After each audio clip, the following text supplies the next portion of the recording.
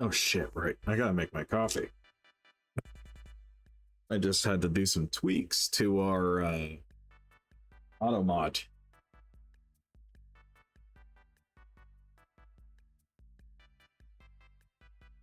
Oh, this is horrifying. What happened to my coffee?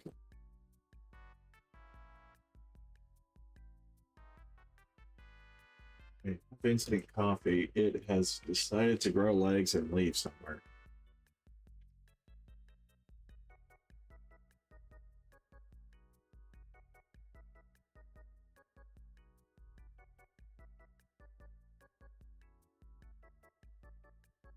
Well, that ain't good.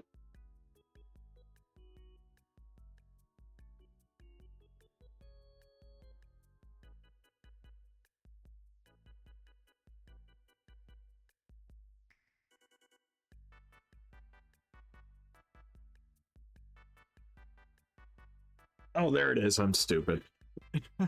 Found it. There we go. The nectar of the gods. Coffee.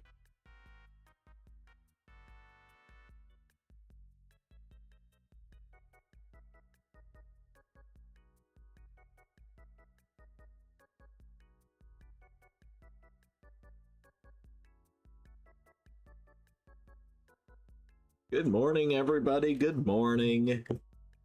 How is everybody doing? To be more accurate, good morning for those in the Americas. Good afternoon, good evening to those overseas.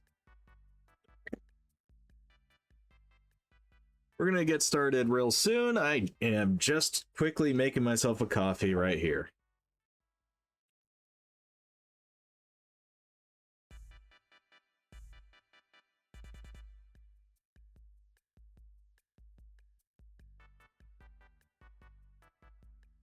Today, I have decided we are going to continue Voices of the Void, except I might start a new save.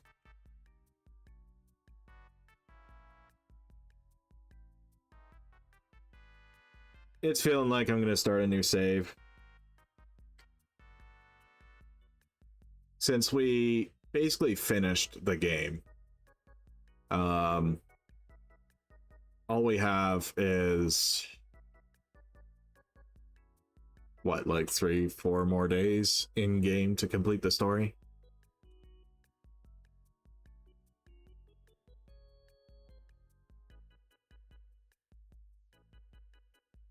How is everybody today? I would love to hear it.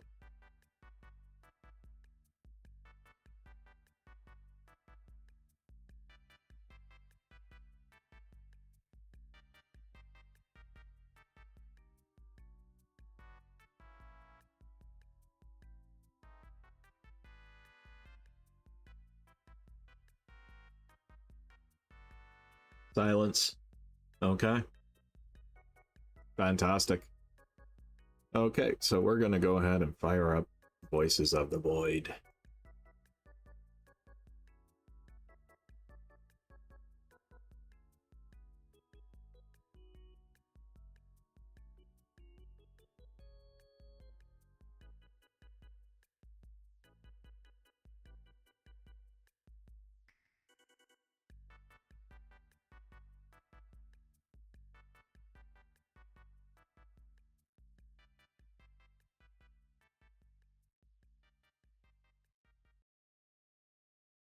No, we're gonna go to minimalist.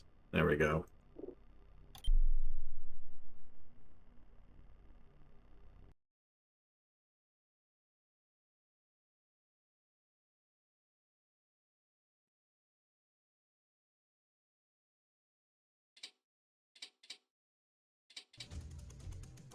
Here we are, Voices of the Void.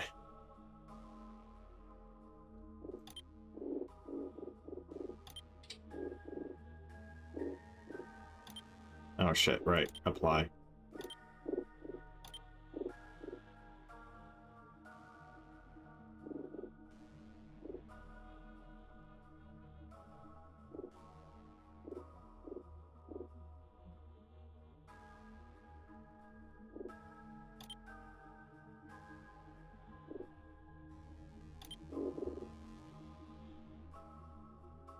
Let's go ahead and call this one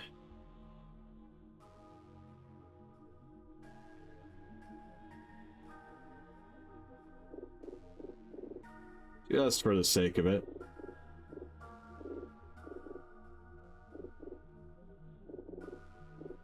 I do not like food fatigue. It's stupid.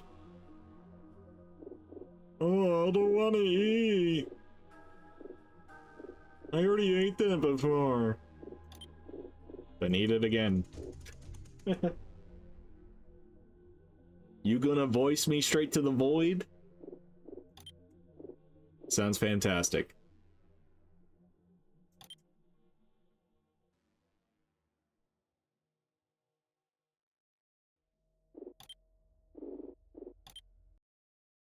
I see we still got people hopping in. Welcome, welcome. Good morning, afternoon, or evening. We're going to start a new save on Voices of the Void. And I definitely want to get inside here, so that's one of the things we're going to be attempting to do.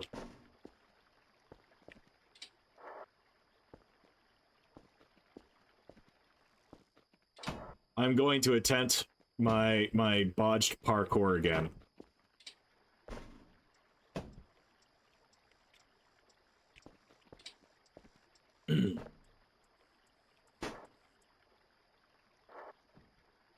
By the way, Van Honkerton, I believe it was you that brought up Stalker.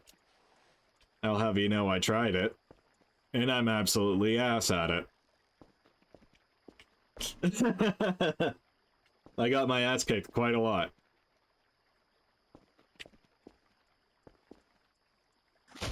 Yep, there we go.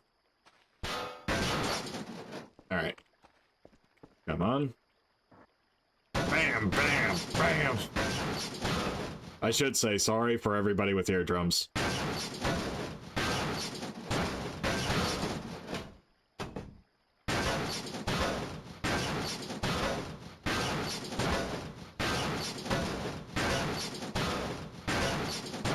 It really is. It really is.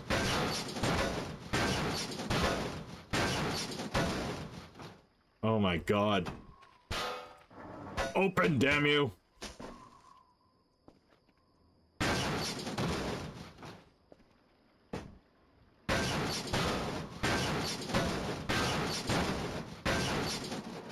It hasn't even been 10 minutes into the stream and there's blood on the ground. On one end, I actually really like it. So I was playing Stalker Anomaly. You know, I should probably turn this down just a smidge so I could talk over it and so you guys can hear.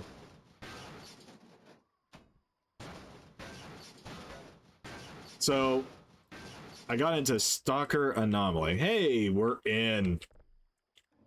And well, first of all, the graphics were super dated. I can't say I was too fond of the graphics being that dated, even though I'm a millennial, so I should be kind of theoretically used to that.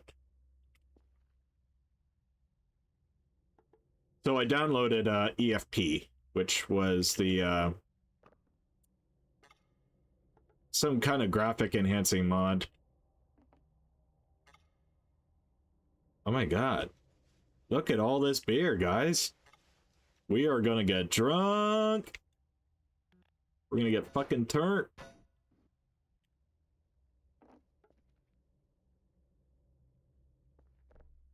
I heard that from some folks. I looked up Gamma. And I spoke to quite a lot of people in the Stalker community, and there's a lot of contention with Gamma.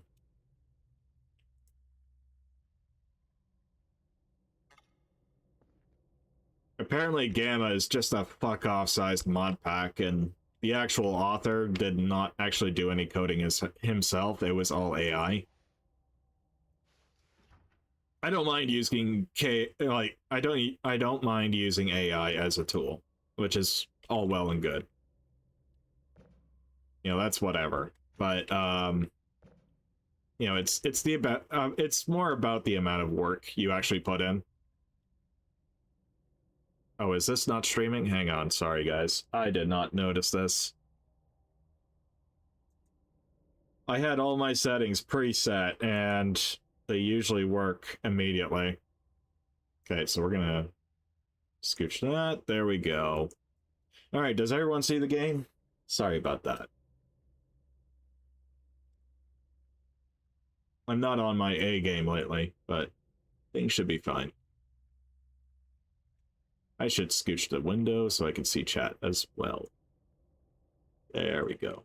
Perfect. All right, so we busted into the guard booth. We have taken a free shovel. Apparently shovels spawn here. Electronic scrap. Well, we could sell it.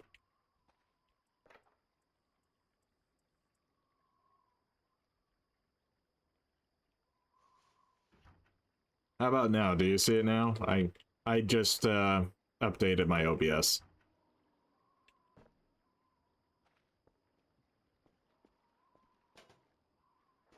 Oh, you're also on the go, eh?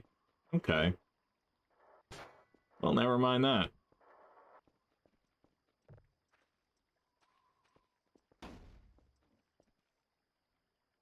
Oh, fuck. Okay.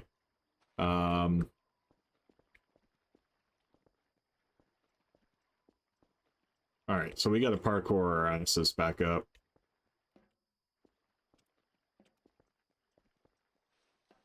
There we go.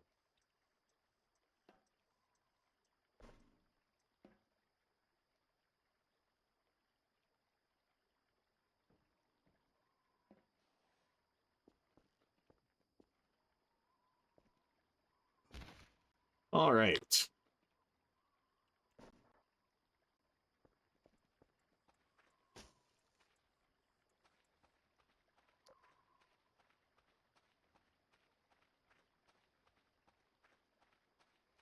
Just a wonderful walk in the woods.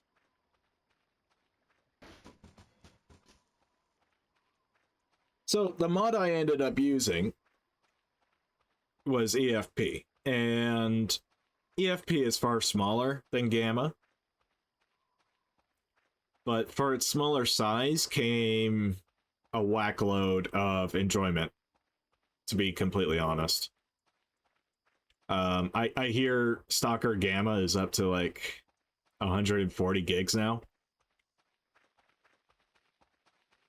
That's about as much as actually I think that's more than Bethesda's what was that space game they had?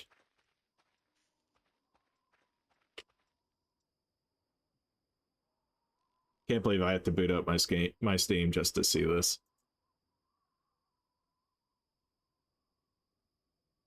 It was like Starfall or something. No.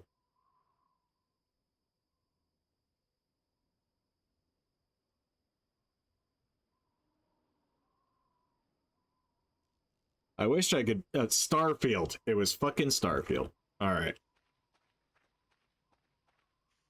Yeah, that's like it was way more than Starfield, or even like Baldur's Gate was quite a lot of gigs.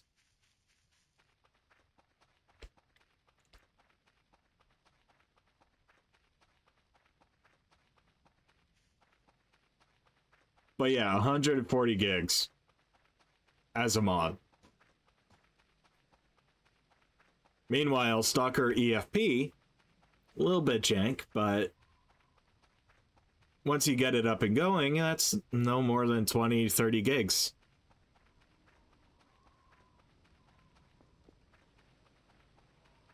Yeah, I know, right?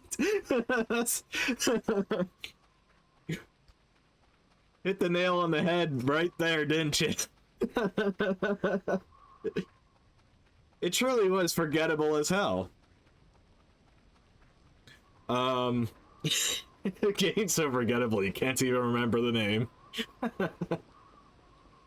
Wow, day one and we already have this bullshit weather. This sucks. Wow.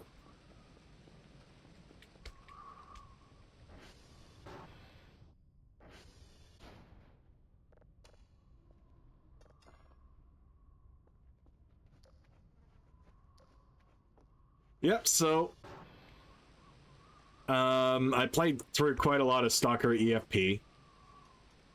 Thank Christ, they had debug options you could use and switch on, so I used debug as kind of like my soft tutorial, learn the game kind of mode.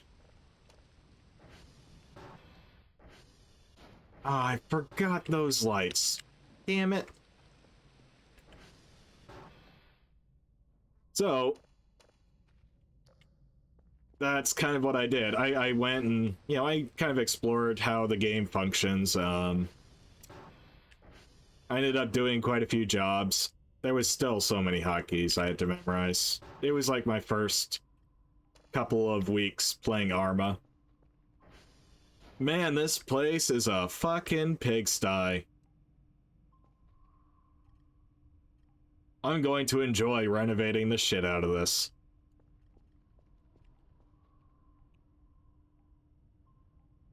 But first, get the lights back on. It literally is a night and day difference when you start a new save.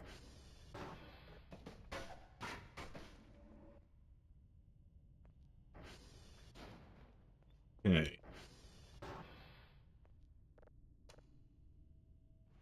Oh yeah.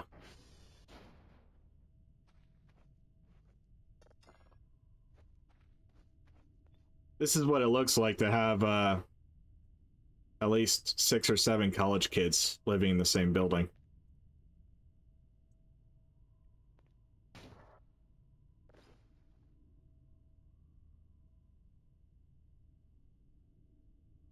Okay. We better get to work. We need a broom. That broom is going to let us sort out these trash piles.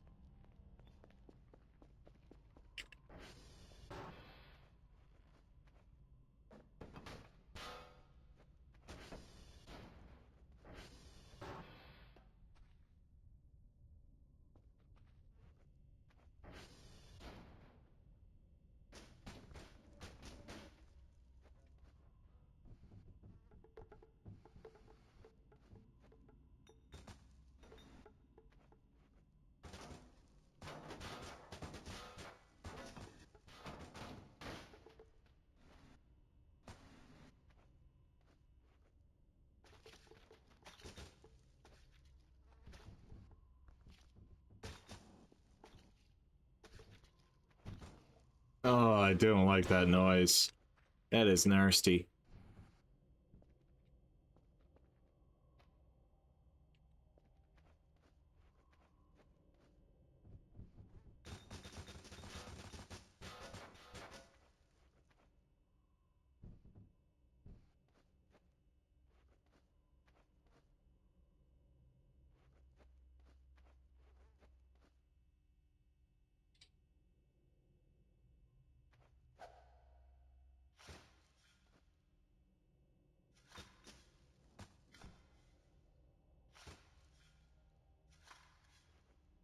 I recently learned that you could use the shovel to reduce all of these big piles into individual objects that you could later sell.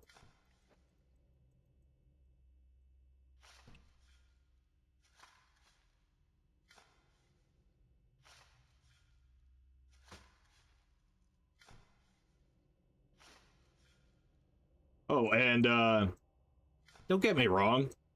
I wanted to like Starfield. The problem with Starfield that I had was well, aside from the obvious, it was super unfinished. The story was dry.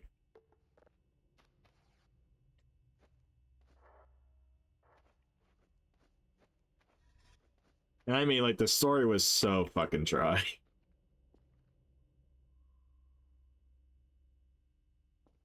Are you also going to have a lemon farm?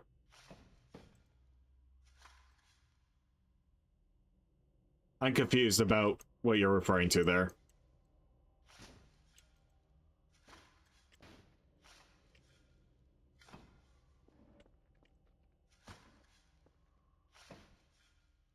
Are you talking in game? Or are you referring to something?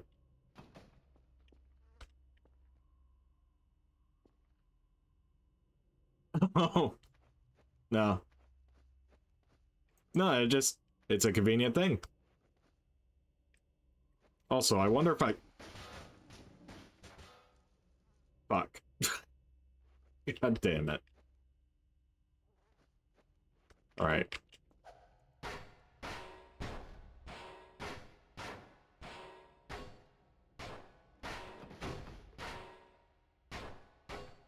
Fuck him up!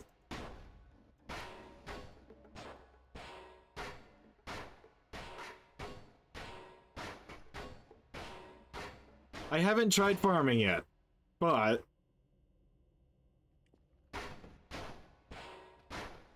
I think that's gonna be something I would leave up to the community. If you guys, my viewers, want to see me do infinite mode and get around to exploring all the content that this place has to offer, then I'll definitely do it. But matter of fact, I was on the fence about it myself. I was like, huh, maybe I should. But then again, I think you guys would have wanted some of the story stuff.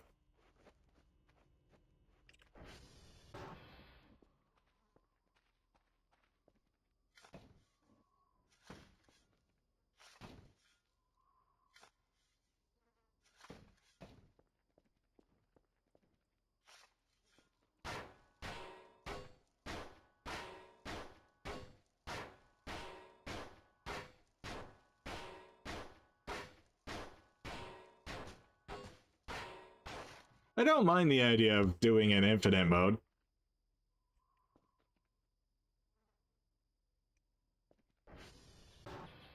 Oh yeah? I actually did not know about that. I know about the Bitcoin mining rig you could set up.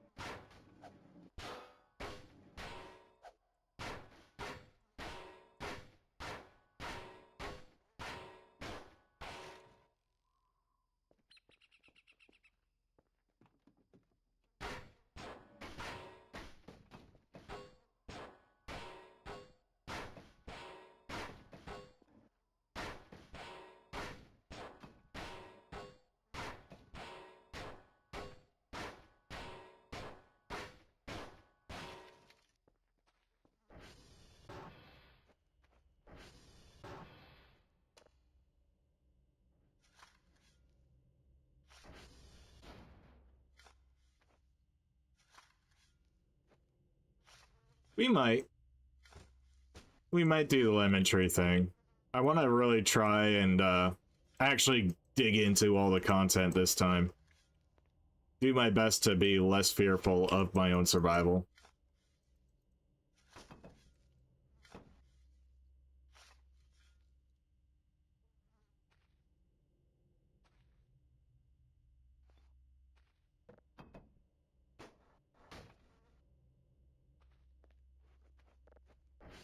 Okay.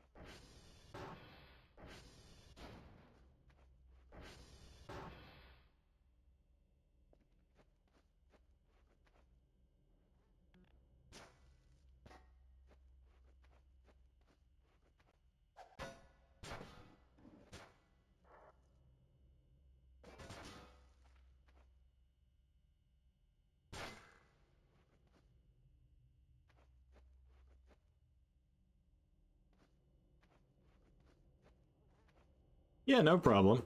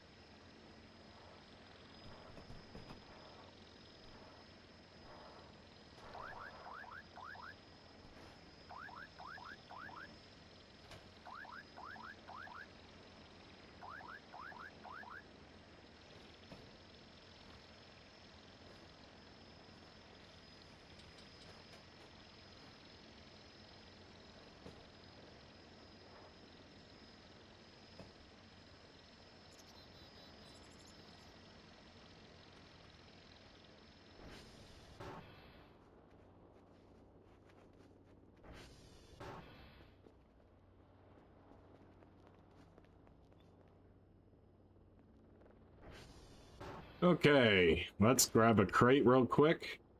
This one will do. We'll throw everything we have in here.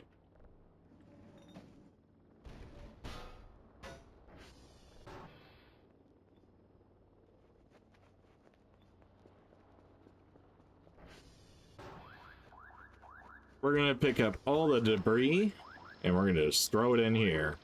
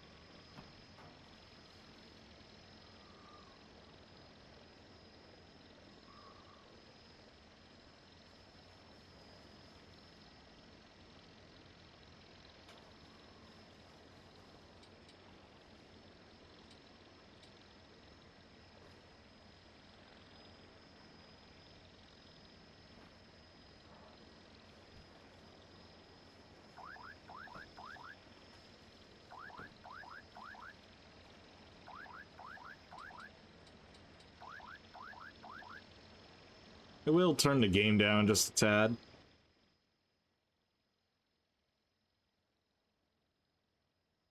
So that way you guys don't really get as bothered with the drone beeping, because this is going to be a lot of drone beeping.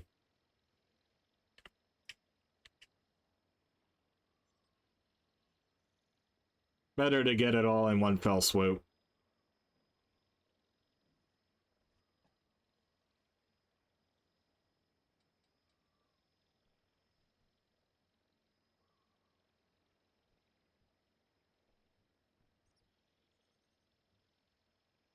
Matter of fact, I'll put on some tunes. Some TOS biting tunes.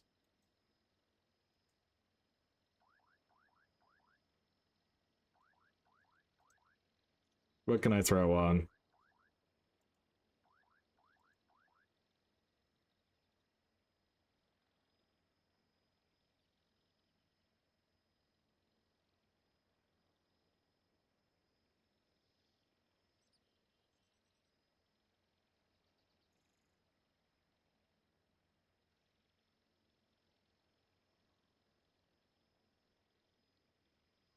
There we go.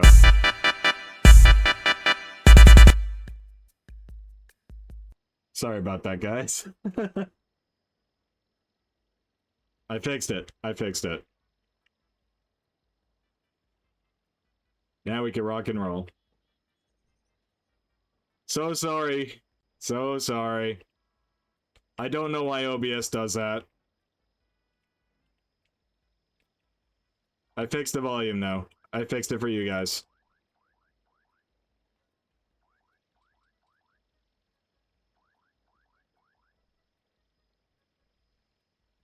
Yep.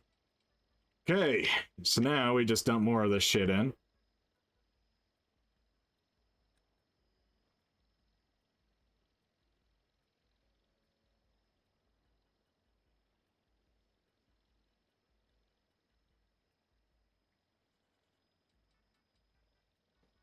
The objective is to get this as clean as possible.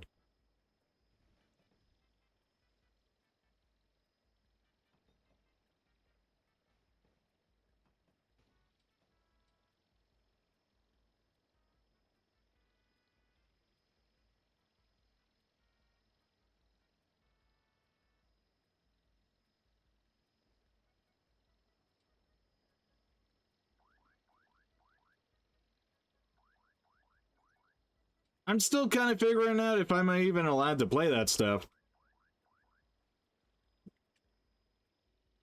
I'm trying to play it super safe by, you know, getting very old tunes that nobody cares to really get the actual copyright for.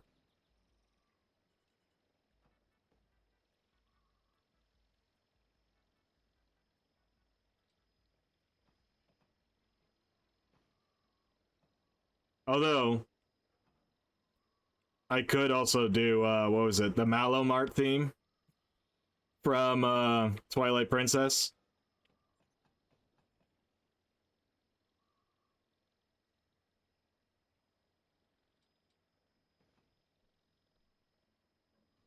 I'll have a look. Might and Magic 3. I'll definitely look that up.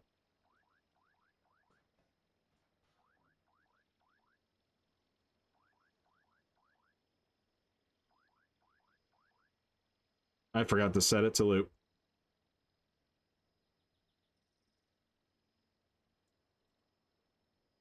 There we go.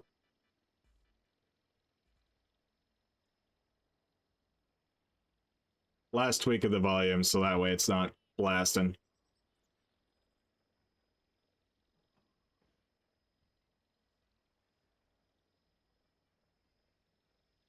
If it were up to me, I would be blasting from like the actual radio in game some of my music.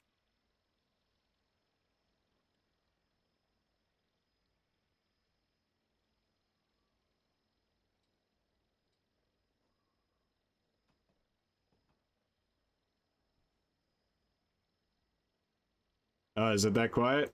I'll turn it up for you guys. Better?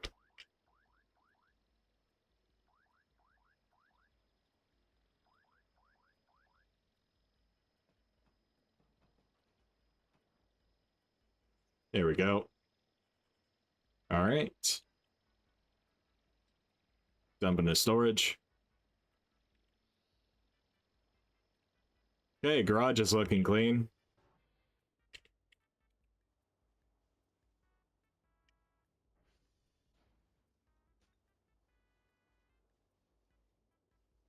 No, it's not muted. At least it shouldn't be. Let me check the actual stream controls. Should be coming through fine.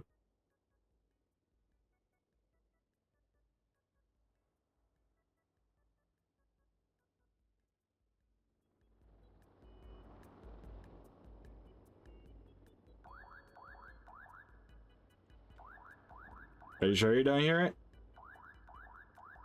I don't know what's going on there.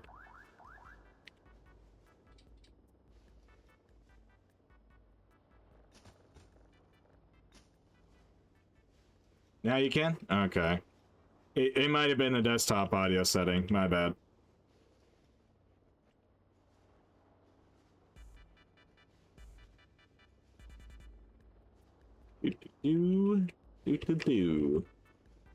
Okay. Most of the front lobby is clean.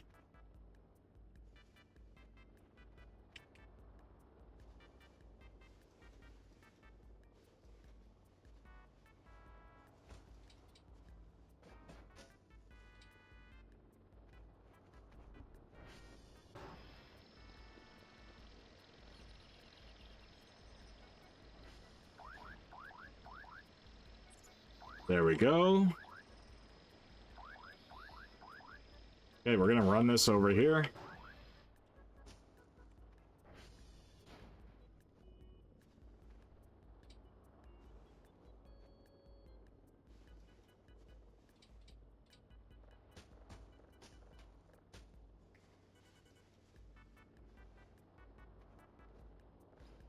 Nice.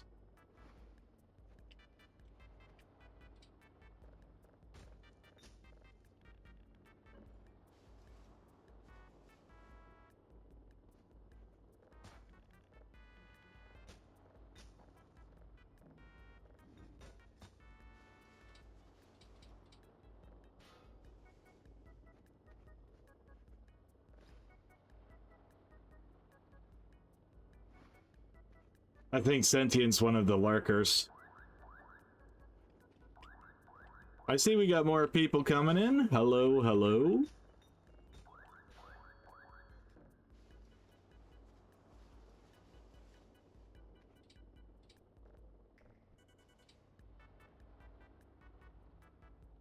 Ah, yes.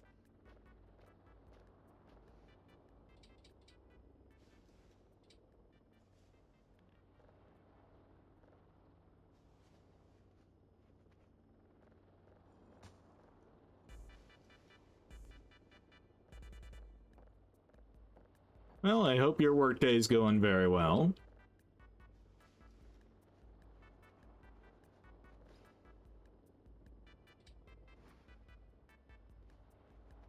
Look at that hallway. It's already looking much better. Yeah, look at that. So much nicer.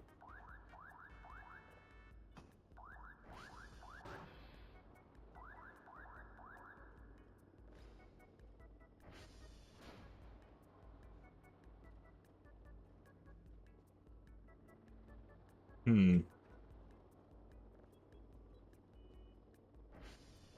Alright, we're gonna get rid of this drone for now.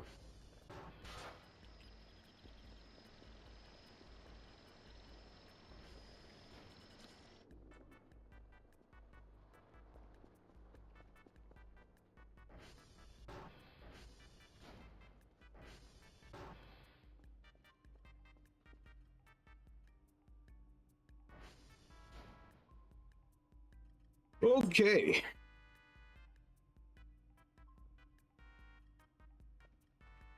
Oh, this work area is atrocious. What in the hell? Okay, we gotta get this cleaned.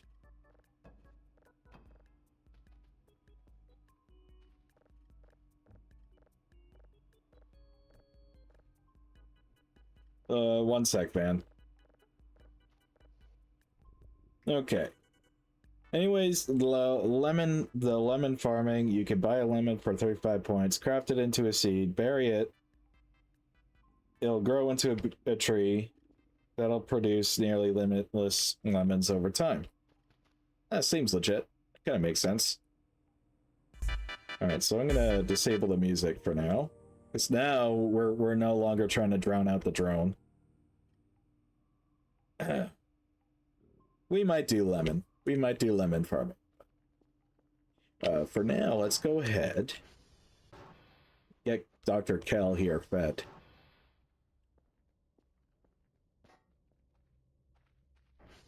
Damn it! Cursed shortness.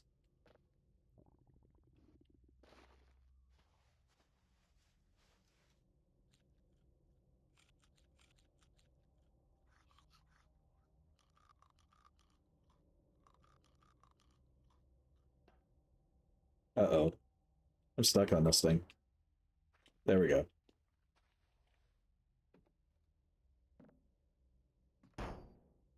Okay, let's not bonk that around. Oh!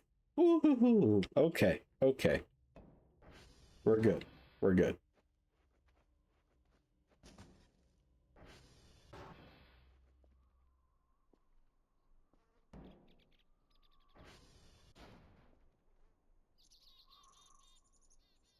That's true. It's just the one tree. You know, once the tree is alive and it's doing its thing, it'll just keep doing its thing. Usually until it's out of season, too. Damn it!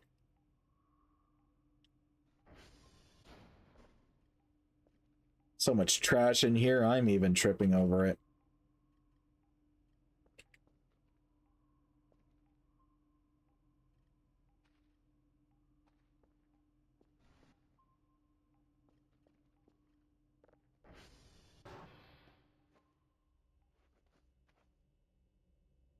Alright, time for a little bit of coffee. Oh. Coffee is the nectar of the gods.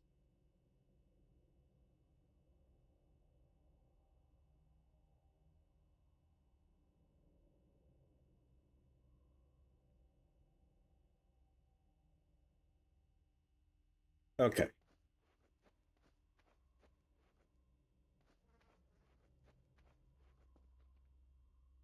So we've taken care of a few of the mannequins.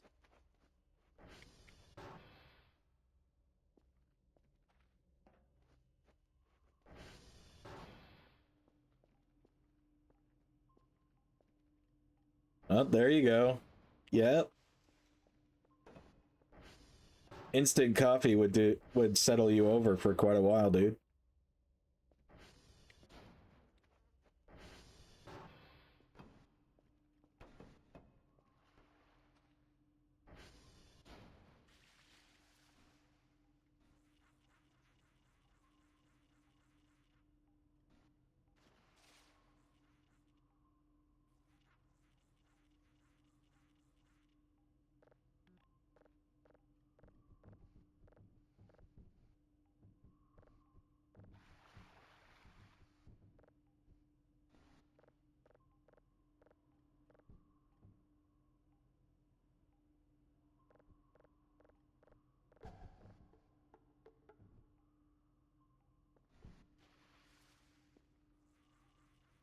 I had been playing quite a lot more. So between Stalker, I was also playing quite a lot of Bannerlord. Sorry, Mount and Blade Bannerlord. That's a good game.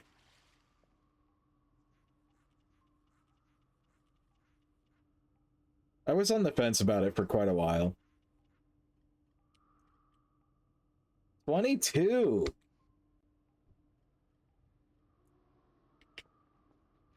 That's actually a really nice temperature. I know what Celsius is.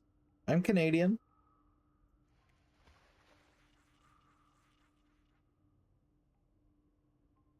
Celsius is the temperature measurement that makes sense. It makes the most sense. Oh, yep, yep. Yeah, we got a heat wave going on where I'm at, too. It sucks.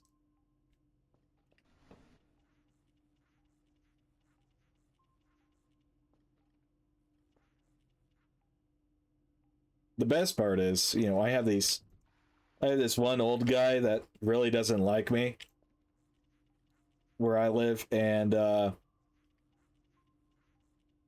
I don't know what kind of crack he was smoking, but Monday, he tried filing a complaint to the landlord because I'm the one that takes care of the property. So, like I mow the grass. I try to keep everything nice and organized and tidy outside. And he tried making that complaint while I was midstream. And that's when I had to take a break from the stream, and put everyone on intermission. And then told him to tell that guy to go pound sand. Because it's a fucking heat wave. I don't do well with the heat. Oh god, 36. 36 is not good.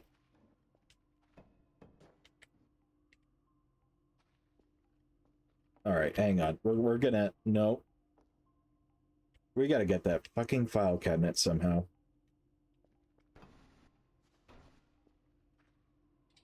Somehow, we're going to get that cabinet back up. We're gonna do box maxing, I think.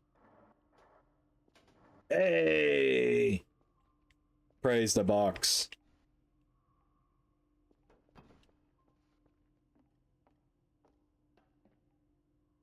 Yeah, it's hit about like 36, 38 in my area. God damn it.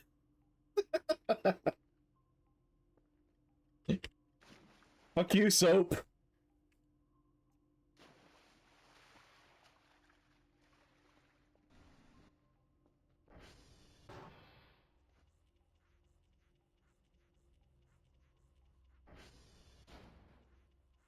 I envy you guys.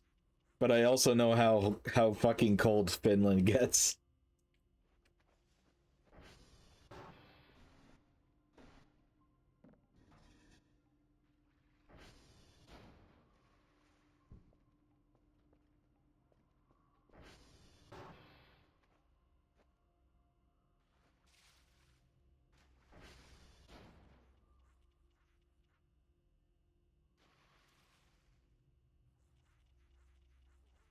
You would think, wouldn't you?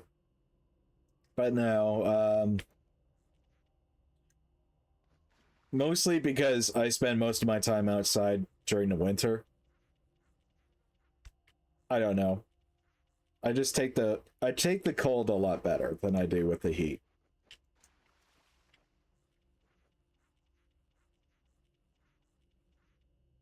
But I also live in one of the hottest parts of Canada, so not a great time. When summer comes, I'm dead.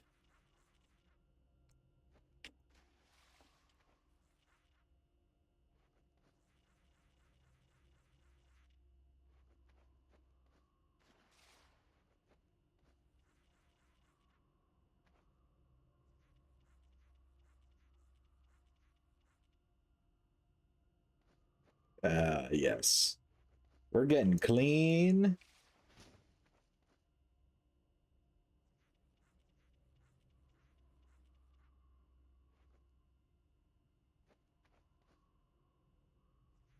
Negative 32 can be pretty cold. I'll give you that. I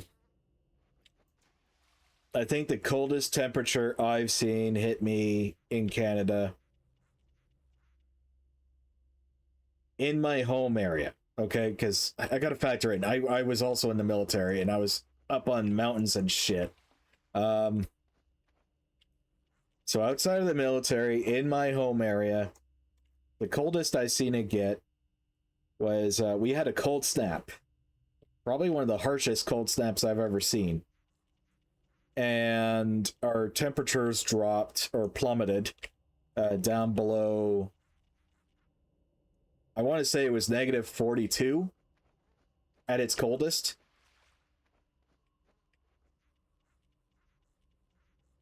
It was definitely negative 42.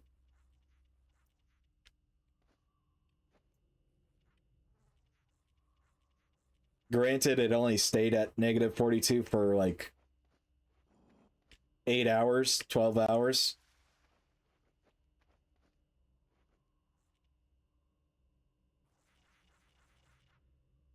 It was fucking freezing. I was stacking layers upon layers.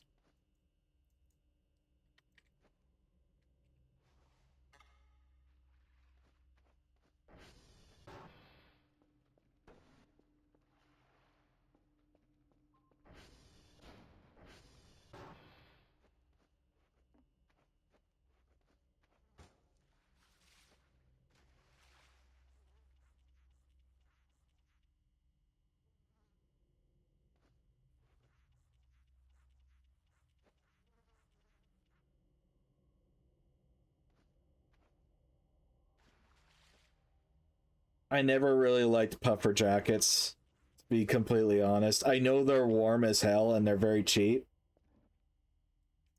At least not the Canadian ones. I've seen Canadian puffer jackets go up to $95 Canadian dollars, like insane prices. But it was rated for negative 30 and negative 40 degree temperatures.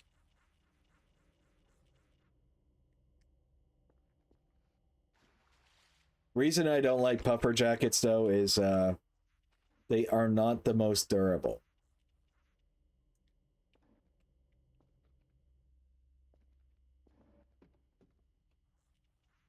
Like once you have a blowout in one of the stitches for that jacket, it's losing a lot of its heat value.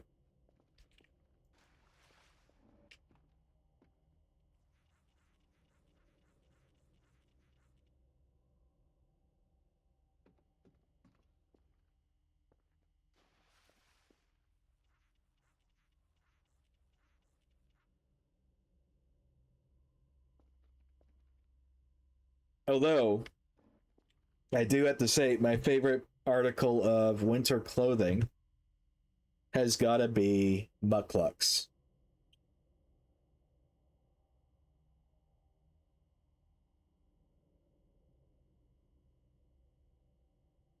You got one for 15 euro? Holy shit, dude.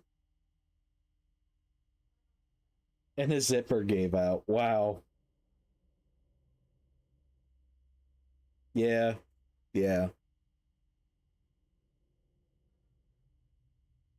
But that's kind of my ultimate gripe with it.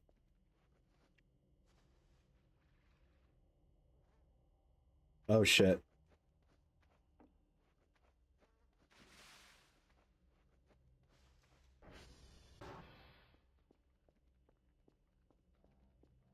Oh yeah, thermal wear. Fuck yeah. You now you're talking.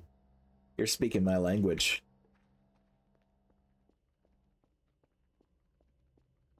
Thermal wear is great shit. Although I heard up in the Nordic countries, you could correct me if I'm wrong, but I heard up in the Nordic countries it was famous or at least popular to use I guess for lack of a better term for it, fishnetting.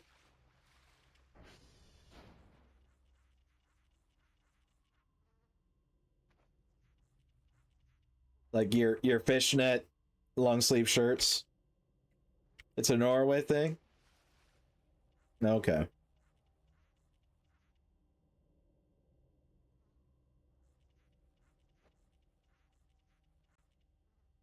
I mean, it's got a solid concept behind it. So basically, the fishnet would create those air gaps, which would help regulate temperature, or at least let your body regulate the temperature.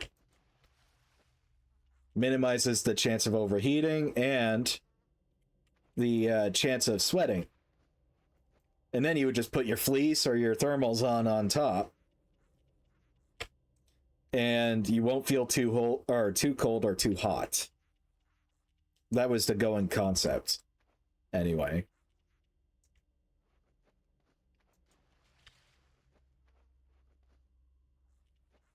I always found that interesting and really wanted to try it. Personally, I prefer my leather jacket for winter.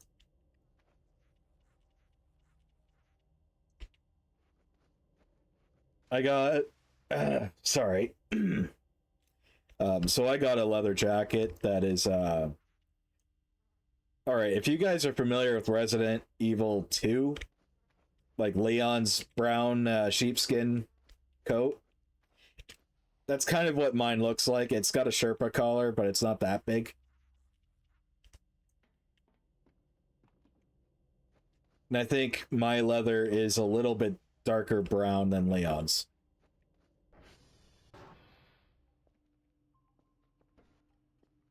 Oh, mine was for winter. It's got this really nice inner liner, which is an additional fleece liner with a little bit of insulation. Um, so it had a minor factor of puffiness, but nothing to where it was like puffy.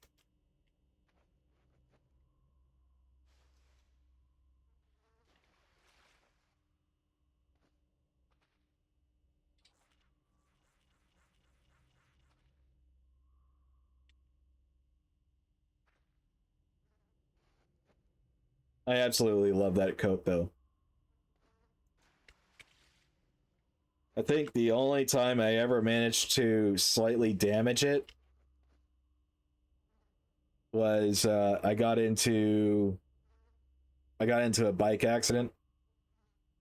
I was driving my motorbike and wet roads, not ideal for two wheels. Well, my coat actually took most of the friction and saved my arm from getting the abrasions. Mostly abandoned leather clothing. Now I just use it for scraps. Oh, yeah. I really want to get into leather crafting myself, honestly.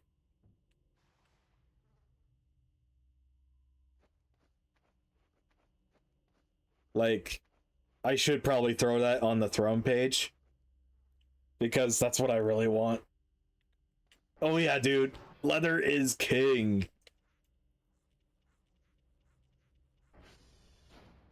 Yeah, so the leather actually saved me from getting abrasions on the road.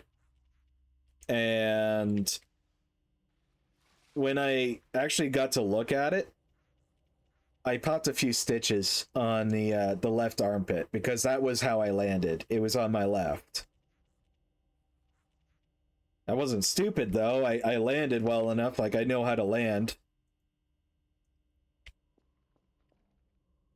So a lot of the weight just kind of popped those stitches, and now the trouble is getting those stitches back in.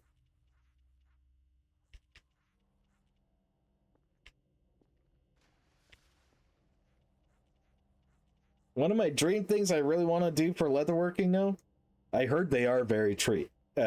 Yeah, like you said. Um, Most expensive part is the leather. I heard that you can get leather, like the hide, for very cheap. At least here in the Americas, because hunting is everywhere. Um, all you got to do is know a couple of hunters, for example.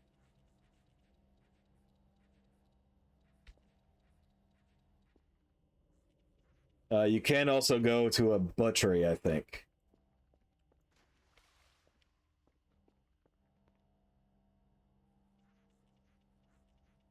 I think it depends on what leather it is, though. If it's deer leather or deer hide, would I be tanning it myself? I think so. Okay. I think tanning should be part of the process for me to learn how to work with leather, to be perfectly honest. So that's kind of like my approach. Was I would probably rather buy it as raw hide and then work it from hide.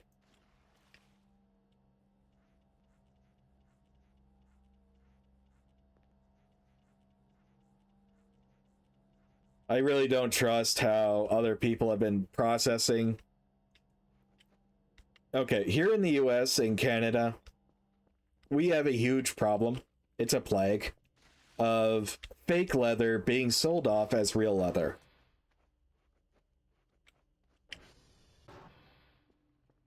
So it's really hard to find the real legitimate stuff unless you are either killing the animal yourself or you're getting someone who's a hunter.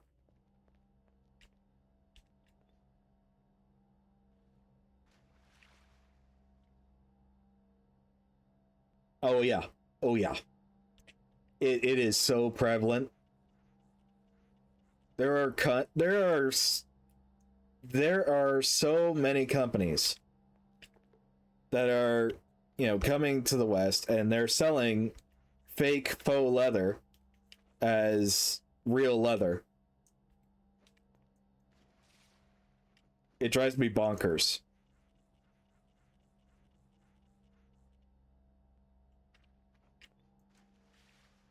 Although I'm still trying to figure out what kind of leathers I really want to work with. I think deer would be most available. Yes, I heard about that. Vegetable tanning is the most typical one. Um, there's also lime, I think. Lime tanning.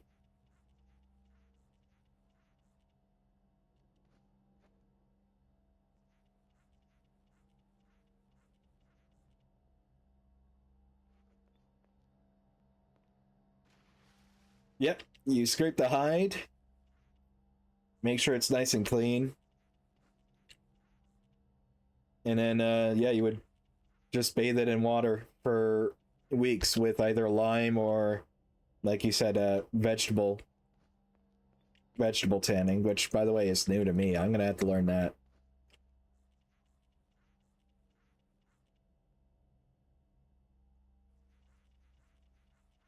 One thing that I was having trouble with, to be completely honest, is all right. So I've been looking into it on my own time for the past, I want to say, like 4 or 5 months, and all I've been finding are just some douchebag who would do shorts, and the shorts would be him doing suede leather. You know, he would be creating suede leather out of deer hide. And I'd be like, bro, I'm not trying to learn how to do suede. The problem with suede is it's not waterproof, or at least it's not weatherproof in the way that regular polished tanned leather would be. You buy yours from a web store? Whole sheets, eh? So I guess it comes in like rolls then. If I had to guess. But you don't get any large continuous pieces. Oh, okay. Okay. I have seen some companies sell them in big rolls. And I really wanted to work with those, but I think nowadays it's just cheaper to source it yourself.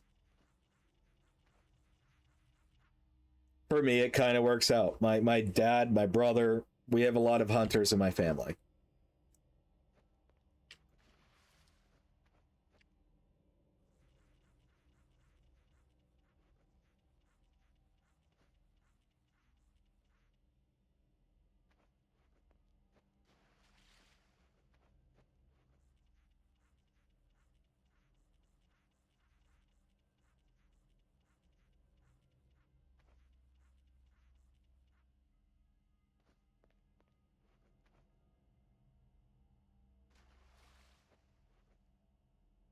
A larger piece that you're using for a chest plate. Damn.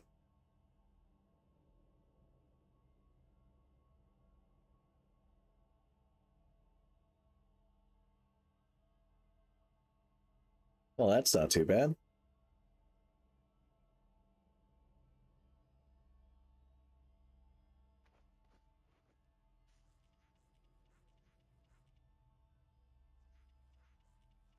Yeah, I've been dancing between what kind of leather I want to work with, like what kind of hide that I want to go from.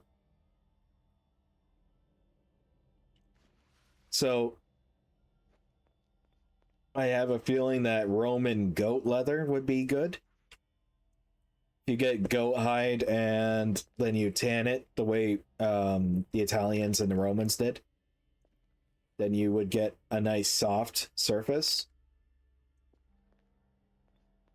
You know what I'm talking about, the soft, shiny, dark color leather. Not suede.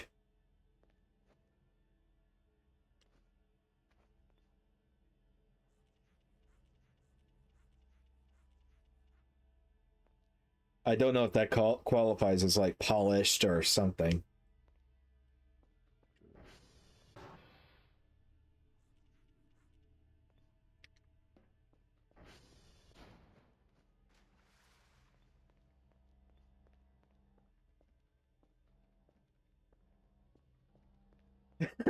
Would have a leather section. I mean, yeah, yeah. I don't see why not.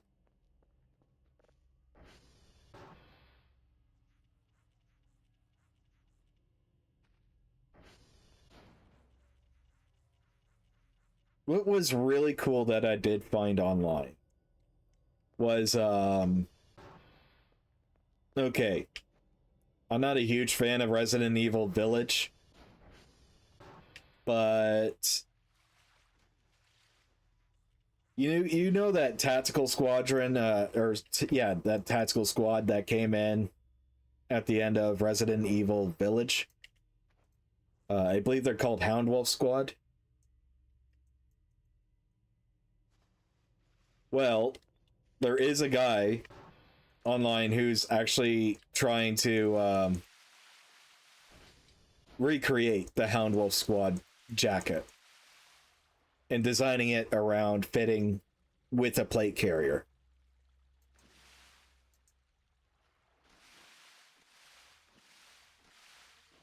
And I thought that was like the coolest shit ever.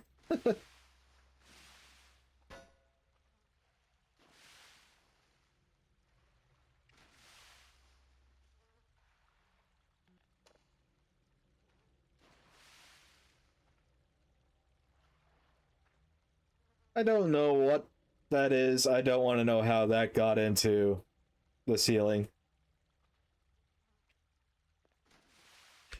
In before we had leather working to Voices of the Void. Oh, it's coming.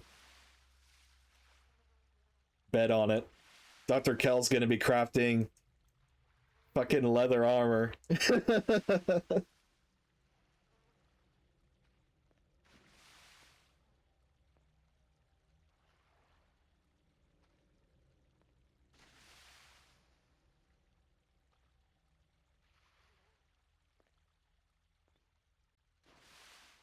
Well, okay, you had the deer corpse though, like the dead deer that you had to get rid of.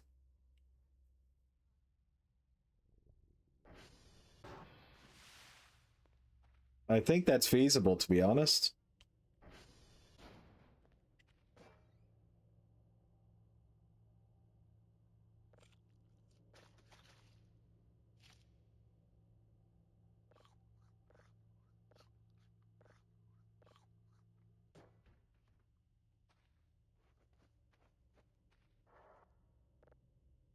Yeah.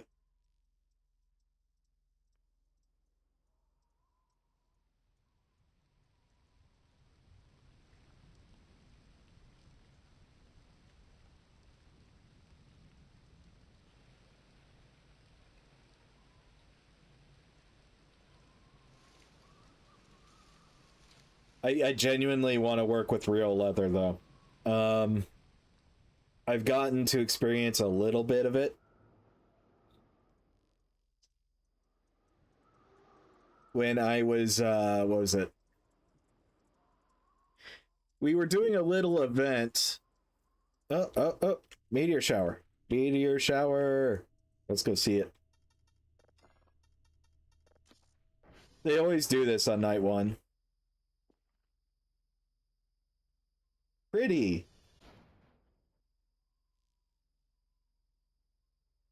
Um, yeah, so when I was doing a couple of programs with the local community center for native peoples, that's where I got to experience working with leather, and I just love it.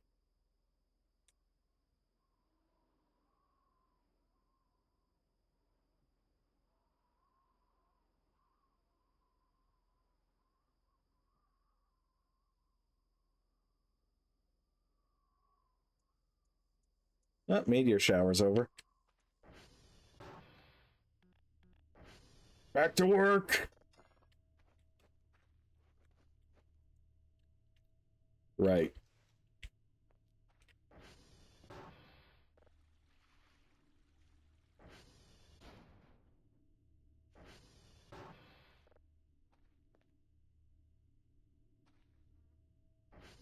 Did you mention the Findians? No. I am not sure what the Findians are.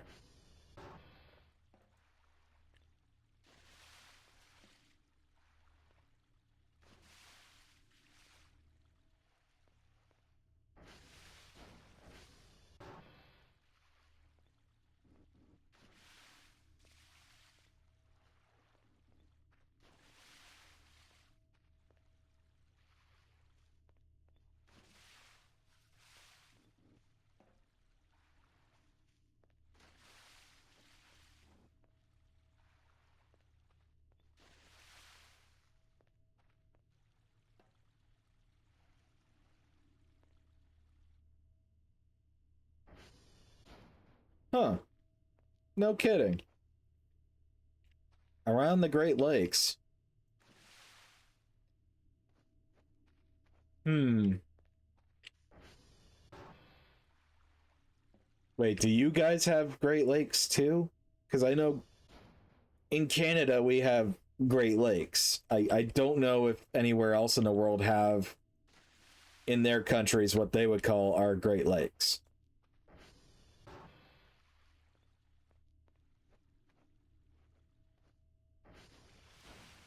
Ah, fair enough.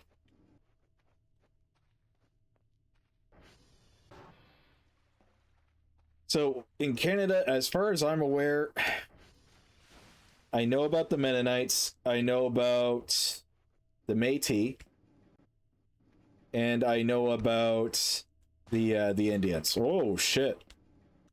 Oh no. Oh no. Ah! Gets me out of here.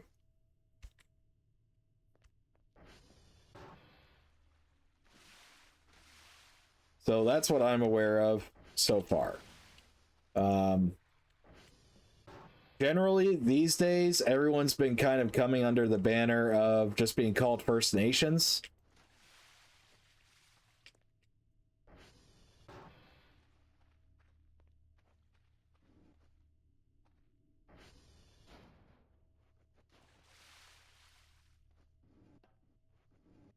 I don't know. We just keep changing what we're identified as for, I guess, political correctness reasons. And I always think that's stupid because we should have the one name and stick to it.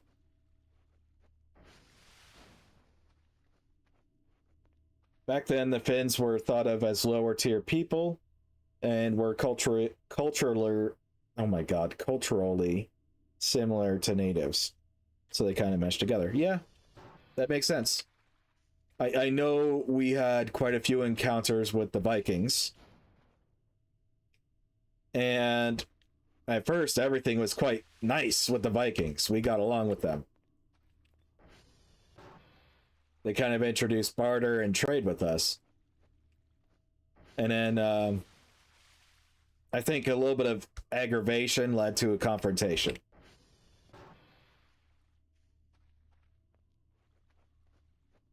Because we had bows and arrows and the Vikings did not at the time.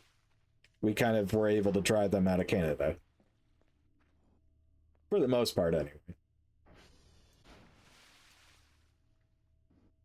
But I know the Dutch people kind of had a similar affinity with us, historically speaking. That's why they came out as the Mennonites.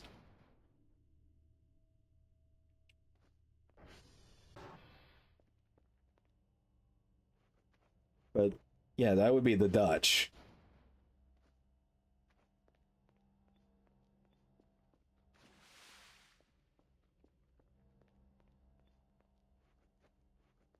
That's interesting, though. The Findians. I don't think that's something I would have remembered from history class growing up.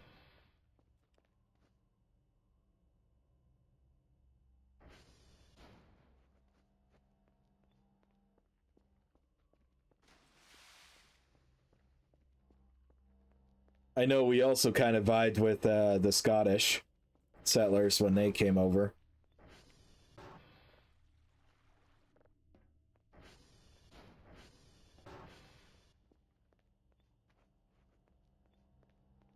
All right, what else needs cleaning?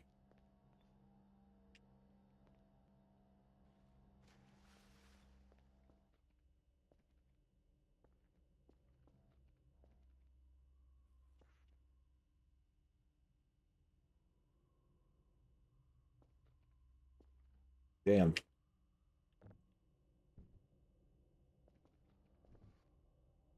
Nope, that's not working. All right, screw it. Aha!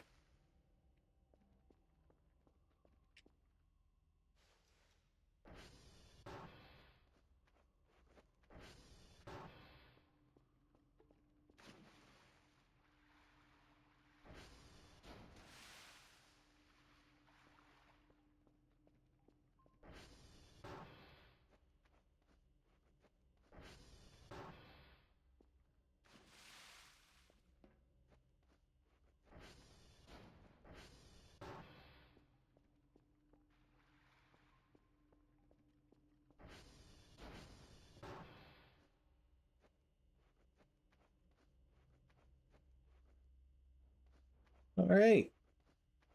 We're starting to really get this cleanliness done.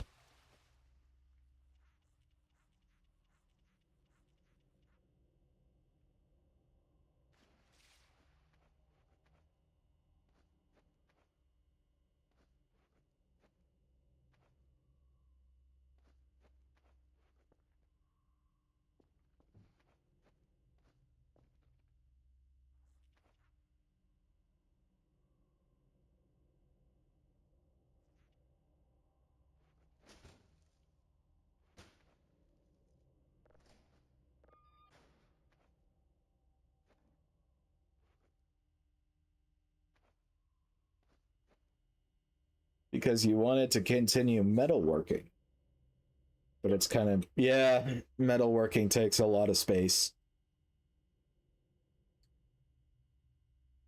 I did quite a lot of metalwork my time too, and I loved it. That was from the early days in high school.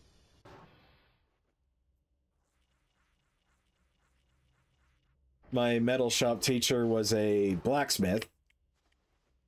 He's actually one of the last master blacksmiths in my area. And I really liked learning under him because blacksmithing is fun as hell.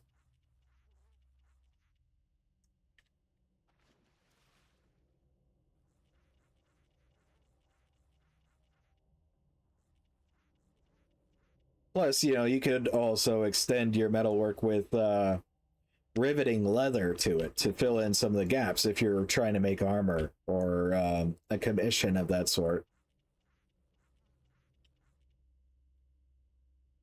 I believe it's rivets. Yeah, it's got to be rivets.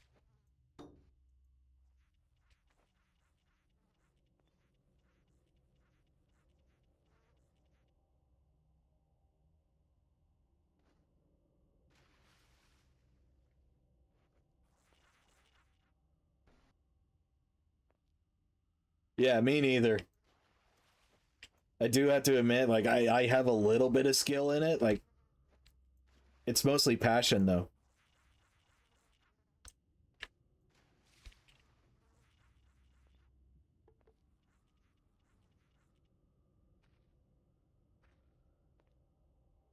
I think one of my projects that I was most proud of was okay. So my teacher wanted to teach us how to make scribes as a first and foremost kind of lesson, which is, you know, it's very foundational if you're going to be working with metal. You need a scribe. And you know, he said you could use any means whatsoever to make a scribe. And if we needed help, you know, we would go to him. I went to a forge and I started making my scribe using a similar folding technique that the Japanese use to make their katanas. So I would hammer, fold, and turn over, hammer some more, and I just kept going until finally I had a scribe that was sharp as hell, and it had a curved end like a katana, which was really good when I needed to make a short straight line without just running the scribe across. Yep, we had punches too. The teacher was actually so proud of how I cracked on with it that he tried presenting it to the principal and going, "Look how talented this student is. He made this within 2 minutes of interacting with the forge. I want to take him on to do more stuff outside of school." And that's where the bullshit of being in the West kind of comes in, because the principal didn't see a scribe that was skillfully made. The principal saw a shank.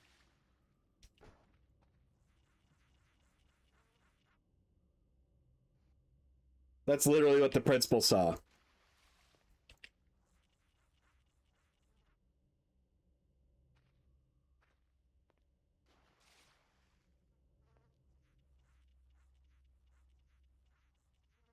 That was probably one of the most annoying experiences of my life, because I mean, I argued that anything could be a weapon. You made yours look like a fountain pen? Wait, even with the like that the twirly bit at the top, yeah. Dude, that is sick. That is sick as hell. Um yeah, so that really pissed me off was because like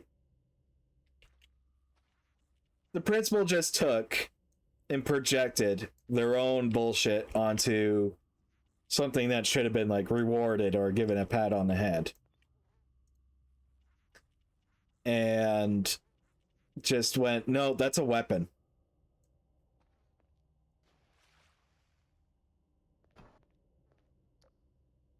And, you know, like in argument to that, I literally picked up a pen, looked at her, and said, I could still stab you through the skull with a pen. Okay? But yet we need the pen to do school. Is the pen a weapon? Depends on the context. Exactly. The score or the scribe that I made for myself is a tool. I'm not going to run around slicing throats with this thing.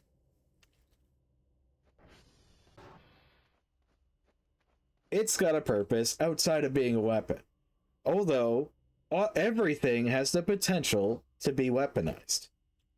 A shovel, for example, okay, shovels are great murder weapons. I know, right? To think it is a shank, yeah.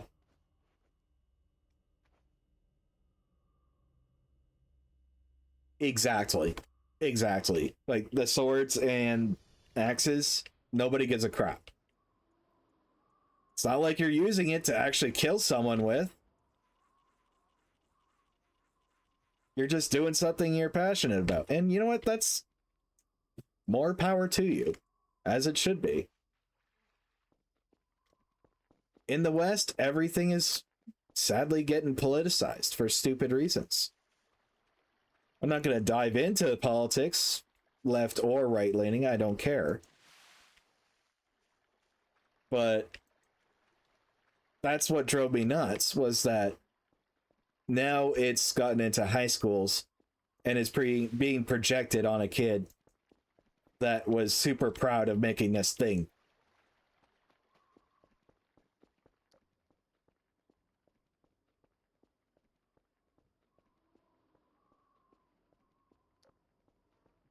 You made a fucking cannon? What? Okay, hang on. Was it functional?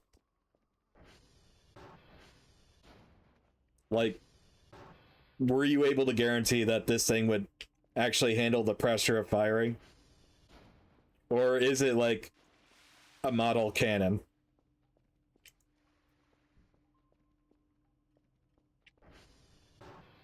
Okay, that's still cool. That's still cool as hell. I'm not gonna lie, man.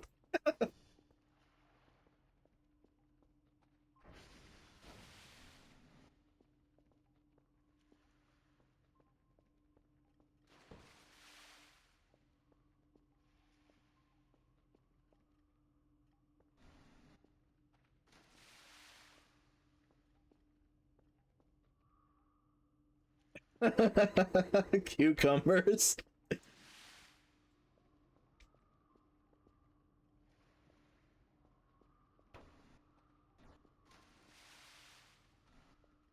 That's still sick.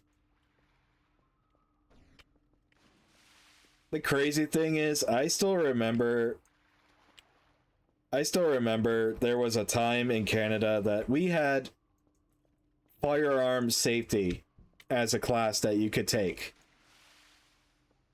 And you would actually be firing a firearm.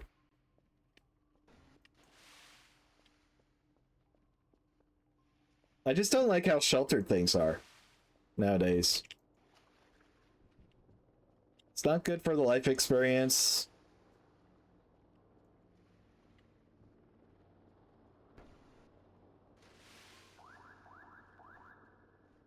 It just doesn't sell the right premise.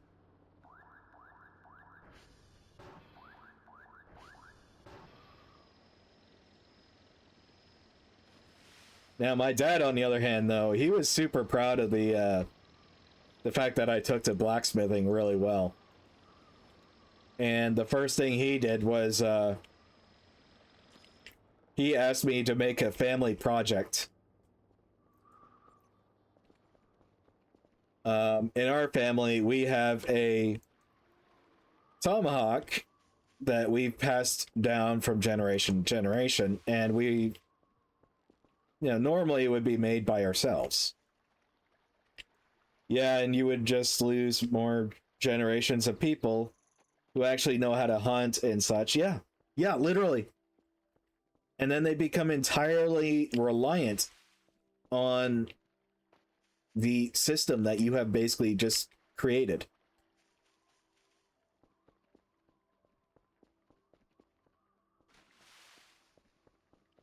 Here's how crazy it is, okay? When I was about 8 years old, my dad had already taught me quite a bit about firearms and handling bows and hunting. Wilderness survival as well.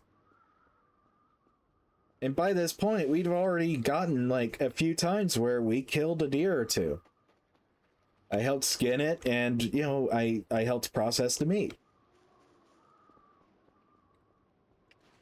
And when we got to school that following Monday,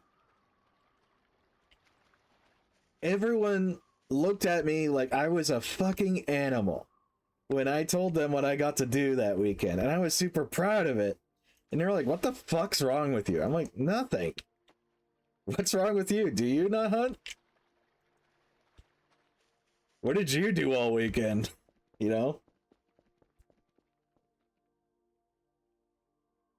Hunting is, in fact, very important for ecological reasons, yeah. But people that are hyper fixated on this, civilization bullshit. Again, I'm not pointing out any individual political alignment. I do see rights and wrongs on both sides, and I'm frankly very neutral. But, I'm going to speak about things that I care about. So, hunting is very important. Without sufficient predation, deer, elk, even moose, their populations would go out of control. Same with rabbits. And rabbit is known for destroying farms.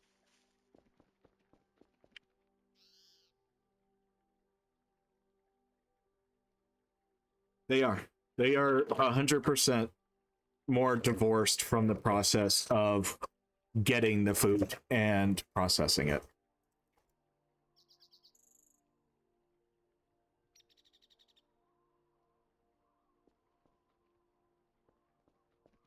Yeah, literally.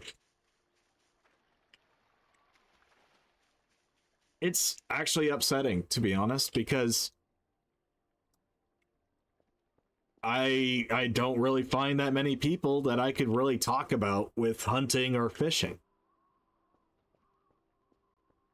It's very few and far in between that I can find someone that actually knows what they're talking about with that stuff.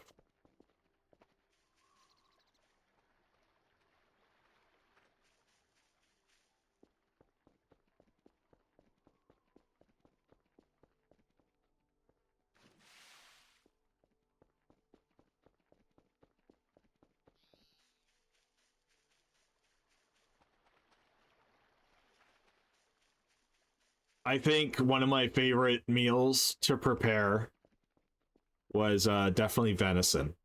Venison takes spice so well. And when you don't manage populations, you get nasty shit like wasting disease, spreading everywhere, collapsing the whole population. Yeah. Or, the worst possible circumstance, in my opinion, is their food source runs out.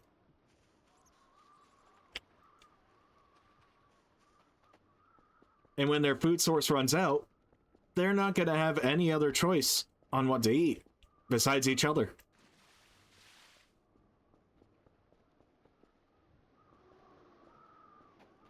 I mean, yeah, the whole concept of hunting, okay, getting your hands dirty, killing an animal, it can seem very I guess, brutal, brutish, but it's necessary. It's a valuable lesson about life. You gotta do things you don't like because it's necessary.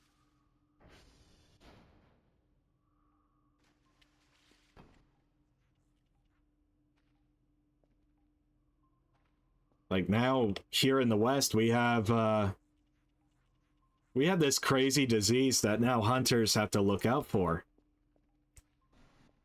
And they call it the zombie deer disease, actually, if you want to get really ironic about it.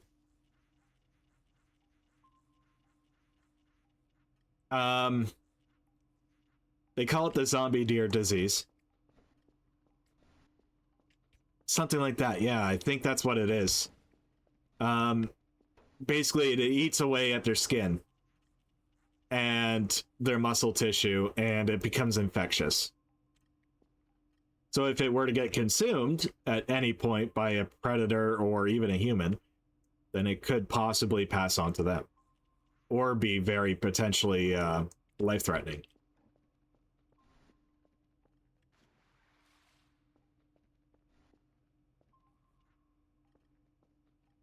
I do have to chime in about vegan leather or faux leather. By the way, yeah, they did definitely rebrand it as vegan leather lately. Let that one soak in. Let that one marinate.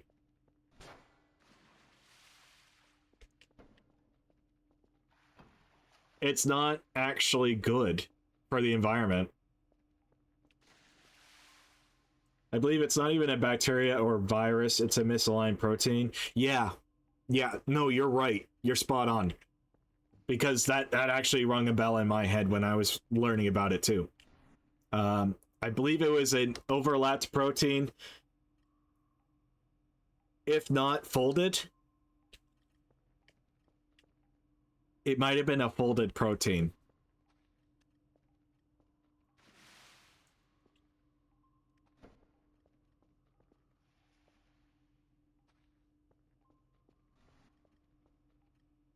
But I did hear recently that right now in Canada that they were discussing that these should be kill on sight. But they're also looking at how that would factor in with those people who don't have hunting licenses.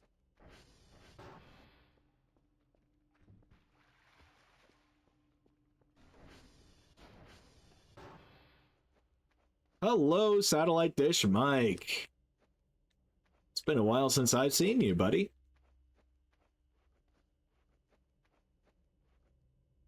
We were talking about holy shit. We went on a tangent. So I believe we were talking about the processing of leather because you know, we're nerds. We think that stuff is cool.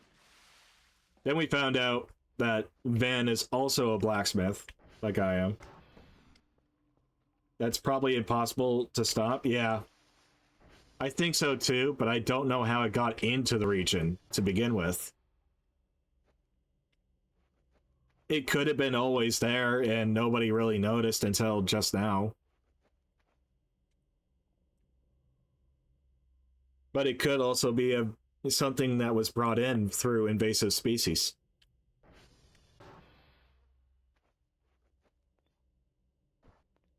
Which is something we've been getting a lot of lately, to be honest.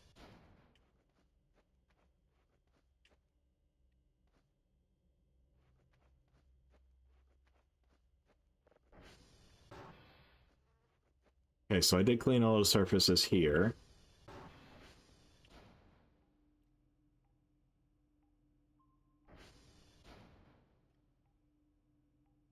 Yeah, no, that's basically what we're describing. You're talking about prion disease. So that would be a folded protein that would occur in the brain from consuming the very same protein, and it would become overlapping.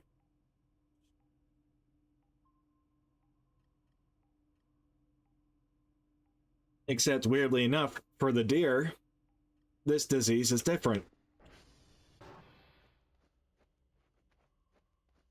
So it comes to my thought that maybe some deer are forced to engage in acts of, well, cannibalism.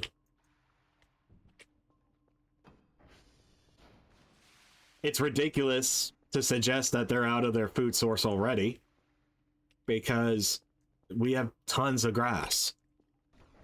They eat grass. They also eat berries, and I believe some crops like corn.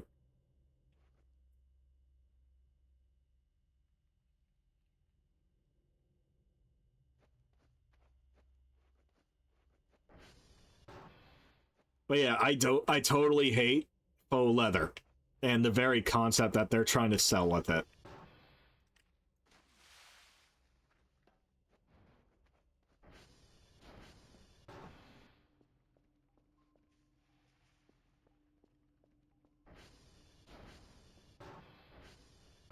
Like, I have a huge hatred for fake leather because it's only designed to last like a year, maybe 2 years before it actually starts breaking and it starts no longer being anything reasonable to wear outside.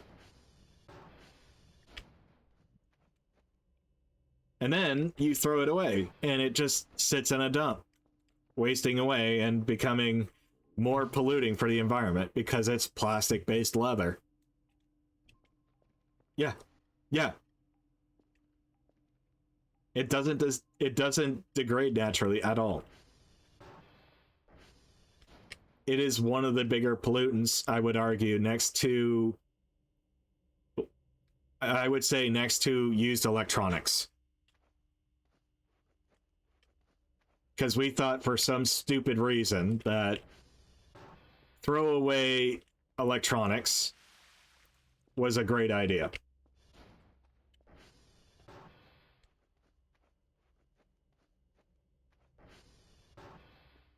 I think one animal that might benefit from a carnivore-only diet is a moose. Huh. I don't know about that one. Maybe due to its size and stature. But moose are mainly herbivores, first and foremost. They're so tall because they need to reach up to trees.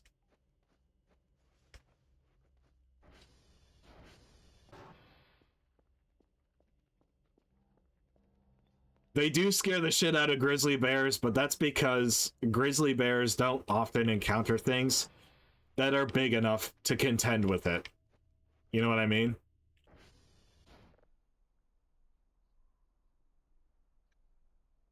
Like, I know exactly what you're talking about, but grizzly bears, they kind of benefit from being the big tough guy of the woods that nobody messes with.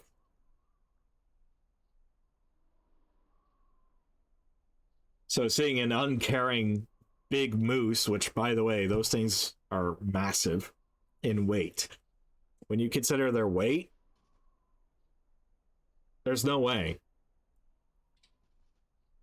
And the moose has antlers, which, you know, they could be sharp and deadly.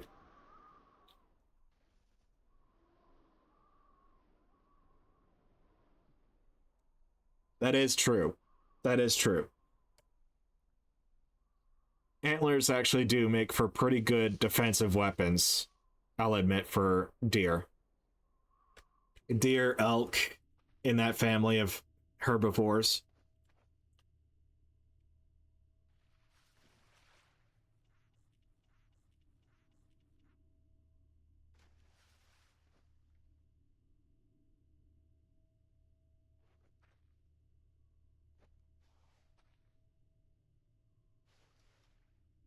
Well, what do you expect, man? Just like Canadian geese, they are secret weapons of war that we could sick on the Americans at any given time.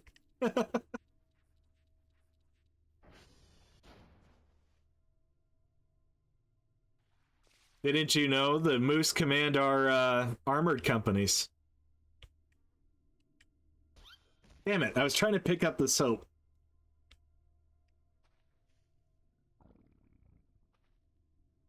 Come on. Alright, screw it.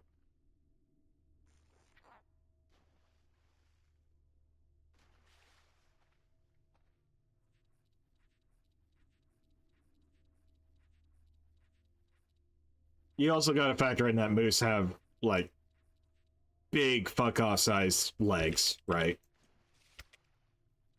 There's a lot of muscle behind those legs.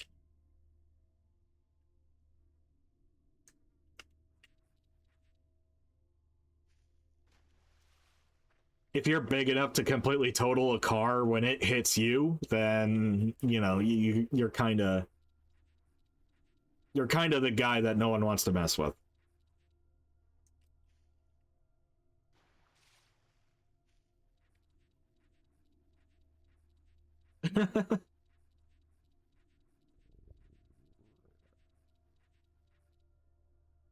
I think I know where you're coming from, to be honest.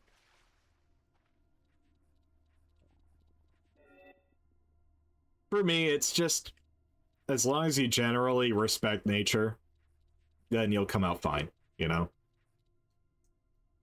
Like, same deal with the grizzly bear. Don't go up to it and play with its cubs. It's going to rip your head off.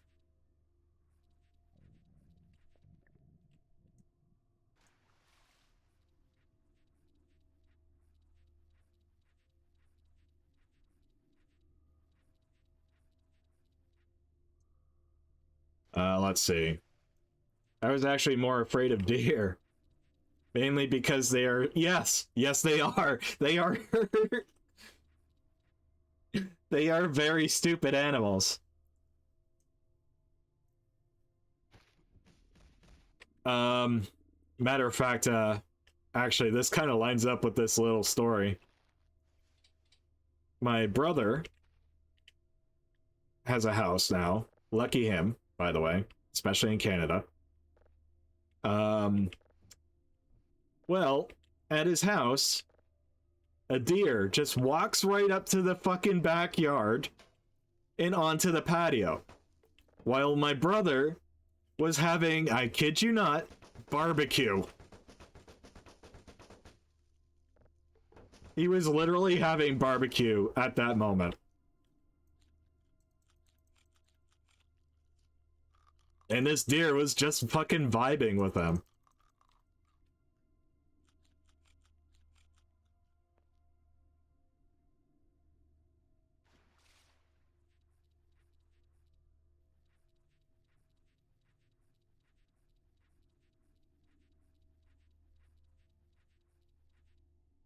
Okay. Hippos. Yeah, I could get behind it. I don't have any experience with hippos, but I could get behind it.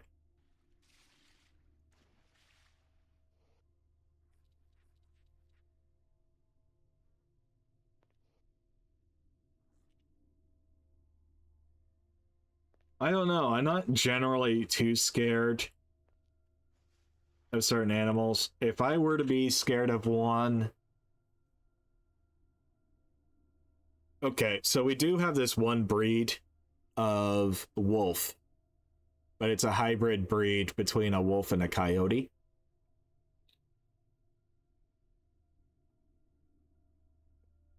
So, we call them coy wolves, by the way. They do not care what they're attacking.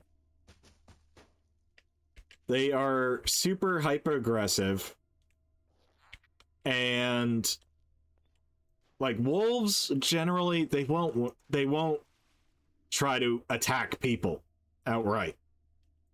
Generally a wolf would not do that. But coyotes, you know, they're known to attack people if they looked weak or if they had, you know, numerical superiority. Coy wolves do not care. They are almost the size of a normal wolf. and they have the tendency of a scavenger that the coyotes have.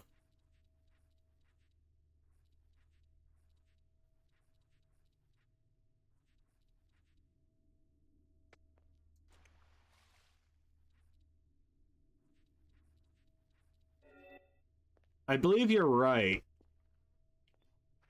but I think, hmm. See, now you're pitching things I haven't actually even thought about very much. Damn it. Get this out of the way.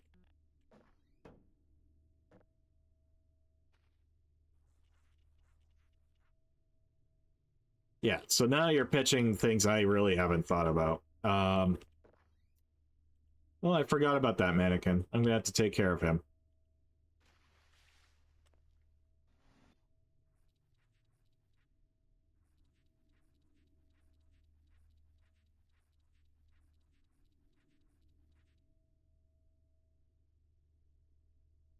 That's true, but mosquitoes aren't necessarily part of the animal kingdom either.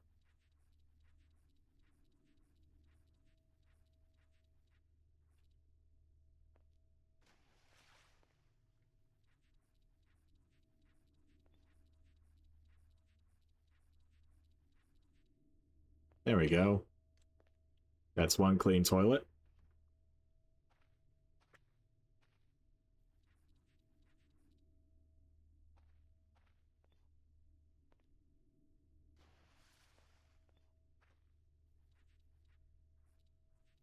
I thought due to the mosquito's nature that it was more of a, was it a parasite?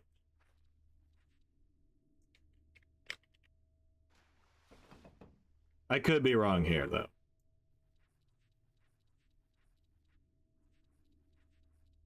Yeah, I think I was okay.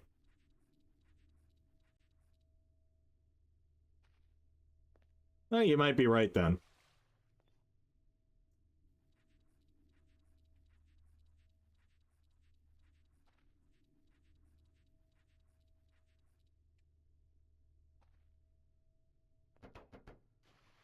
You know what? One thing is happening quite a lot in Canada, though.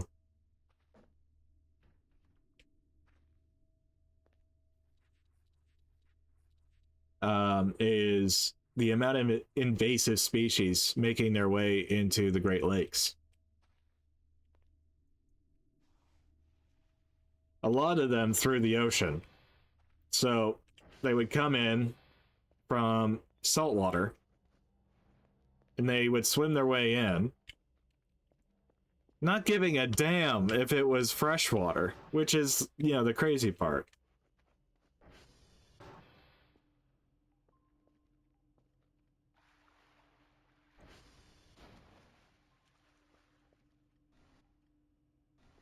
Yes. You have, so you would have malaria. You also have, fuck, what was it? West Nile. West Nile. That's a big one too. They also spread blood diseases.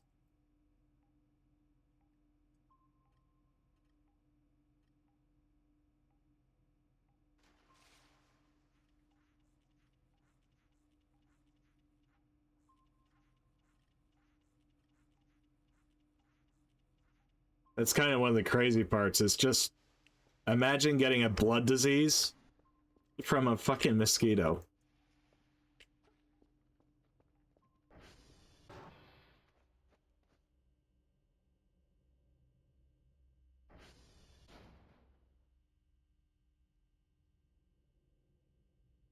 Oh, yep, yep. I'm very aware of ticks. We have ticks here in Canada too. Um, but the thing that we have is we tend to cull the tick population quite severely. Every couple of years, we're cracking down on ticks.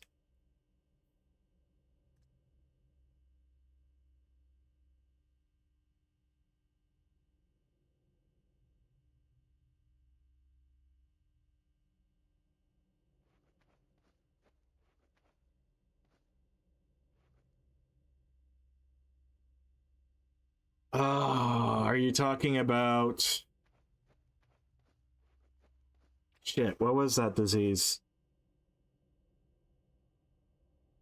Alright, we're going to Google, guys. I'm gonna pause the menu and we're gonna hit Google. I think I know what disease you're talking about.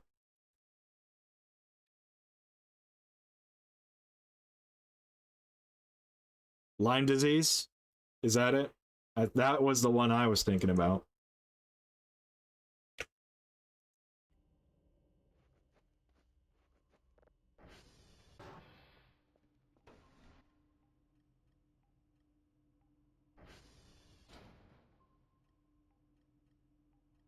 We don't have that in my area, but what we do have in my area, I'll go ahead and list them off. Lyme disease is the most common. You have anaplasmosis. I'm not sure what that one is. Not yet. Bab. Wow, I don't even know how to pronounce that one. Babesiosis? I think I pronounced that right. I think I butchered it though. I'm on the fence with that one. And Rocky Mountain spotted fever. So those are the primary diseases here.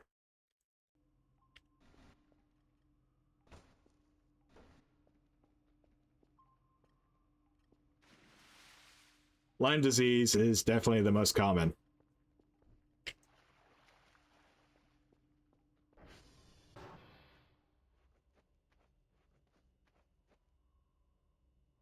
Yeah, that sucks, dude.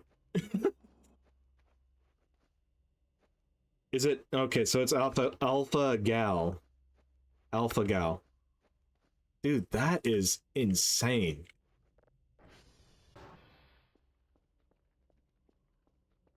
It's scary as hell when you think about it too.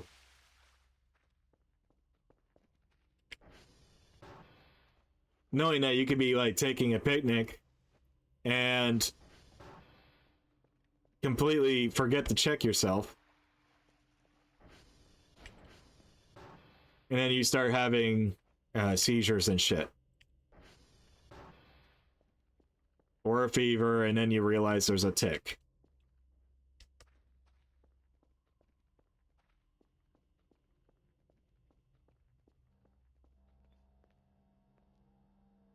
Oh. He probably lives like way out in the sticks then.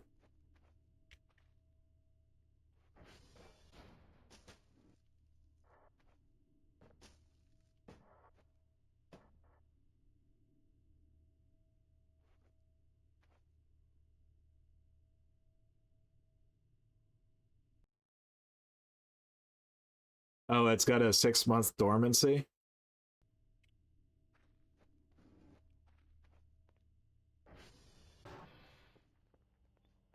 Well, it means that there's a dormancy period that treatment can be administered, right?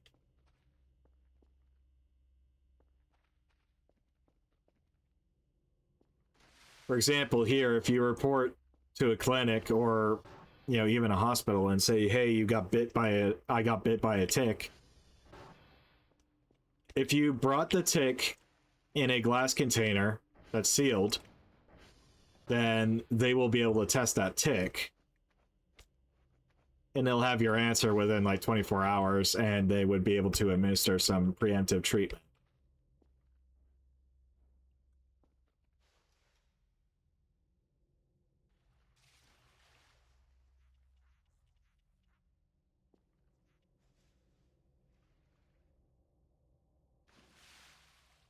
That's wild.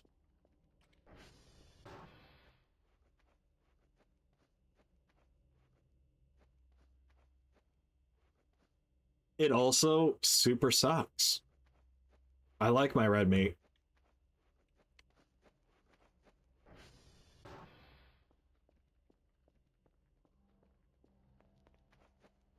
Also, we're gonna kick some mannequin ass real quick.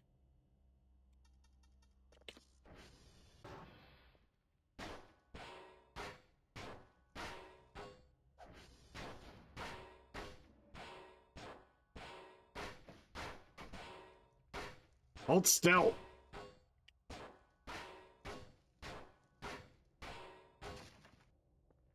You're next, buddy.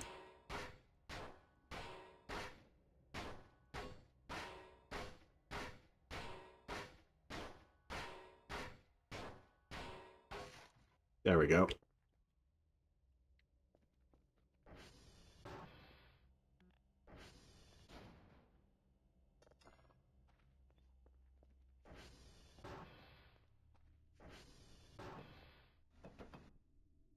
Ah, damn it.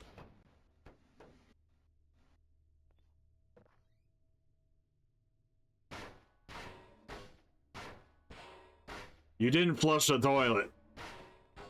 And now you die.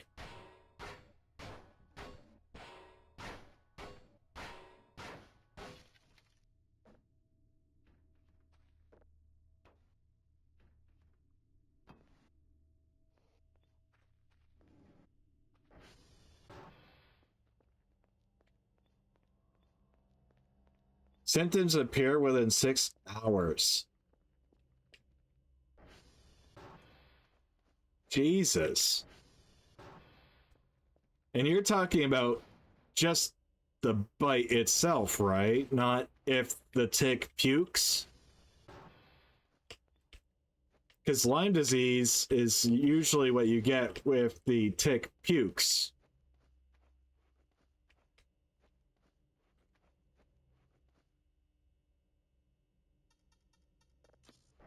You know, it really doesn't often spread from the bite itself.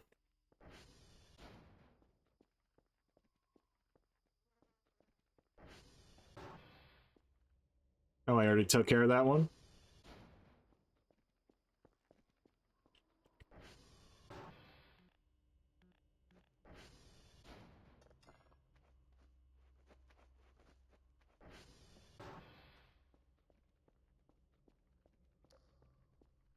Ooh, spooky basement. Hello, mannequin.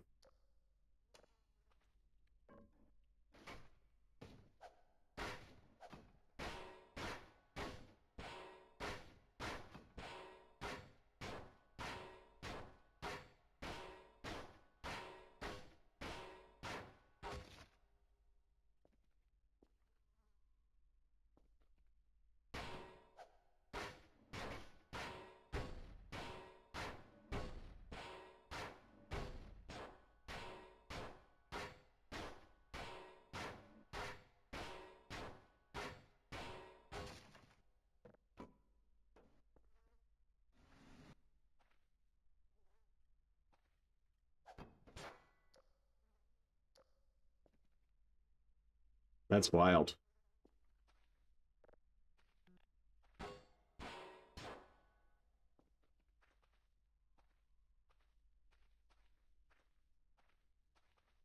Damn it. I know there's a mannequin back there.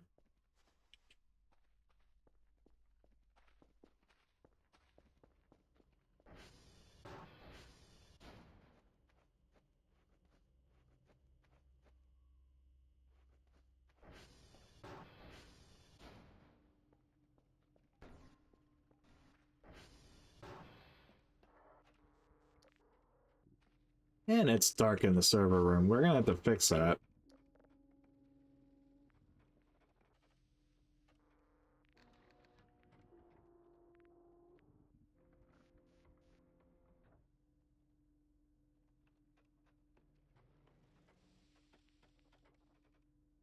Okay, transformers are still fine.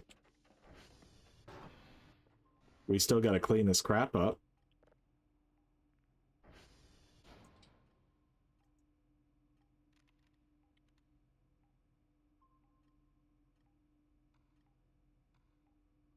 We're gonna buy... Yeah, let's get two.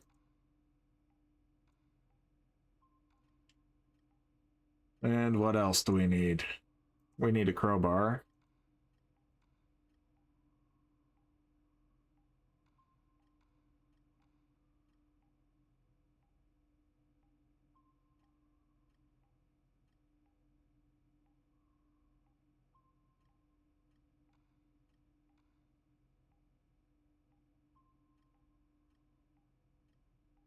Alright, there we go. We'll order all that. Well, it depends on... Okay. Not a 100% chance. Also, some people don't even develop full-on alpha-gal syndrome. So you have to be super unlucky. Fair enough.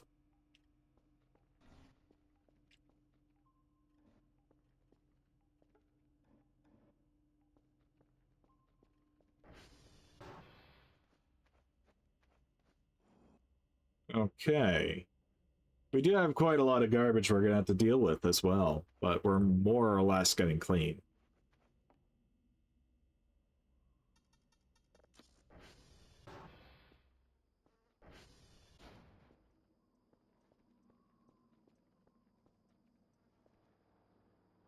It's very pretty out.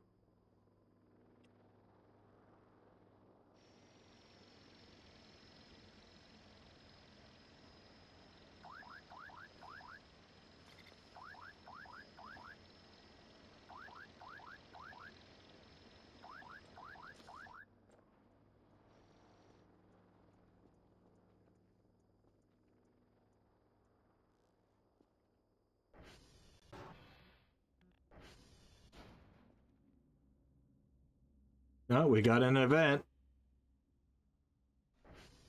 There's a spooky. What's the spooky?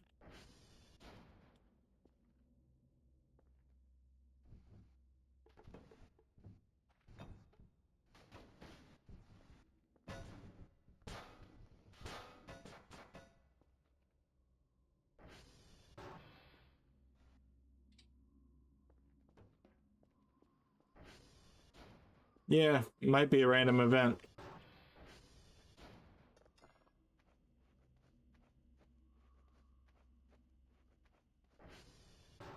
Actually, you know what? We're going to get this guy. Nah, the Broomba always fucks up the lobby, so we're gonna put it in here. You're gonna clean up.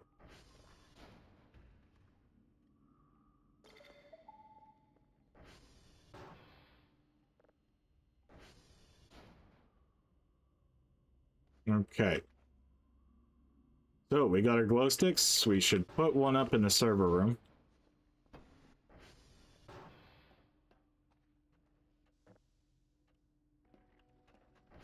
Oh, there we go.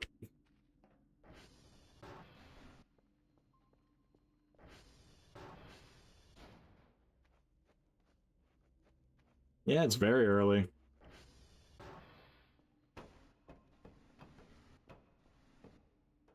No, it's gonna be the Black Fog event. I see. It's only day 3?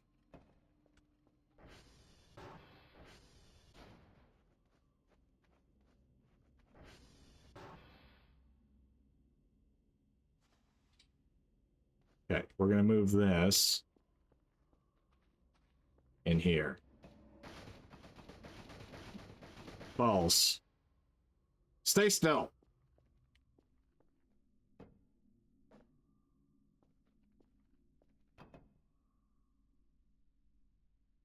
Oh, perfect. That's a great throw.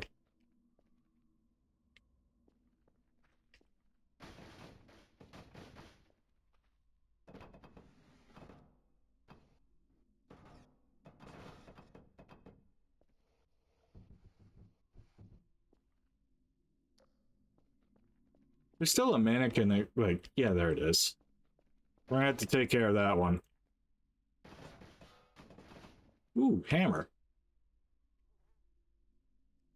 We'll take the hammer in a second.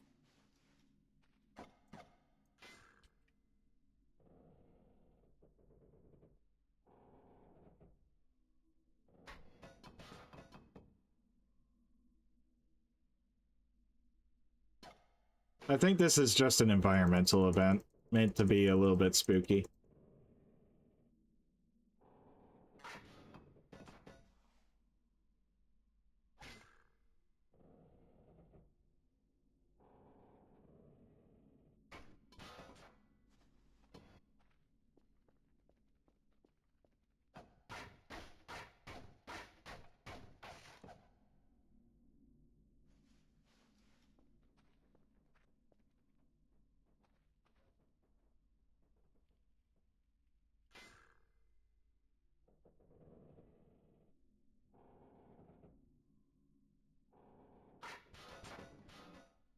There we go. Yeah, that was the event, guys.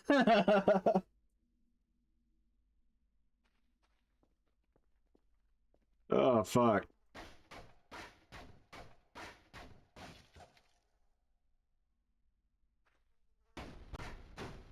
Oh, this one's gonna suck. We'll probably want to wait and get a hacksaw to deal with that.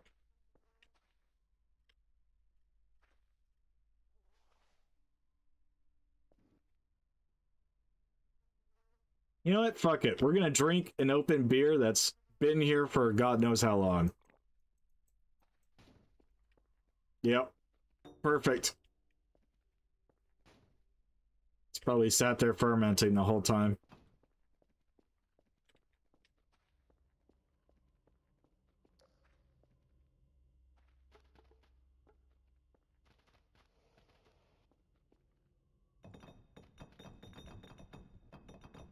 It's time to clean.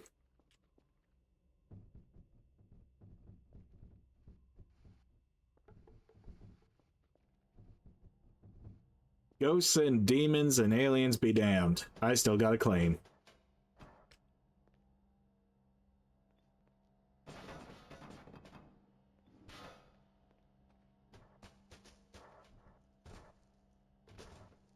There we go.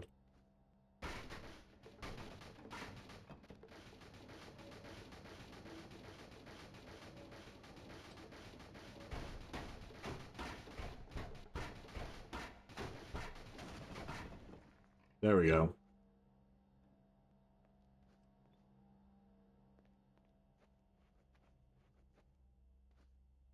Oh, fuck. Where's my broom? There it is.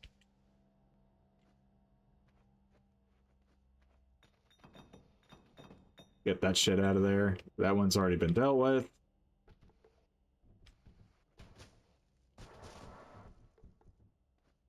Oh, we still gotta deal with those. Okay, that's locked. The fuck?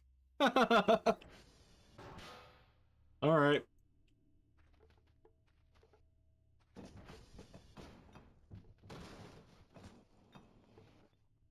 Okay.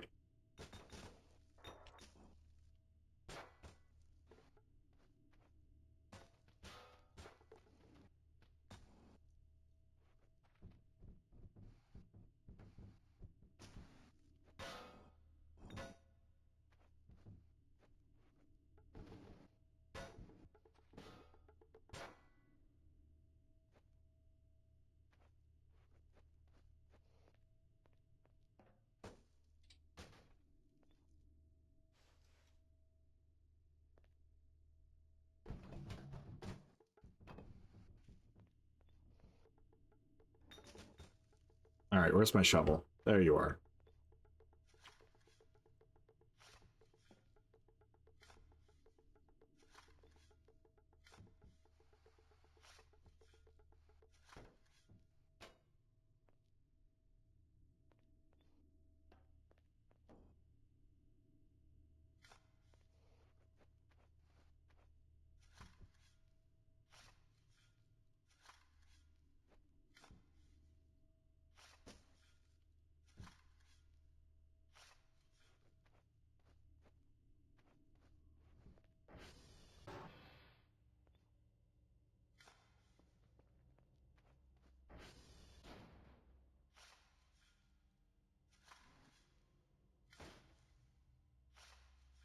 I'm starting to think I should have moved that rune up to the bedroom.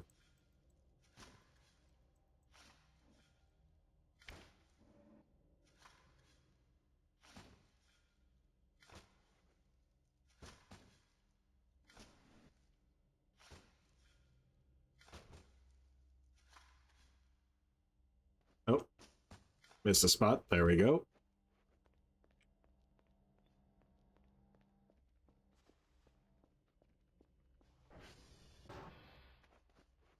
Alright, where's that damn Roomba?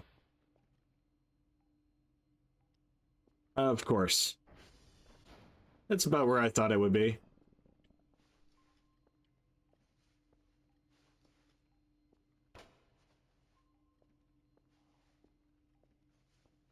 What's funny is you can kind of do this and treat the Roomba like an actual manual vacuum.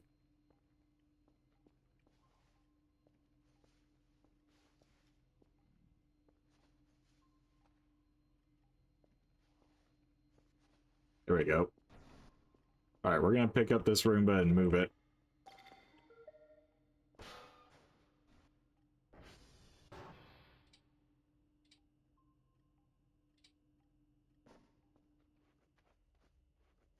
I did see that, yeah. It's an experimental. It might have been released recently. I just haven't seen it in this version. Granted, I have not even bothered remotely updating this game since 9.0, I think. 9.0.7. Alright. We got the Roomba. The Roomba's gonna do some cleaning.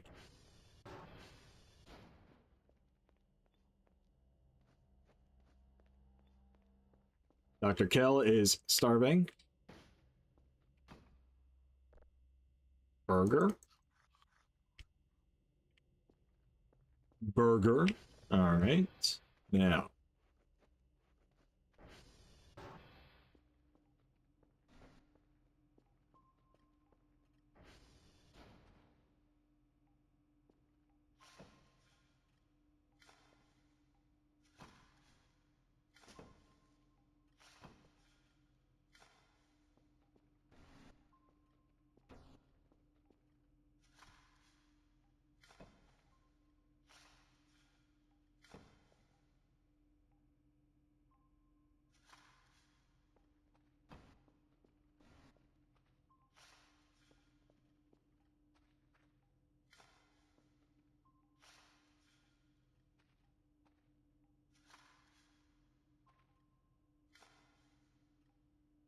Okay.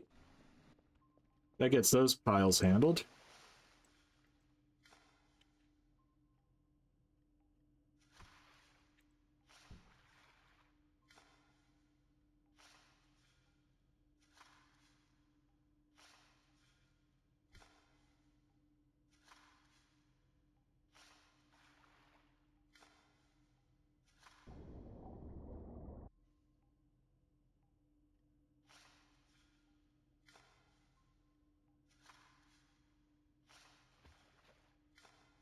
So, there are some games that I am actually kind of excited about, despite being completely jaded and not wanting to trust any AAA companies ever.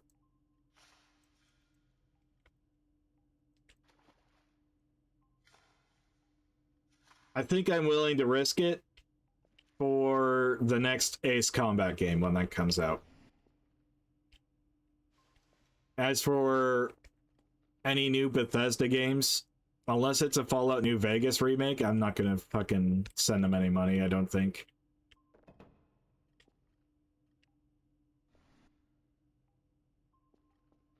It's just not worth it.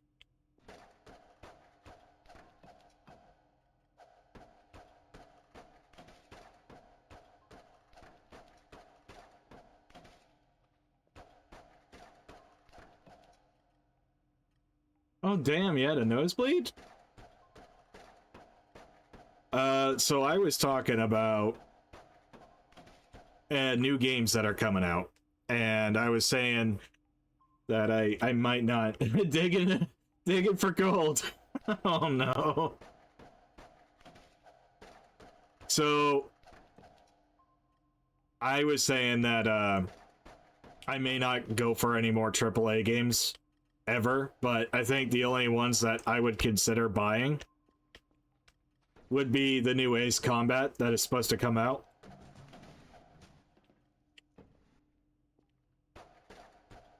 There's supposed to be a new Ace Combat. I believe that's Ace Combat 8. And I believe they are bringing back an old Squadron from the PlayStation 1 version, which has me personally really excited and kind of tickled. So that's one thing I'm like really wanting to get.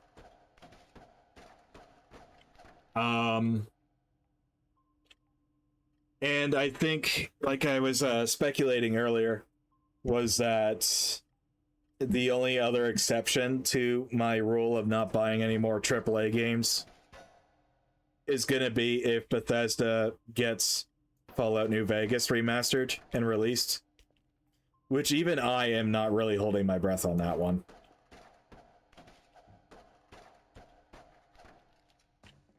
I'm just not. It doesn't feel like it's actually going to happen.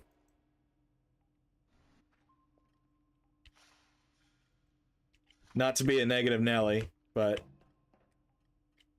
it does also seem like it's a possibility.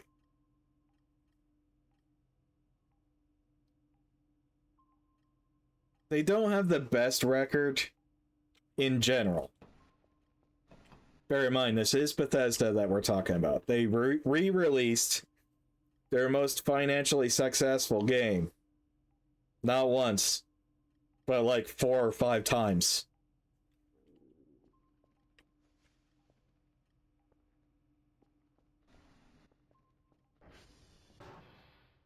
So if it's New Vegas, I might bite the bullet.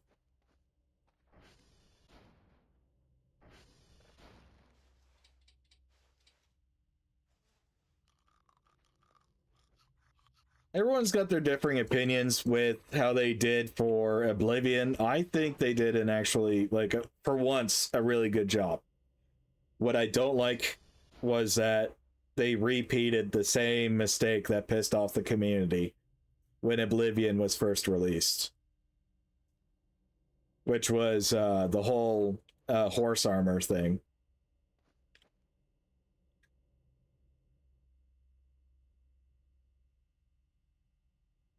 That in itself is kind of like a huge blunder.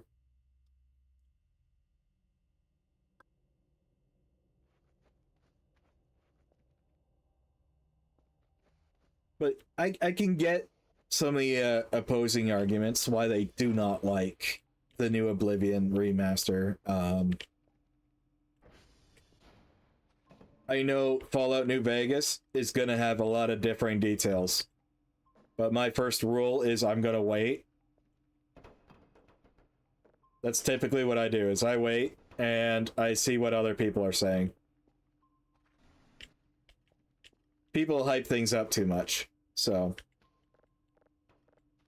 I don't want to just get hyped up and then be disappointed.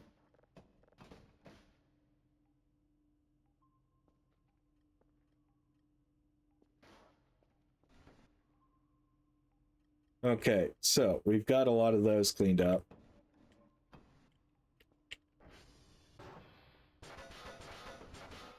Yeah.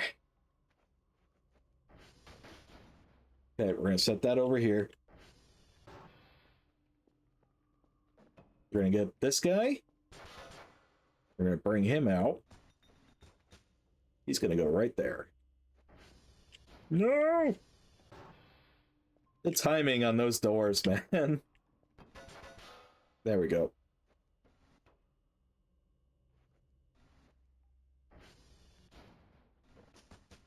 Yeah. Yeah, exactly.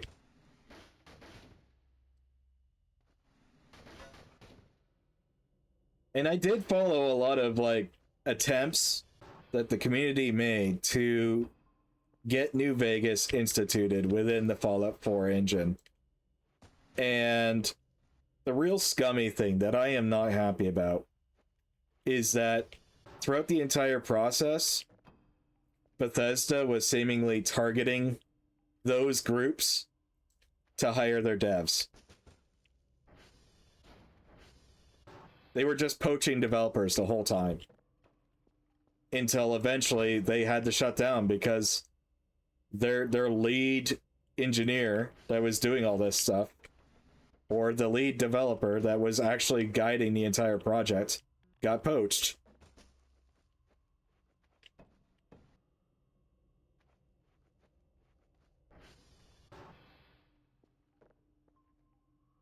It's really scummy.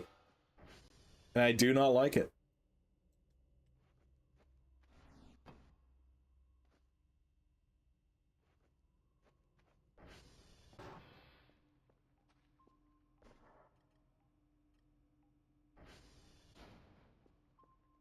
Okay, so we're gonna get all of this cleared out.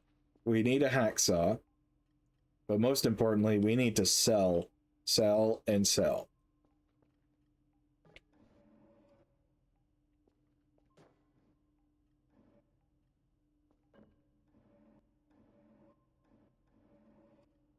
Come on.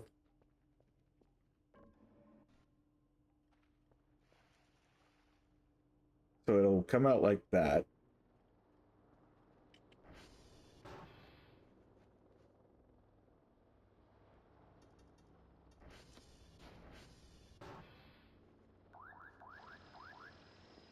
How convenient!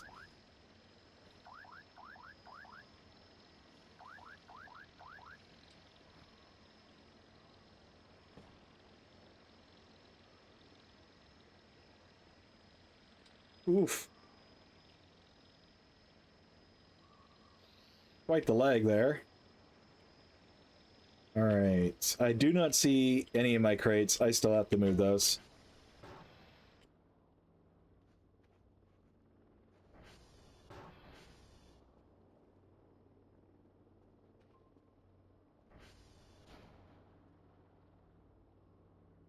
I will just set it on this table. Screw it.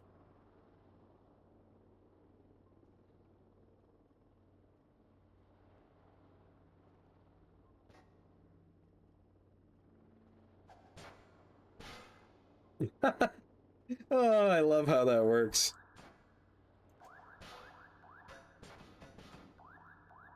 Alright.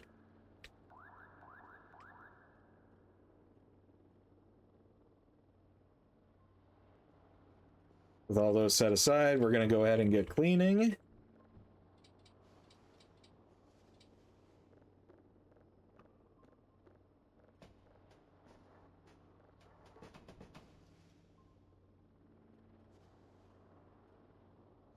I'm not gonna lie, I have actually wanted to play Fallout London, and I haven't even tried it yet.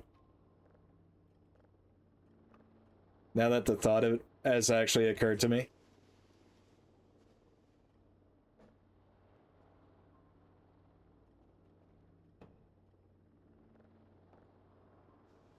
I might stream it if people want to see that.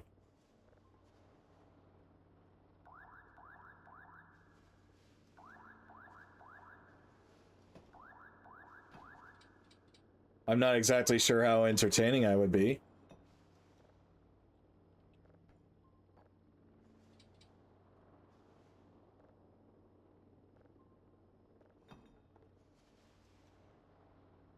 It looks polished. I'm gonna be honest. I was in their Discord for quite a while. I was looking over the updates and everything, and I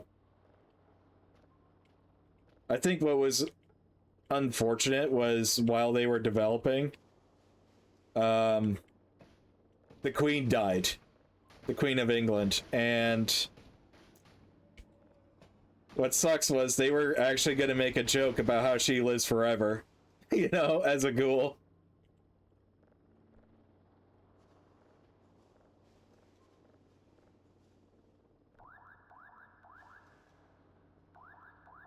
So in Buckingham Palace, from what I understand, was that if you went there,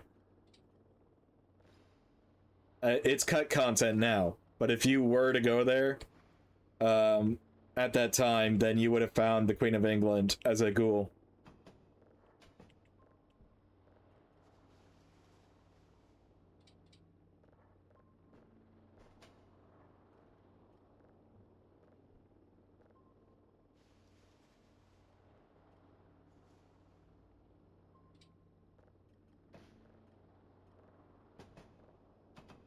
Well, it really depends on how you guys, my viewers, think about that.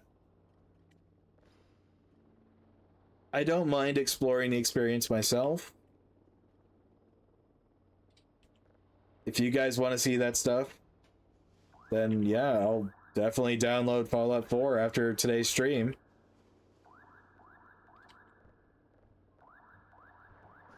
Put in some time to get all that set up and arranged.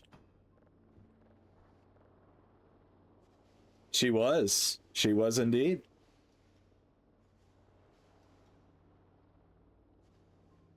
And to this day, she's the only royalty I'll give full props to and acknowledge.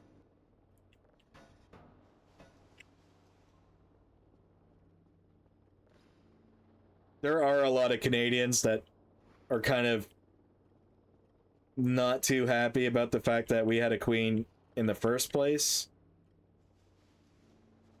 But honestly, I think that was just immature. They severely lack the context of any, like, what the Queen actually did for Canada.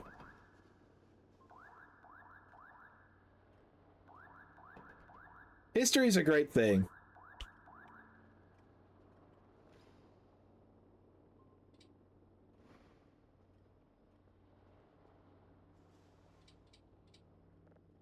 Is there really a trash pile I missed? Oh my god. I actually thought I got this one.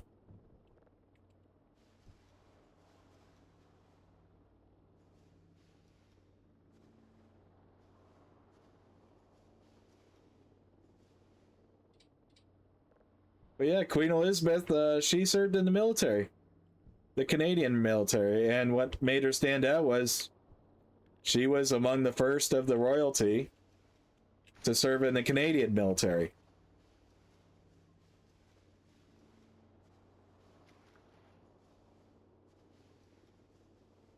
Now, don't get me wrong, I don't necessarily follow the royals all that much. I can't say my details and knowledge is fully fleshed out. But I know that Queen Elizabeth III was definitely in the Canadian Armed Forces. And she was a vehicle mechanic, if I remember correctly. Which is a really cool story.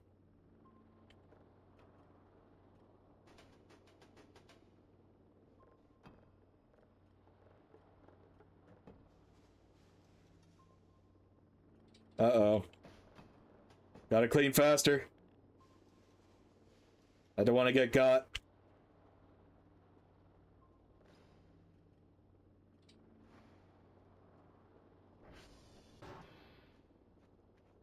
We're getting coffee. We are getting a coffee.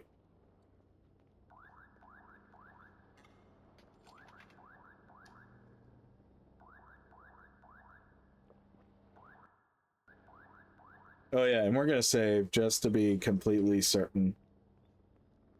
This would be a wonderful time for something to go wrong.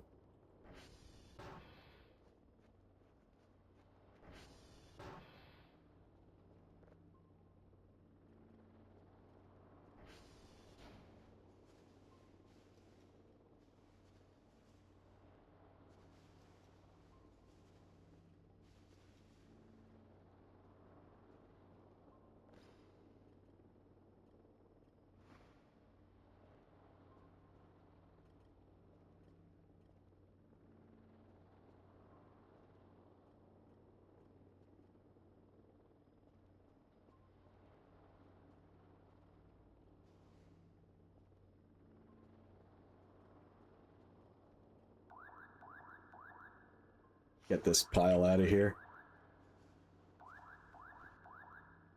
And we're getting pretty clean here. We could sell the chairs. I don't need this many chairs.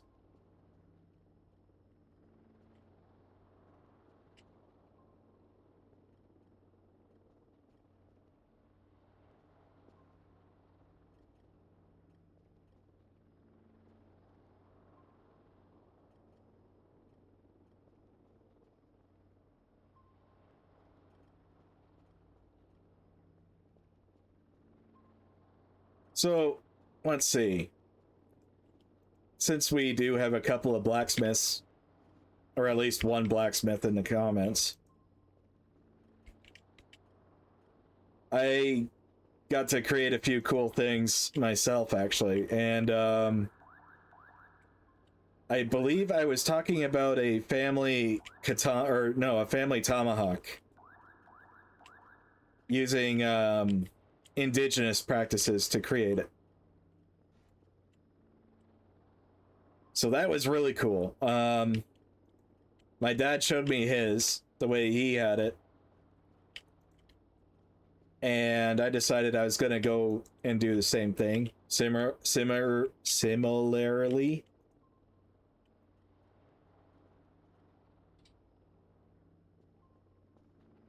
So what I did was I took a, let's see, I went for maple with the handle. Tanned the maple. Sanded it carefully so it really fits well in the hand. And now I couldn't, like, I didn't have a foundry or anything, but I had access to stuff like railroad spikes. I had to think about that. I gotta drink more coffee.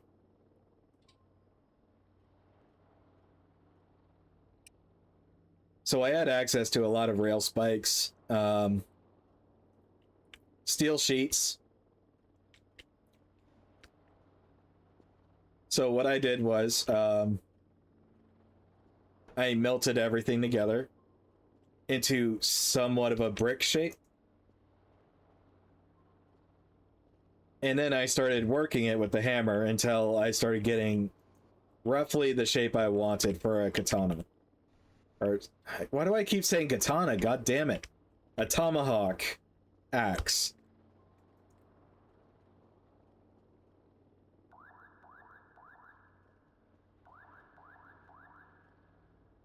It really isn't, but I do like that those spikes have been basically part of the country for a very long time.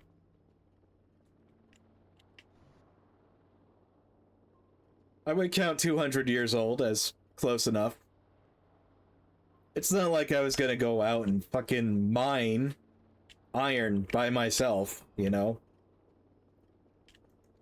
It's not something I could do. But what I do know is much of this iron that we have here in country is ours. Not shipped in, not traded. We actually refined it here in Canada. We do have a few foundries that still exist. I really wanted a an auto hammer to work with. Never really got my chance to work with an auto hammer though. They didn't. It was bone, sinew, and stone. The materials used often vary. But the rule of that challenge was to make it yourself. It wasn't the materials all had to be from the country.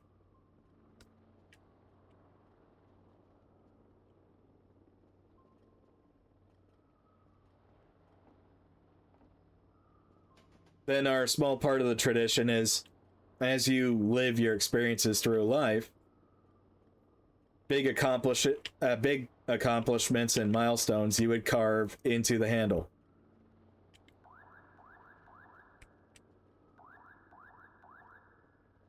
So, like, for example, my dad,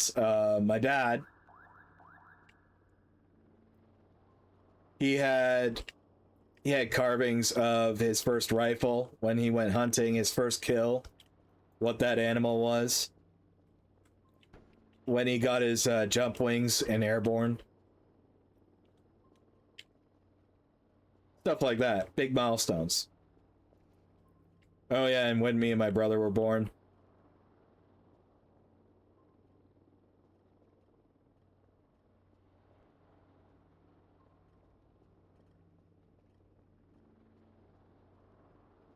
Okay.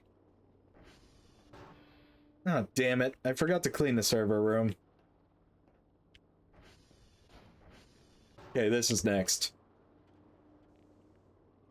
Grab the bag.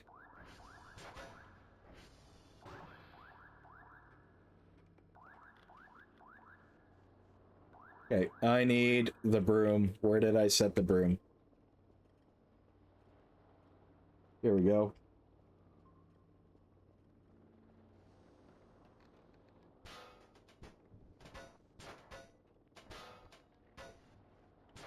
Now, don't get me wrong. I think doing it with stone would have been a bit easier, only by a smidge. Stone is easier to get your hands on and to try and break. There's a gap here now? What the fuck? Since when has this fucking gap been here?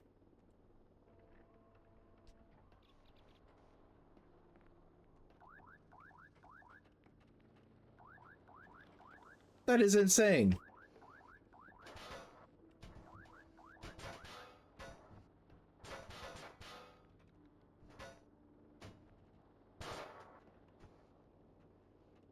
Yeah, so iron was brought to Canada by the British. They came with iron tools, and that's what they bartered with. However, it was also revealed Canada had a lot of iron ore deposits.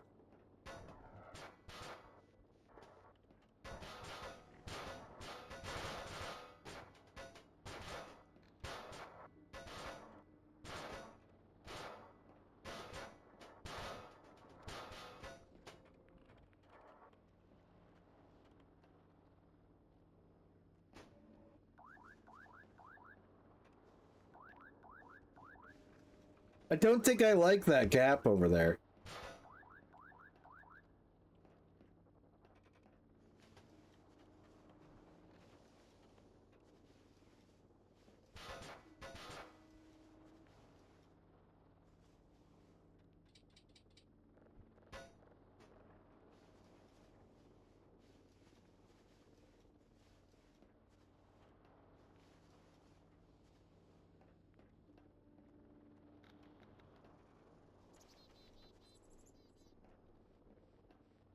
Oh yeah. Now that I approve. Super clean. Okay. Might as well get this chair too.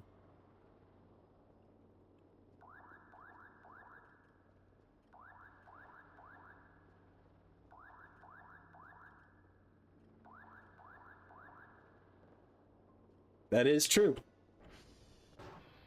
But as it turns out, you can still manage with even a clay kiln.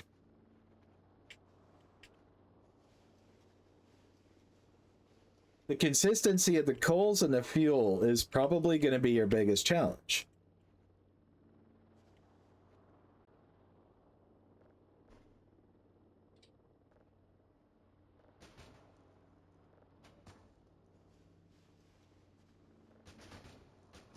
No, I really didn't want to mess up that.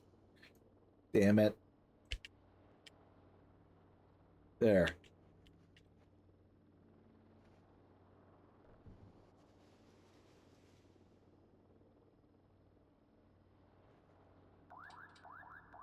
Ah, damn it.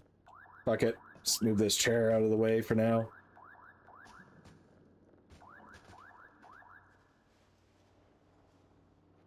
Alright.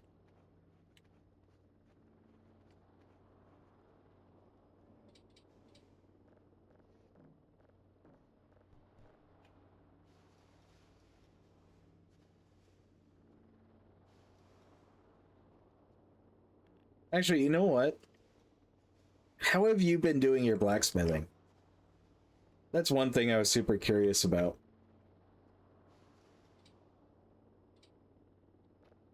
I know some guys, they have some of these smaller furnaces where you can produce your own little ingots out of, but I believe those furnaces are just butane.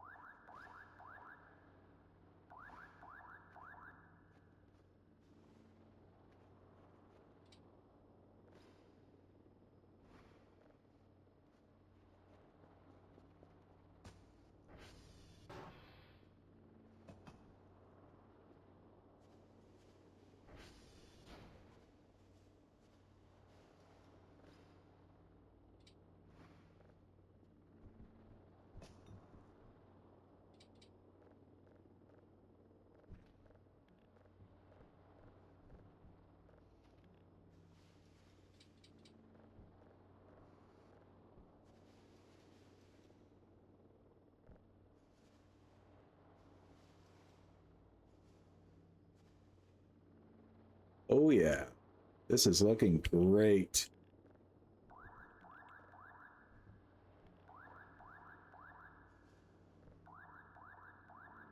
Sorry, I totally got distracted from chat. You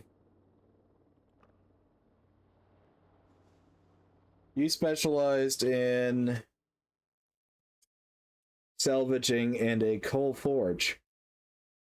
Most of my stuff is made from the materials in the recycle bin. Okay. One of your battle axes is made from a shattered circular saw, and the handle is from a broken pallet. I really wanted to get into salvaging, to be honest. Not because, like, you know, you said it and brought it up. It's more because, to me, it always seemed like the most ideal way to get your material anyways.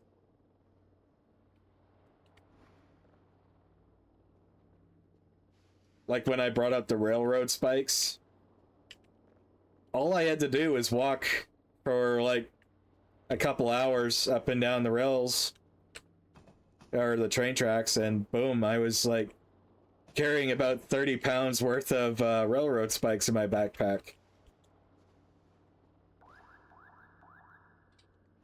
Free metal right there.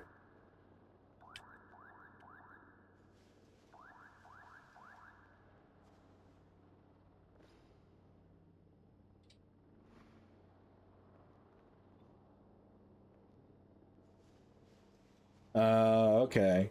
Fair enough.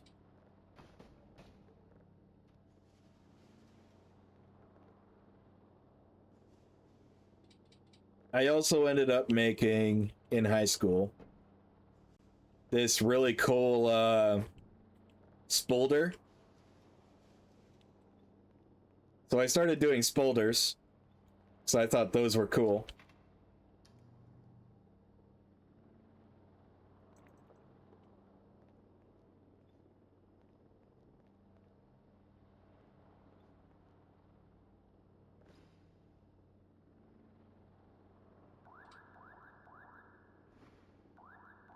Fair enough.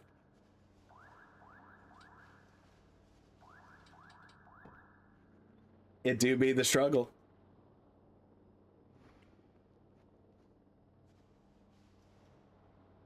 I'm gonna keep the coal because that's good for fuel burning.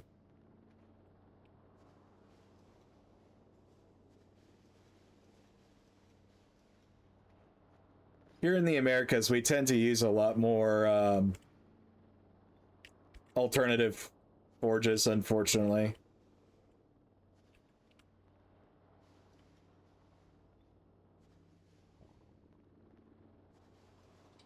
Economic sensitivity, you know.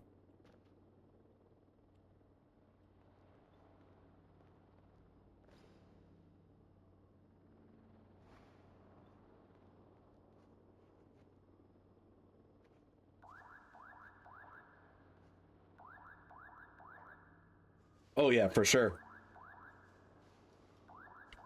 100%.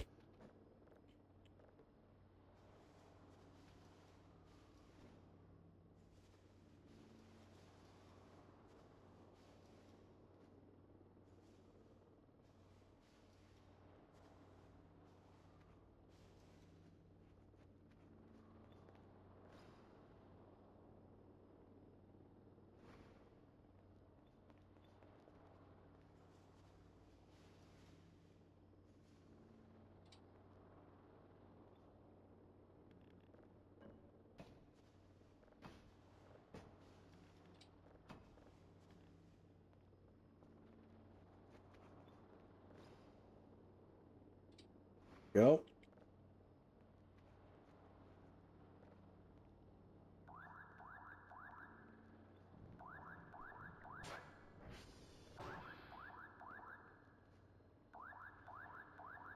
It tends to be its own reward as well.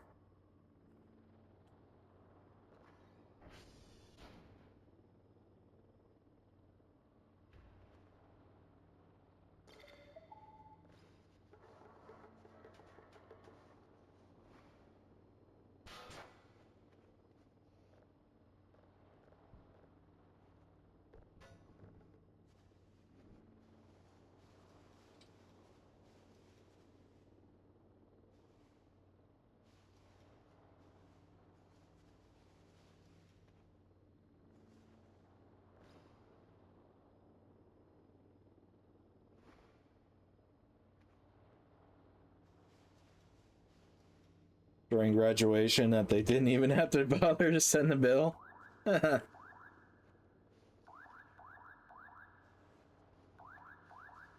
Yeah, me too.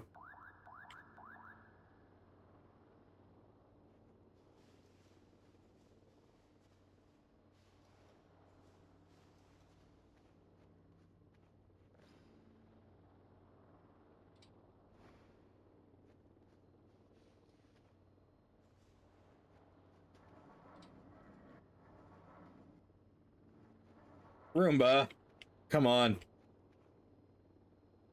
Get it. No, don't be dumb. Okay, good.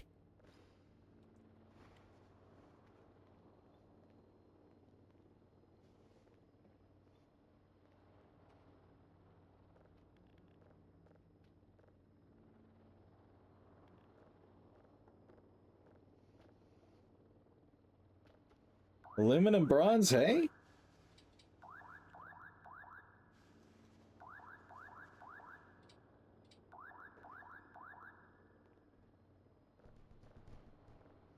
So what, did you end up polishing that to get it super shiny?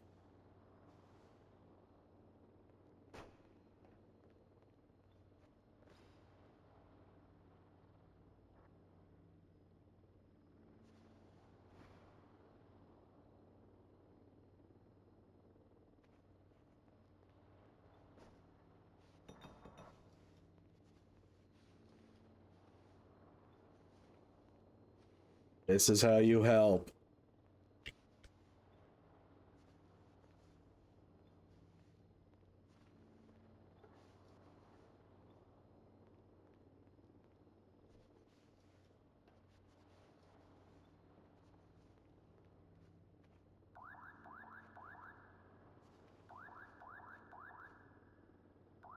Yeah, it's a fairly modern alloy.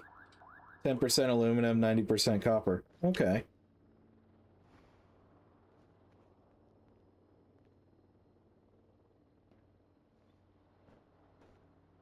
Yeah, I expect it would have the flexibility of copper, but also somewhat the rigidity that aluminum offers, allowing it to stay light.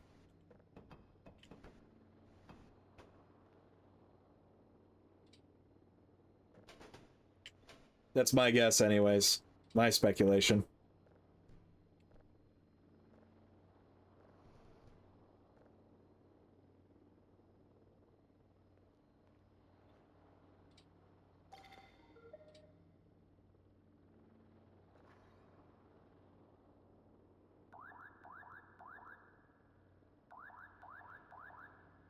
There we go.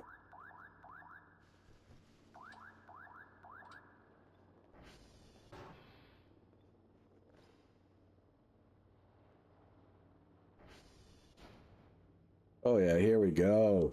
All right. We're ready to send this out. No need to keep that drone waiting any longer.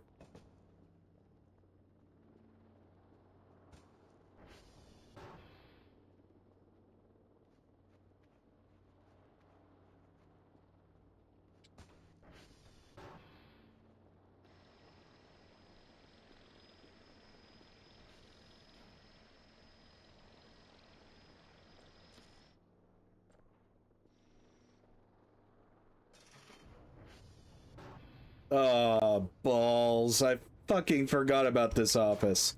I always forget that office.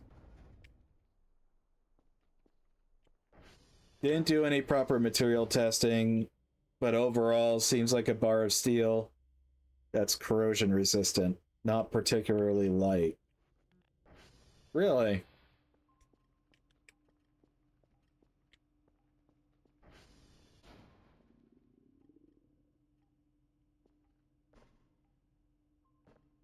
Even with that little for aluminum.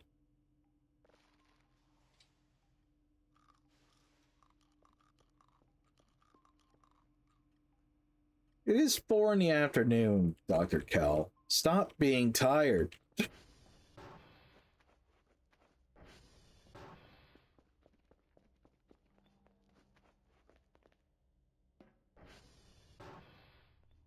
Oh, right. No, we're going up this way for coffee.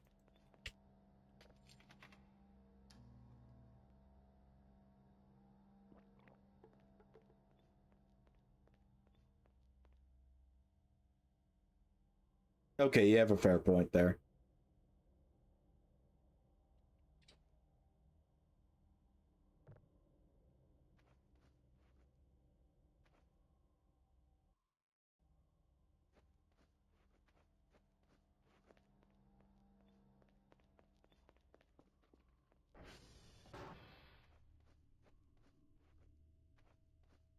All right.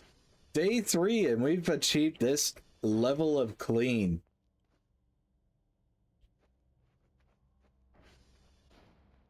We still got to repair the walls.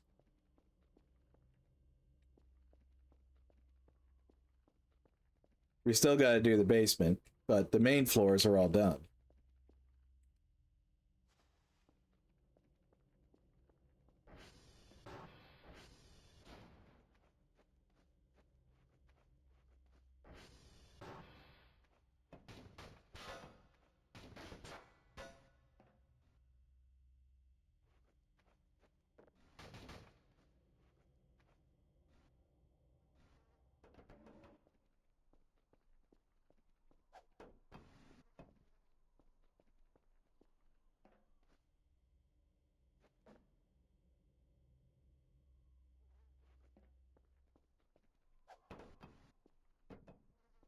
What do you mean?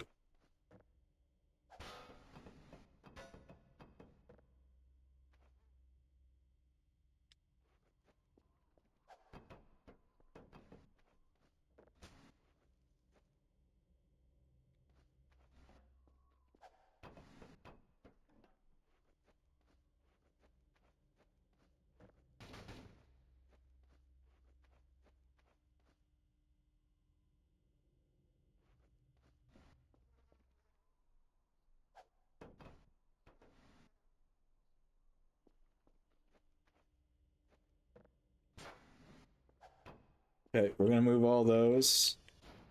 We're gonna lock up the door. That door's locked.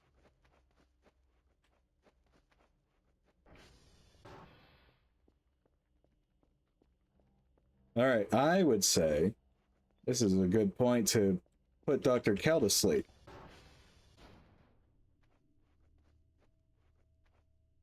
Is that door locked? Yes, it is.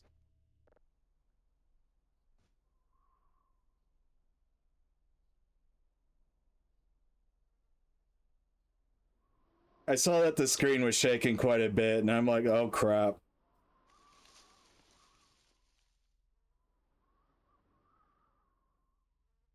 There might be a limit to how long I could stay awake with coffee.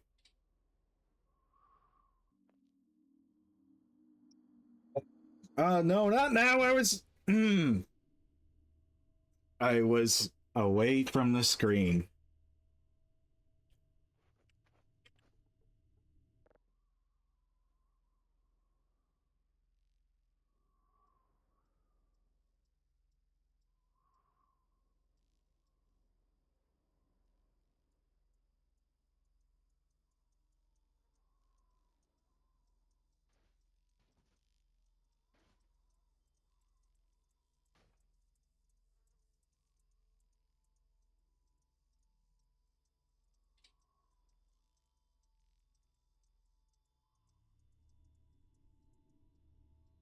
All right, we're rested. Cool.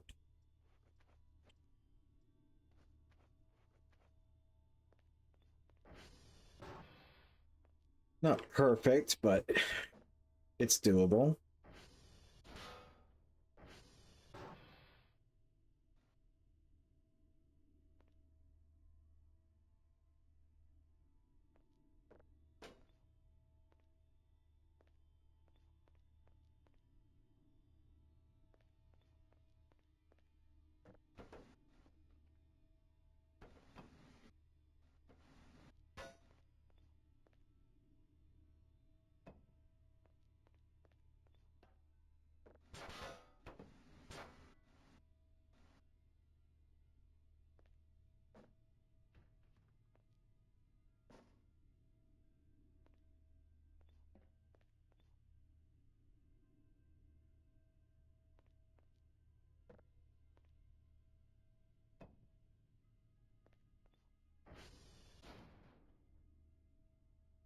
So that did get us 976 credits.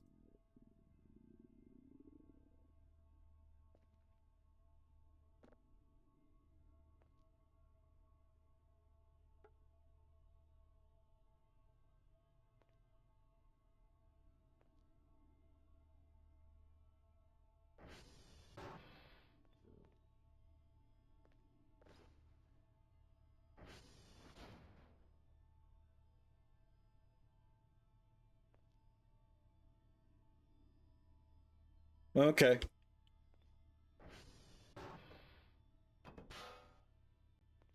I can't help myself. I had to go on a cleaning spree.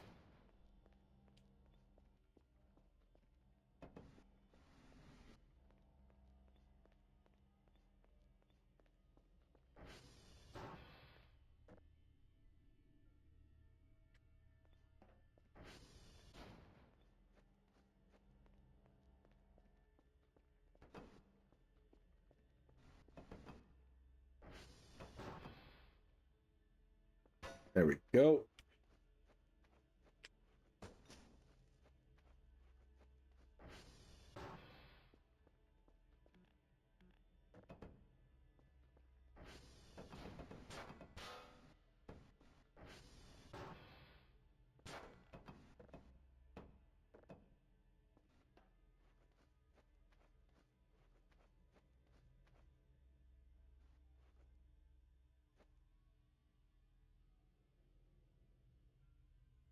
All right.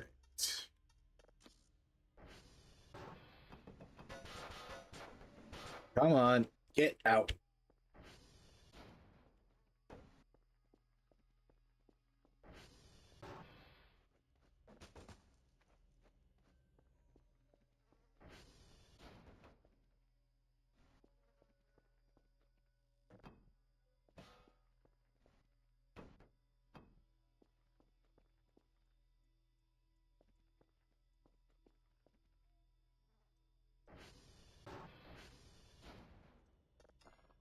Okay, so we'll deal with those soon.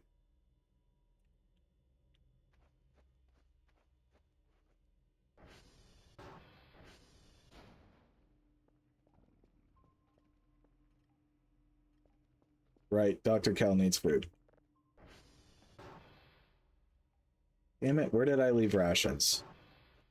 Oh, fuck, I still gotta do the break room. Shit! Alright, well. That's on the list of things to clean.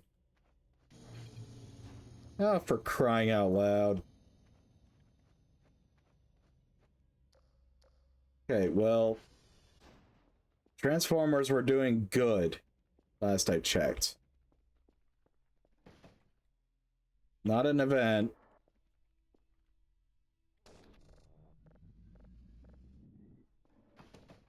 Fucking aliens.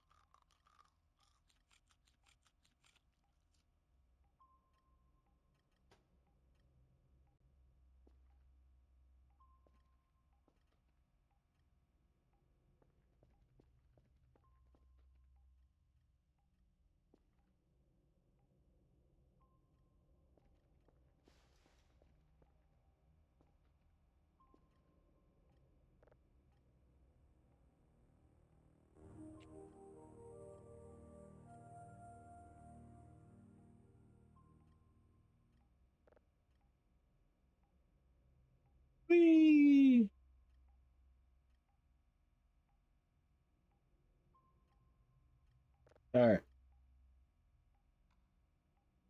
We have no time for wheeling eggs. Back to work.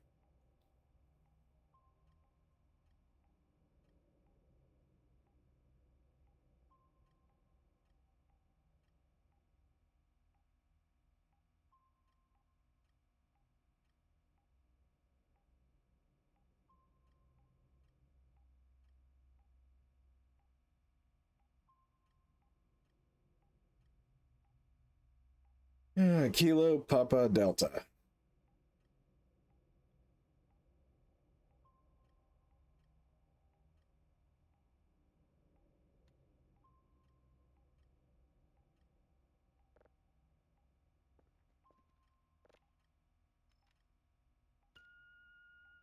Oh, I forgot how bad this is. We gotta sink money into upgrading that.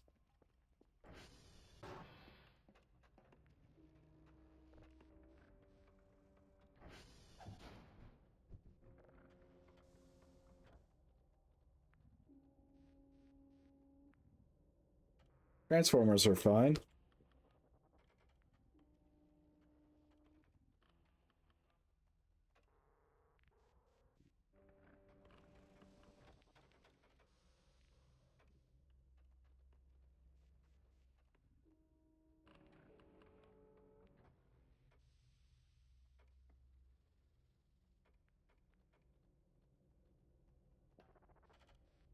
No, I just totally forgot. To be completely honest with you, I was gonna bring things from the save. I just never thought about it.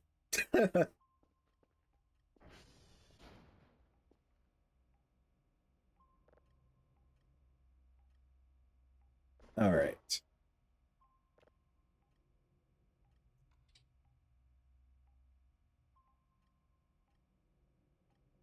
So,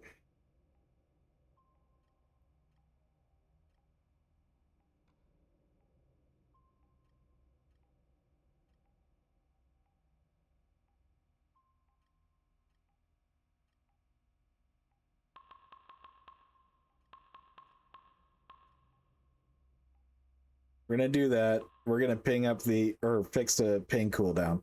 Um,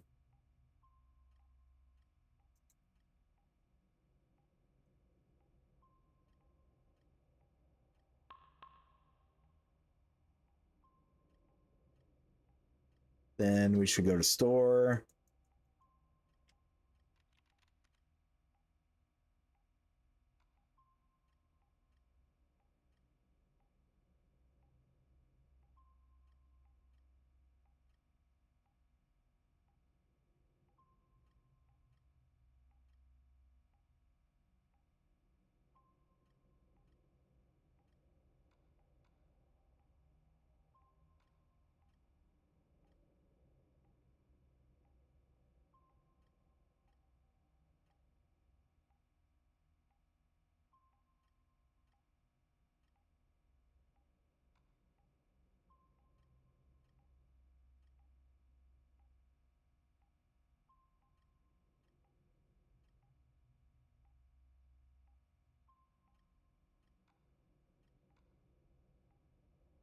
Look into things that we're gonna need.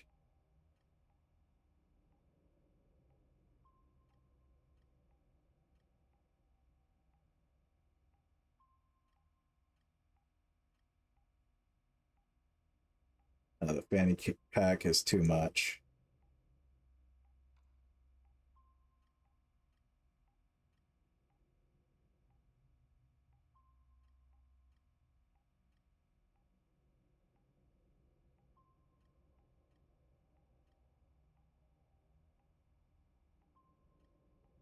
Huh.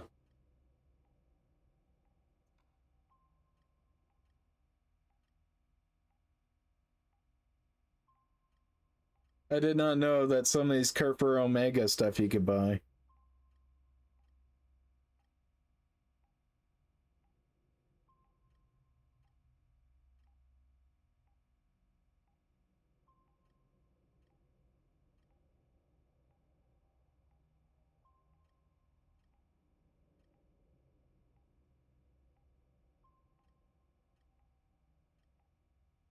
All right, so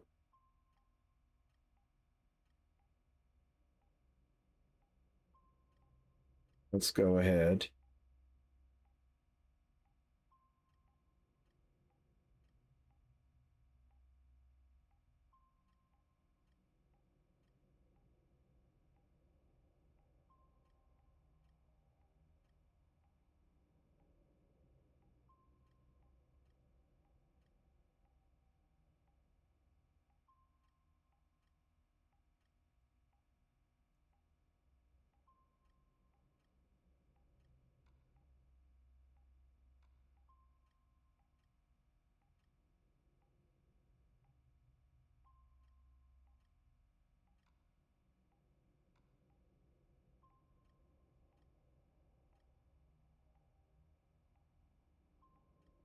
How much is the map for the ATV? I think I'm going to actually need that now I think about it. Yeah, we're getting that too.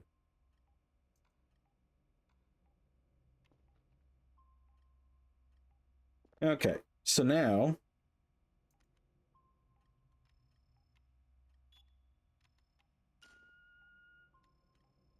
we got one really close by.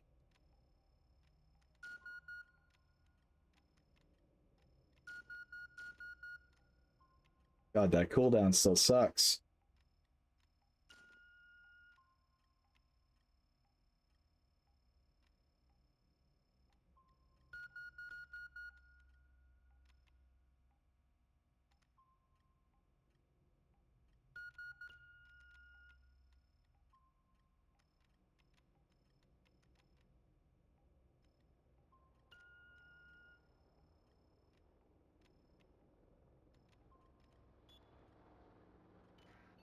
There we go.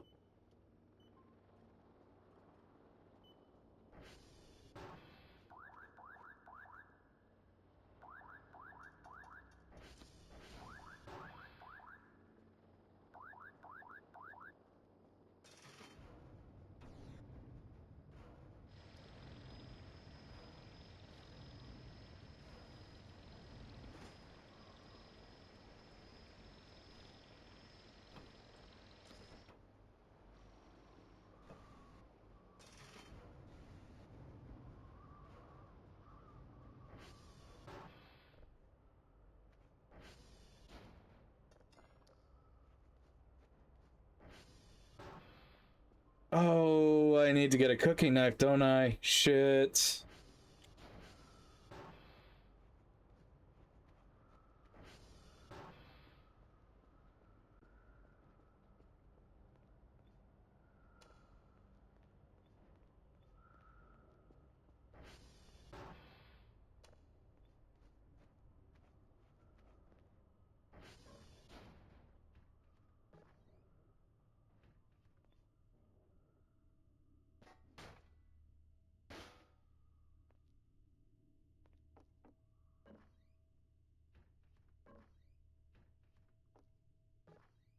Yeah, I'm gonna have to get a cooking knife.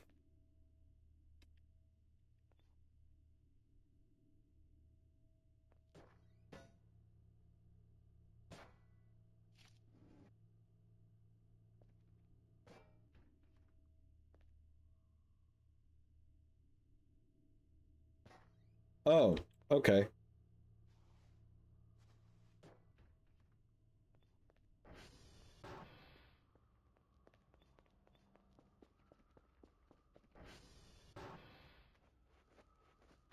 In that case, we'll get to work on that.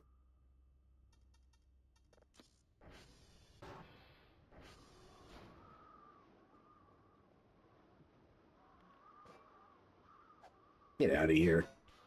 All right. Oh, yeah. No kidding.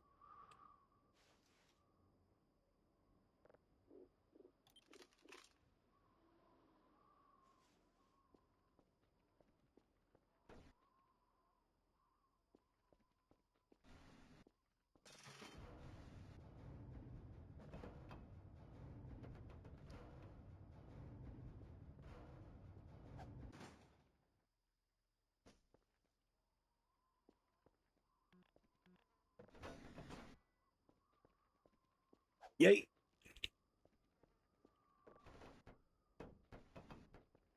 Yeet! Damn, that didn't go as far as I hoped.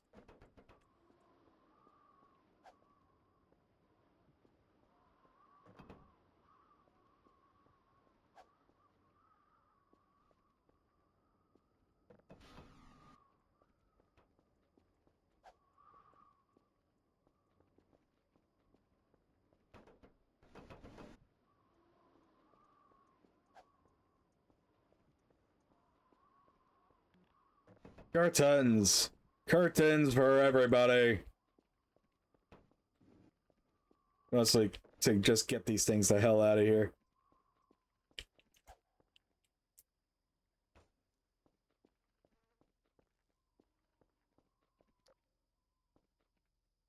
Alright. Well, I take it I should probably get a shovel to plant these.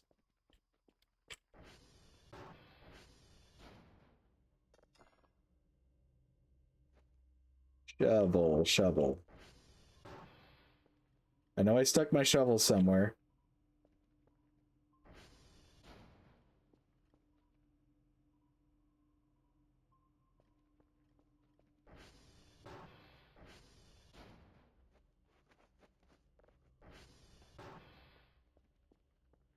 Did I leave my shovel upstairs?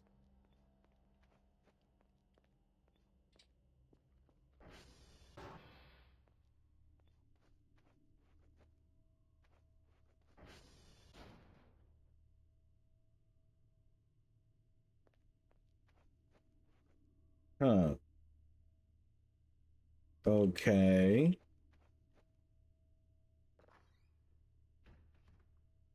No, not in the fucking Roomba.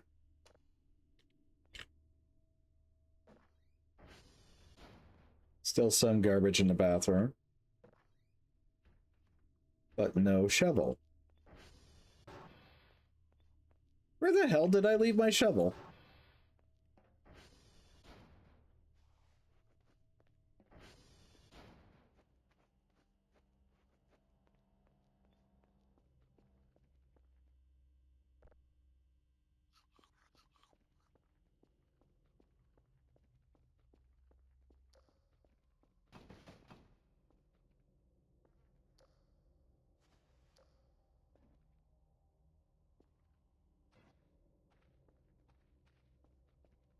No, not back here.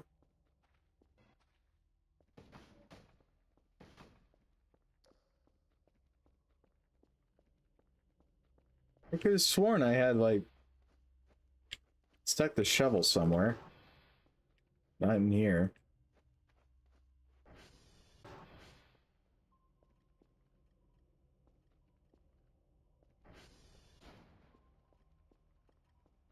Bruh. If I accidentally sold that shovel, I'm gonna be mad.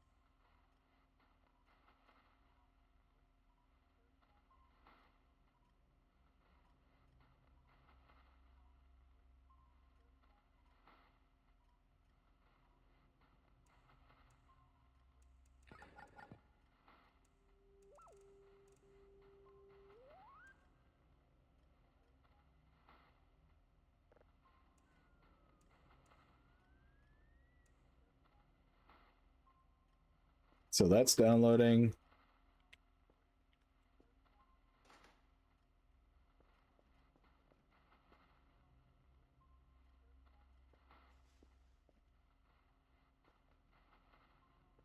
Like, I know I chucked my shovel.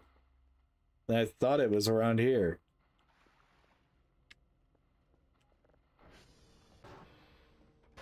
This is where I left the broom.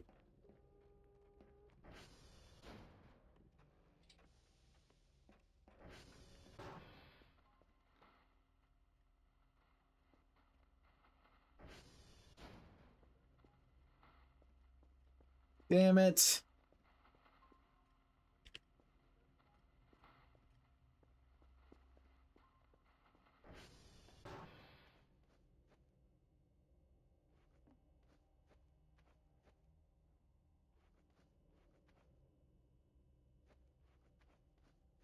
Oh, that actually sucks. Yeah, I think I got rid of my shovel.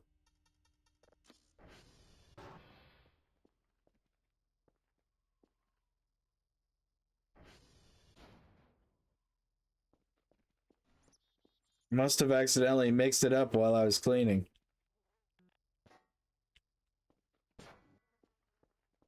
There's still another shovel I could get. I'm just not going to be happy about it.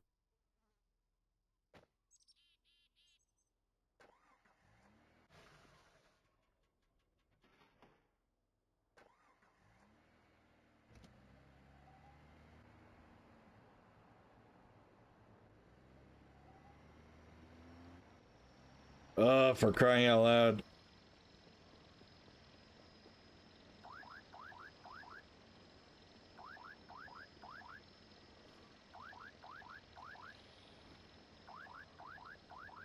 I'm busy. Go away. They really don't.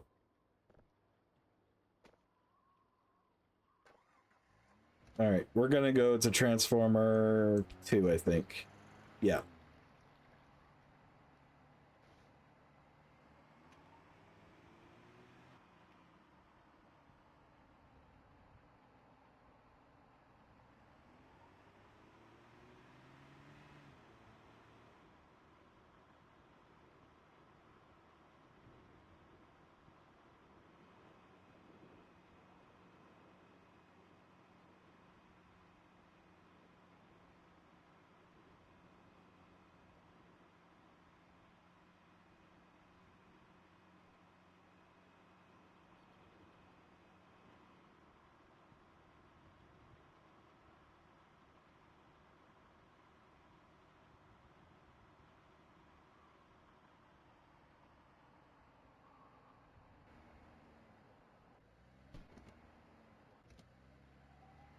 Went too far. Whoops.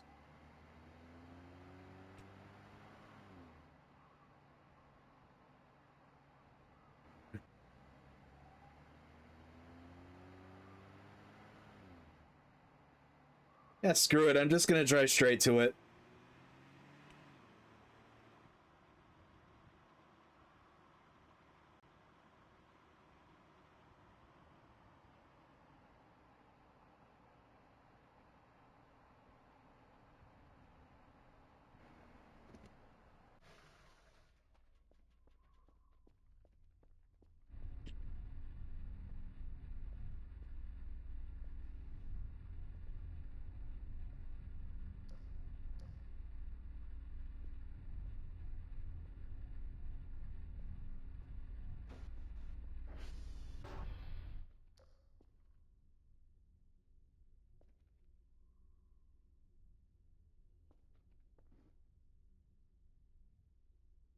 Okay, we need to figure out how we gonna scale out these out of here.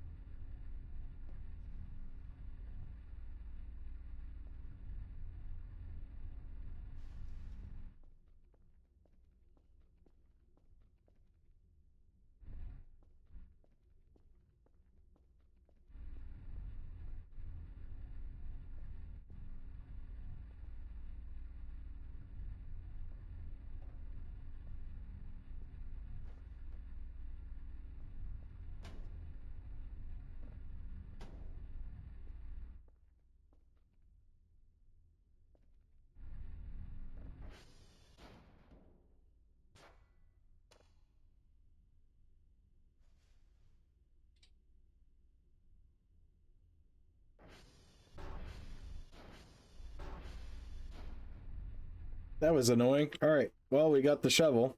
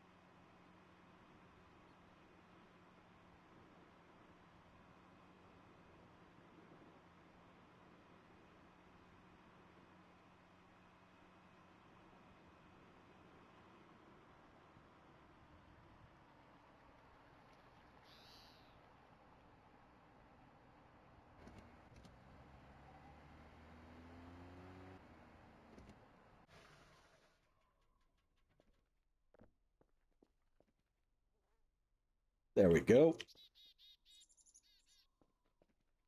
We're going to set that down here.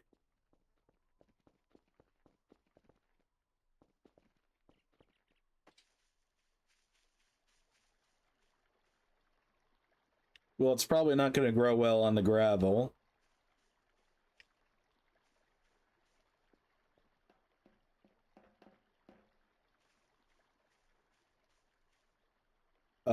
Guys?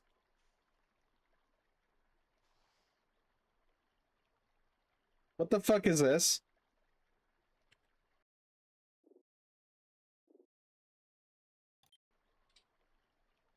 It is a door. It is a door indeed.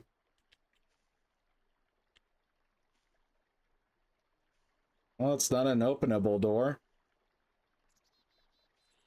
Okay, well, I'm gonna plant these fucking lemons.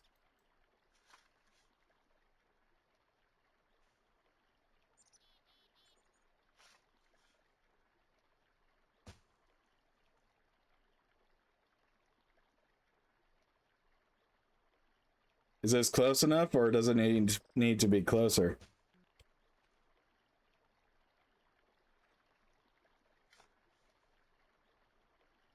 How about now? It's about less than a meter.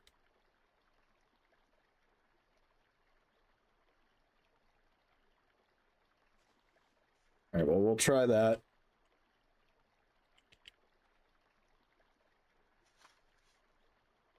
We'll have one more really close to it.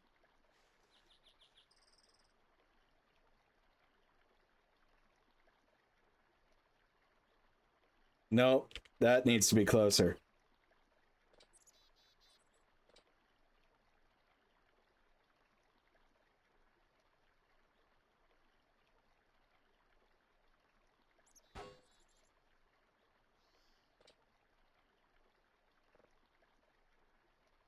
All right, well, that one's not going to be a waste, so it's a good thing I got two of them. Okay, what's the deal with this door?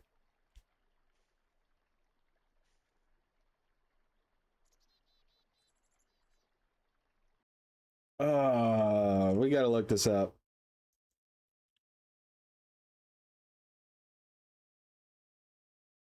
BOTV. White door.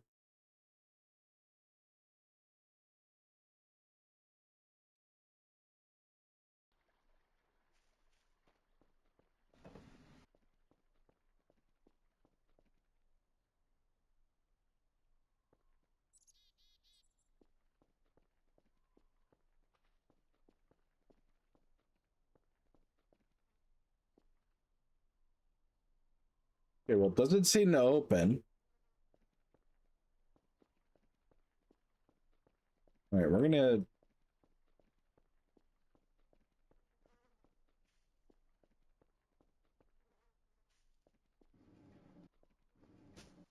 No?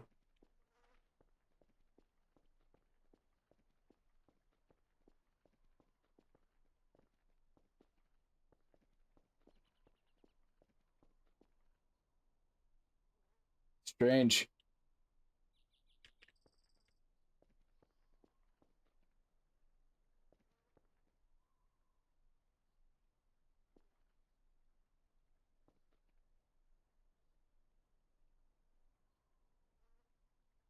Do I have to worry about that door?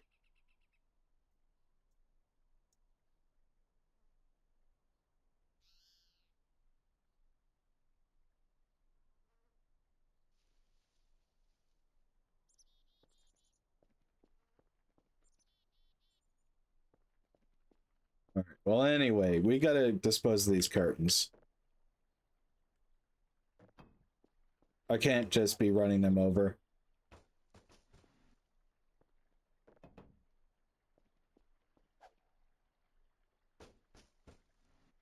My guy, in this game, it's worth worrying about most things.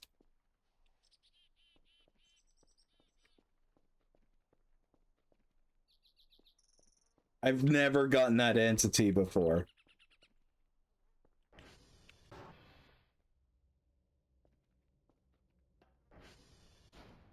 Super strange. Okay, so we handled all that. We're gonna put the shovel in a safe place. I said in a safe place so I don't lose it.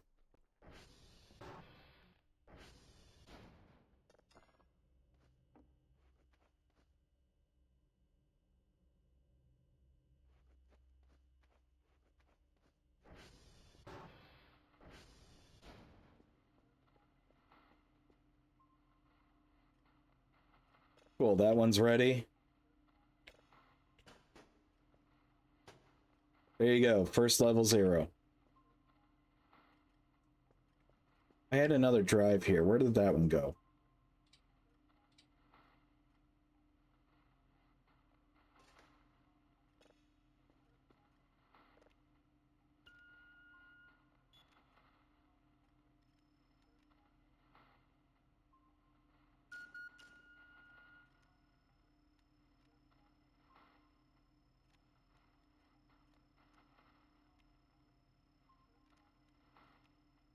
That's a big signal.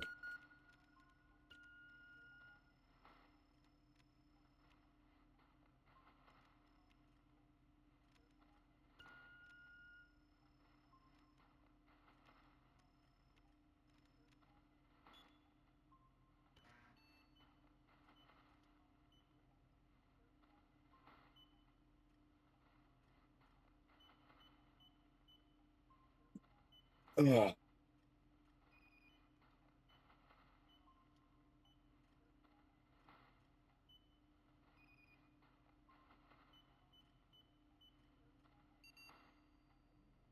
Good, we got it.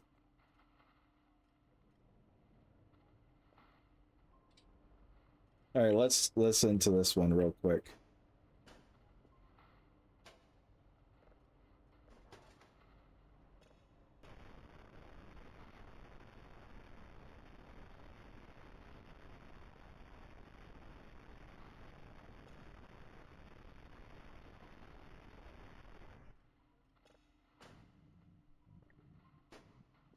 Okay.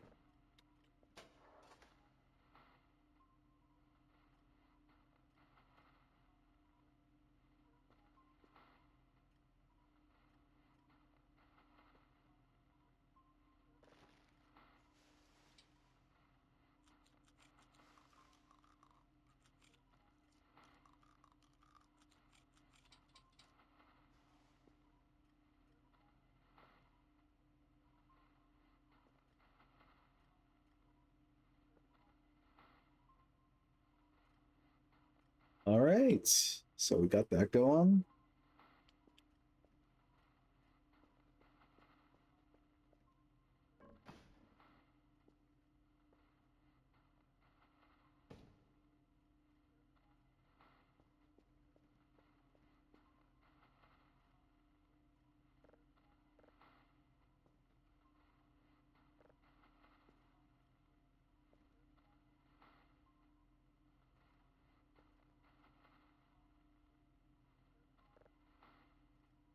Okay, so we got that one full and completed.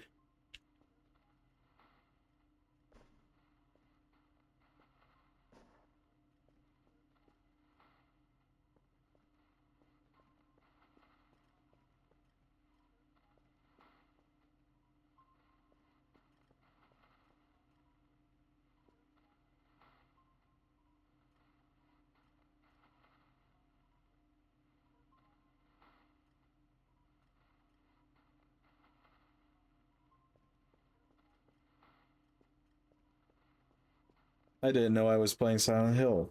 Holy shit.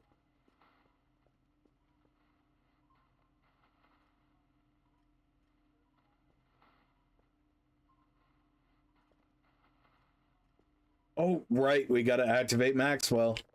I forgot about that.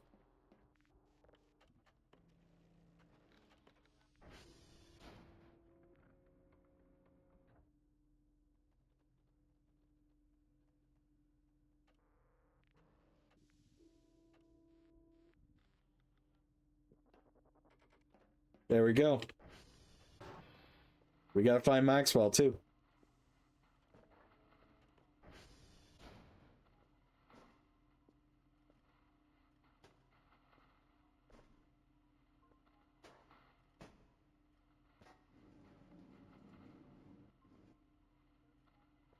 I just had an idea.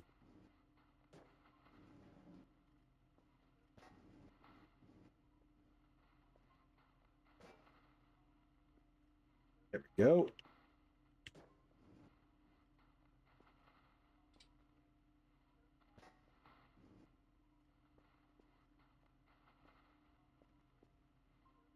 Wonderful. Okay, we're gonna grab you. Stick you right there. Grab you, stick you right there.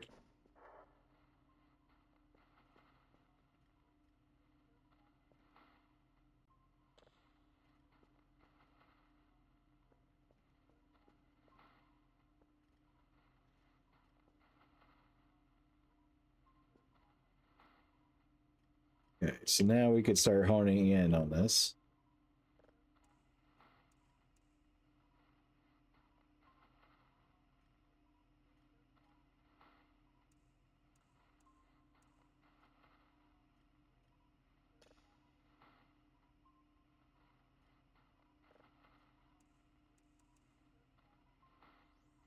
There it is.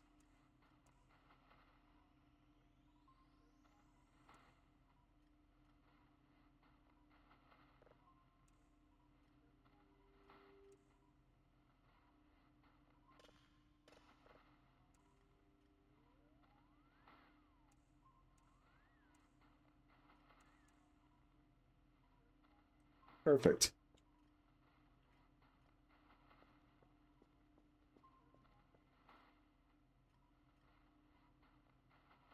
Damn.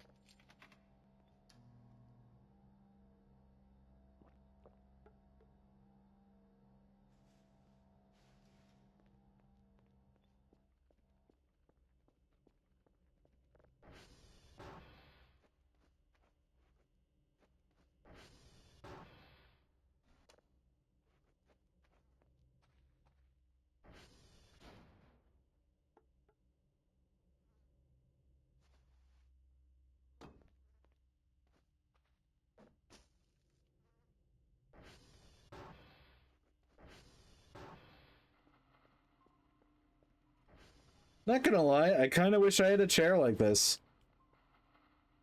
It looks comfy, man. It looks real fucking comfy.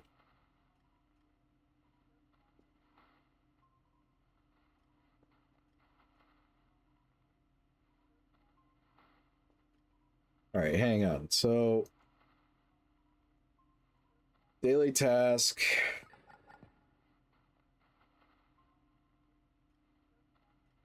Okay, there's no way in hell we're doing 3 signals. Not in 24 hours.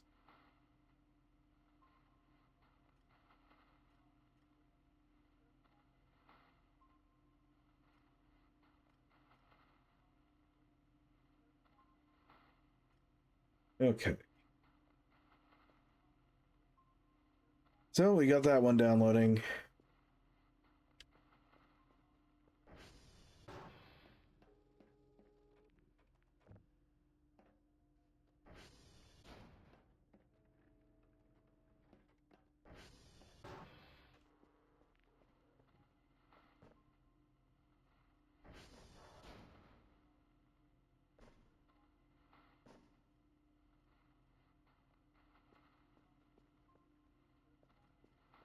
Actually, we might as well stick that closer.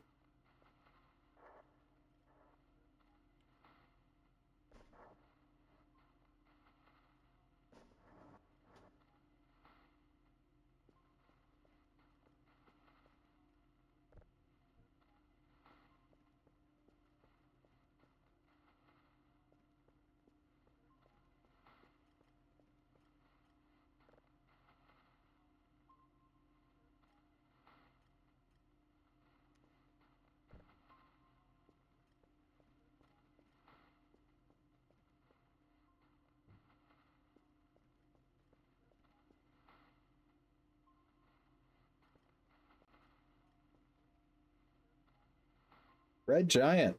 Cool.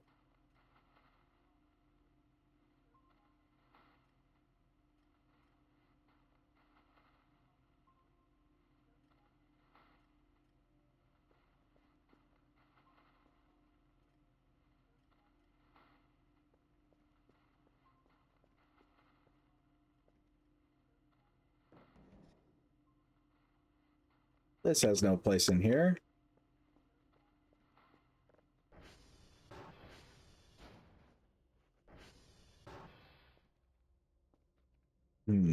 Okay, so no gas cans in here.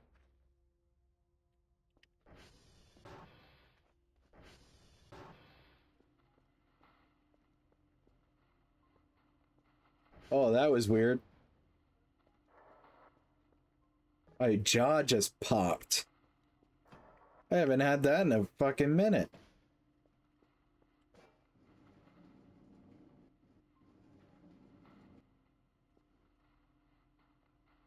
Oh, that was...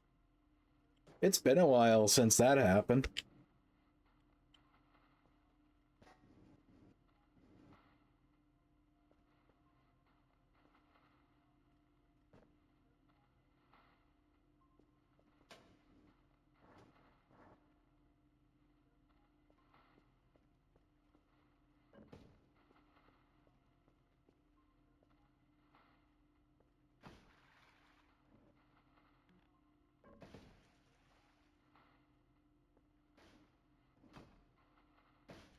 Damn you, physics.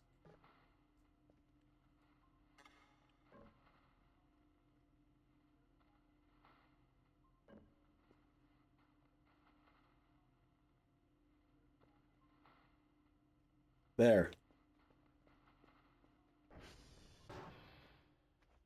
Okay.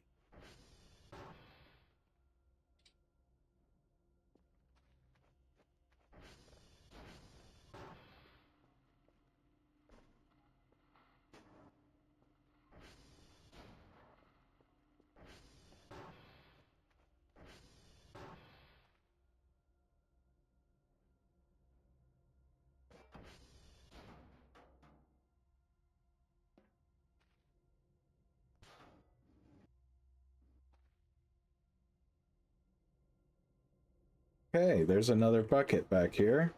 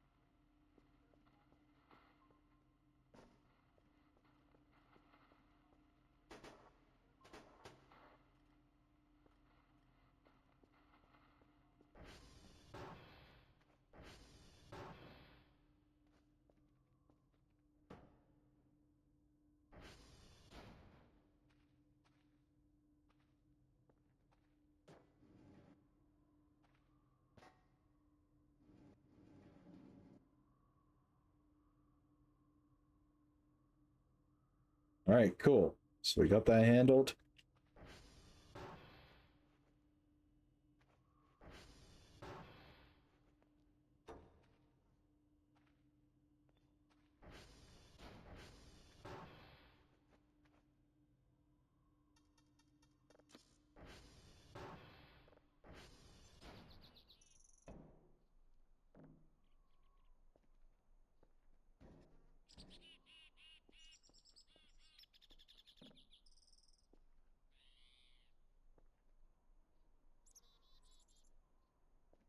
Let's go check on that weird ass door. Oh, it's still there.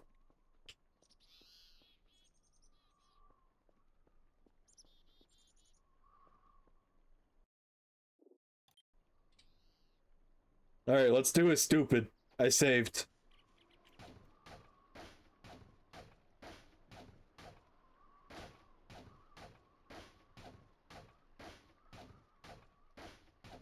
We're gonna do it stupid today, boys.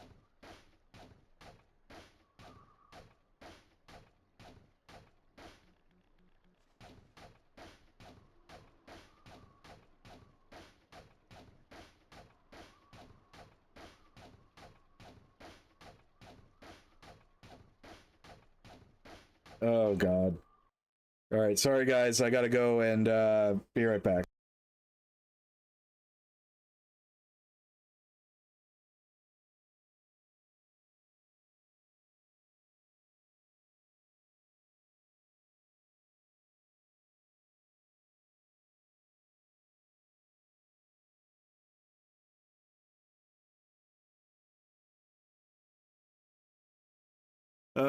Scam caller. Gotta love them.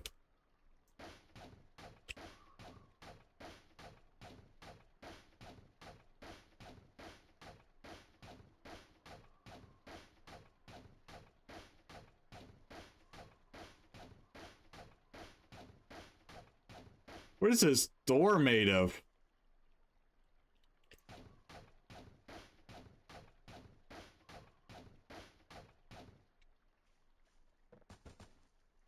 It's like made out of some dwarven space wood.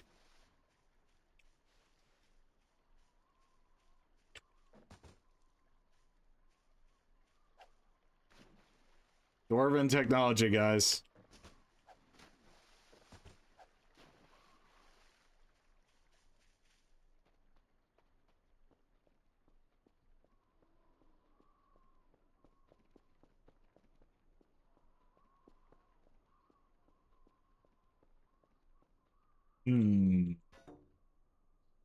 Well, we have sufficient material for a quick Molotov. And I did save.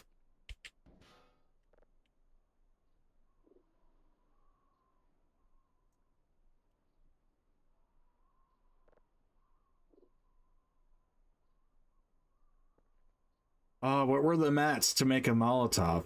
Shit. I know it was a beer bottle, gasoline.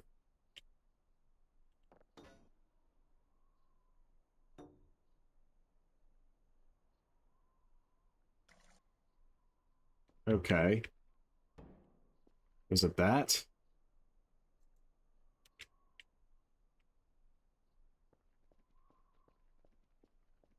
Would a beer bottle with gasoline suffice?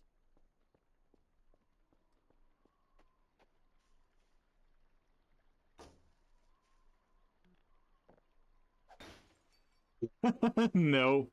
No, it does not. But we have stained the door.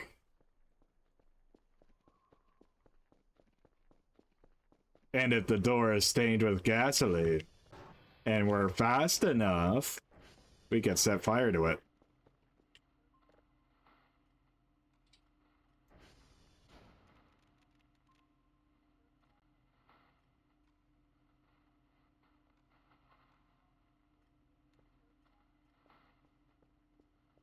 Oh yeah, and I gotta turn off autosaves.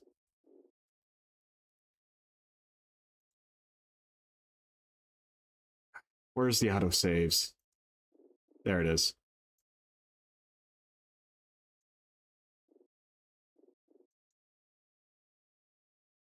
Okay, we'll set it to 0 for now.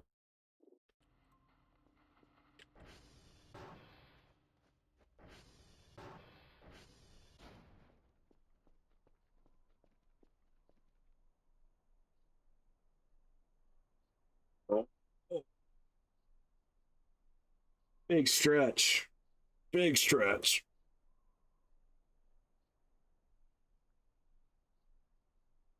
Oh.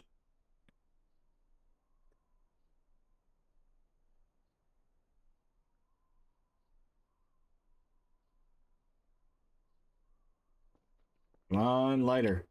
Preferably before the door disappears and the gasoline evaporates.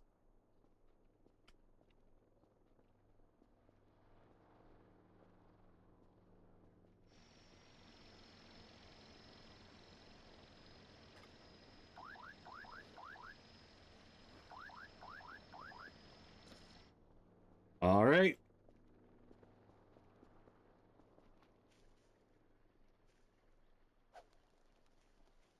I have set the door on fire. Ha ha ha ha. Burn.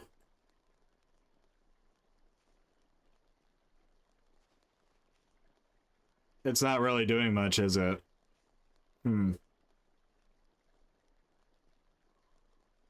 This door appears to be... I knew it. It's dwarven fucking technology.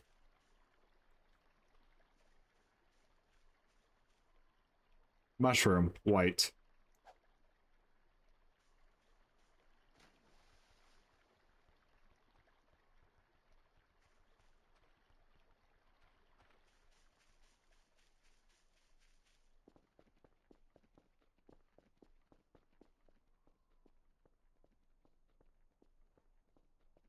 Well, it's because I filled a beer bottle, right, with gasoline.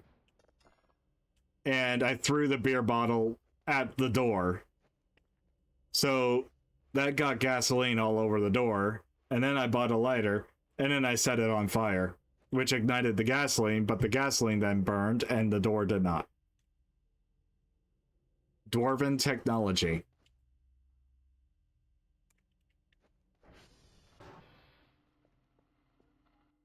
Anyway, we're gonna go ahead and reload that save.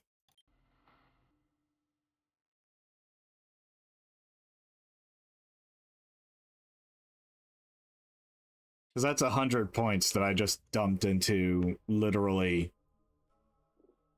goofing around.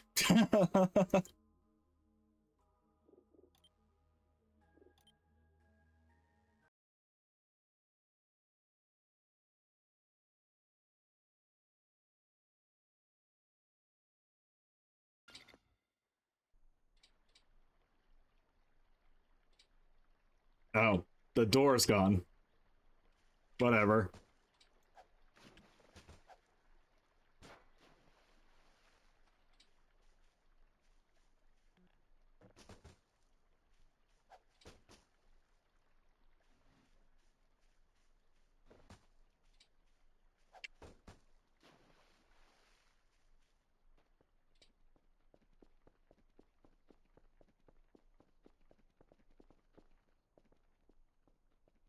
Okay, don't forget.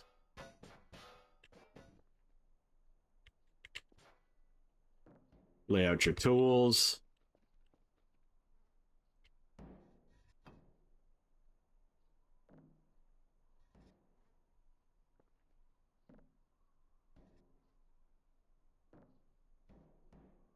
There we go.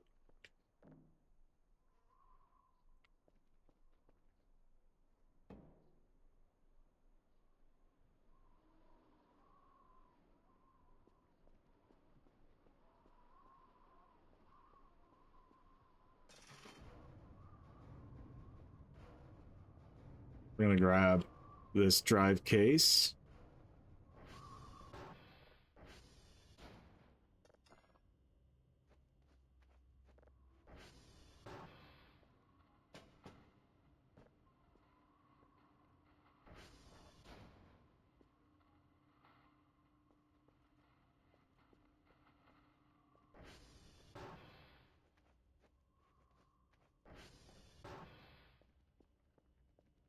This will become one of the most organized and OSHA approved workspaces ever.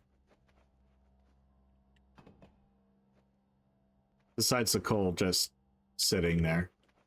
Don't worry about that.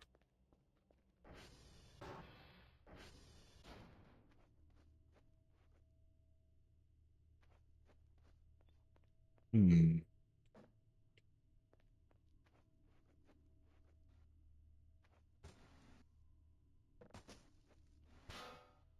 There we go.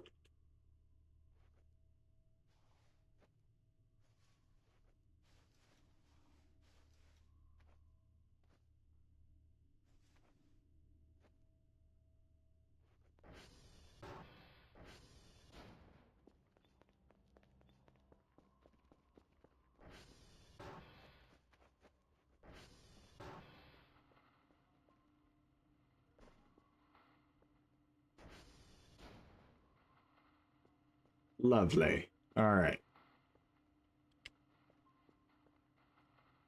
Okay, we're gonna move the floppy disk. That should be at my workstation.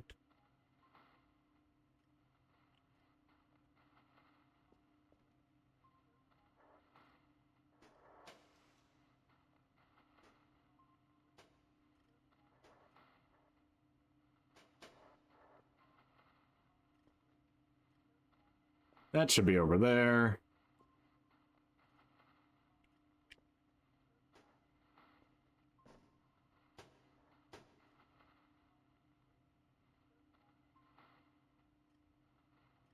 Okay, that's fully downloaded.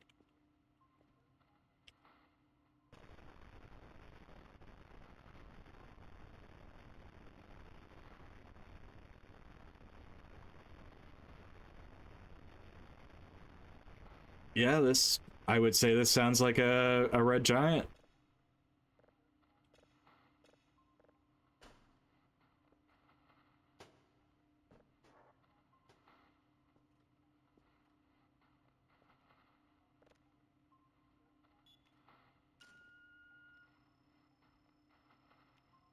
We're gonna be getting ready to wrap up soon, though.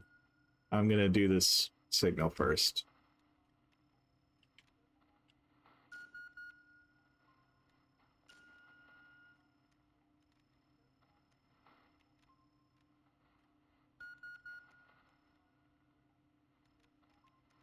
Come on, hurry up. Pull down.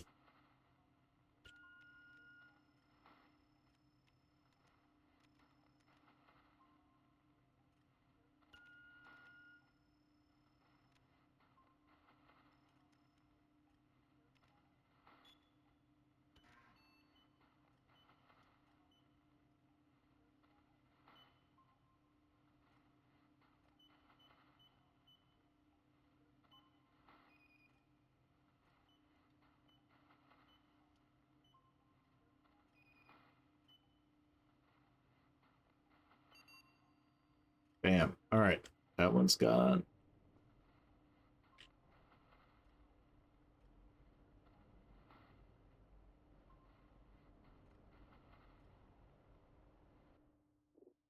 We do have the save, and we are going to reinstitute the autosave.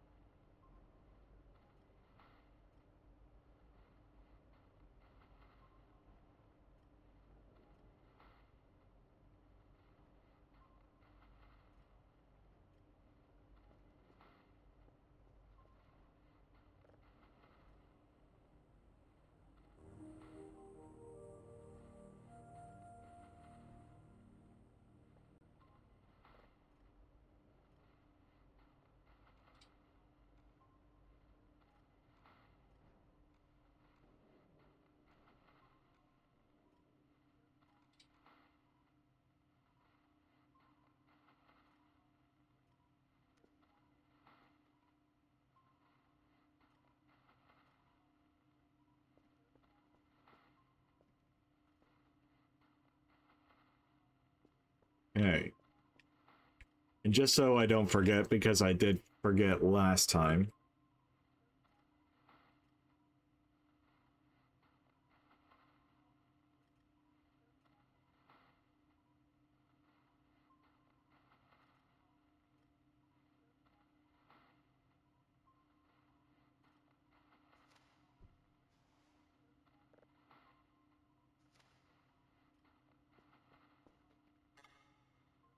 Ah, there we go. That worked. Beautiful. That'll remind me that those are filled.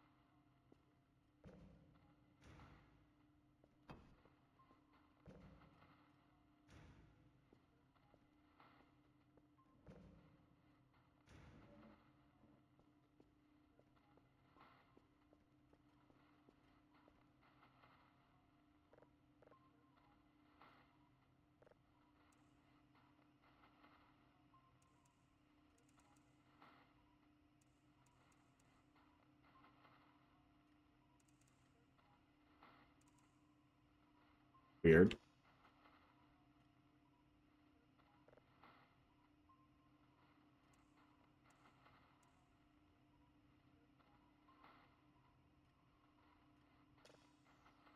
Found it.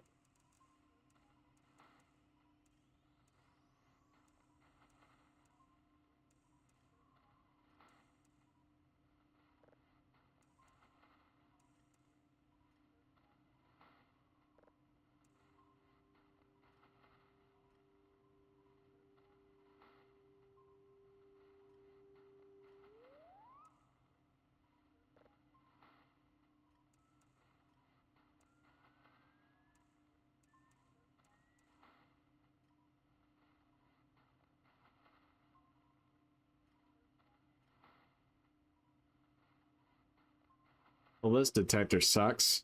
Come on. Let me see what it is. Please.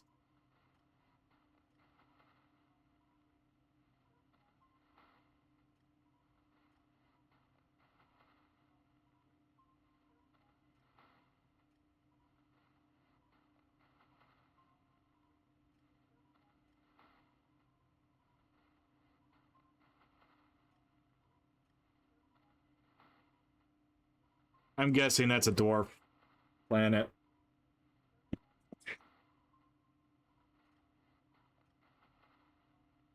That's my guess.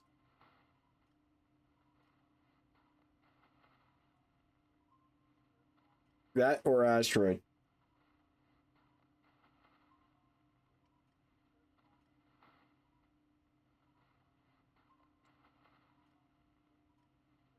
It's tiny and weird shape.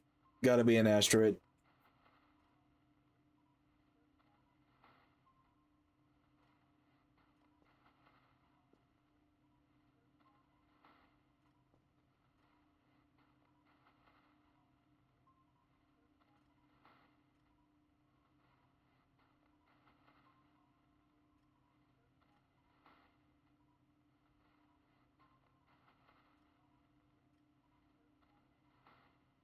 Yeah, that's an asteroid.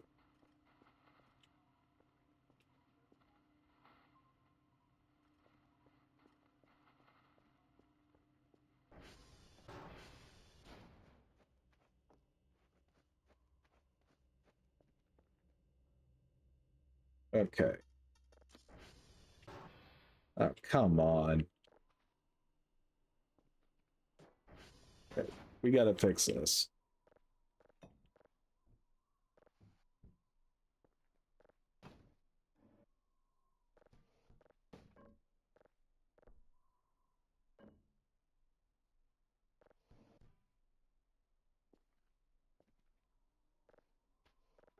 It's like right over the door.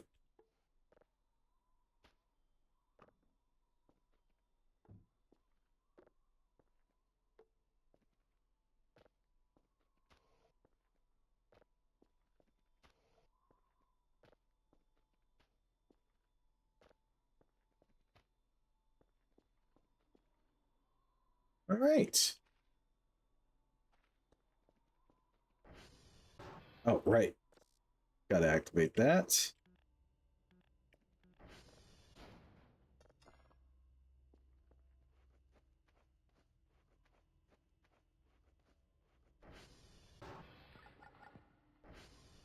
Okay, let's see what the detector found. Asteroid, yep. Knew it.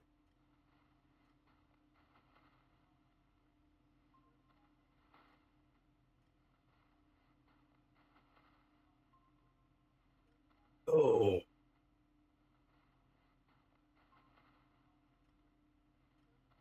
All right. And on that, guys, it is time to end for today.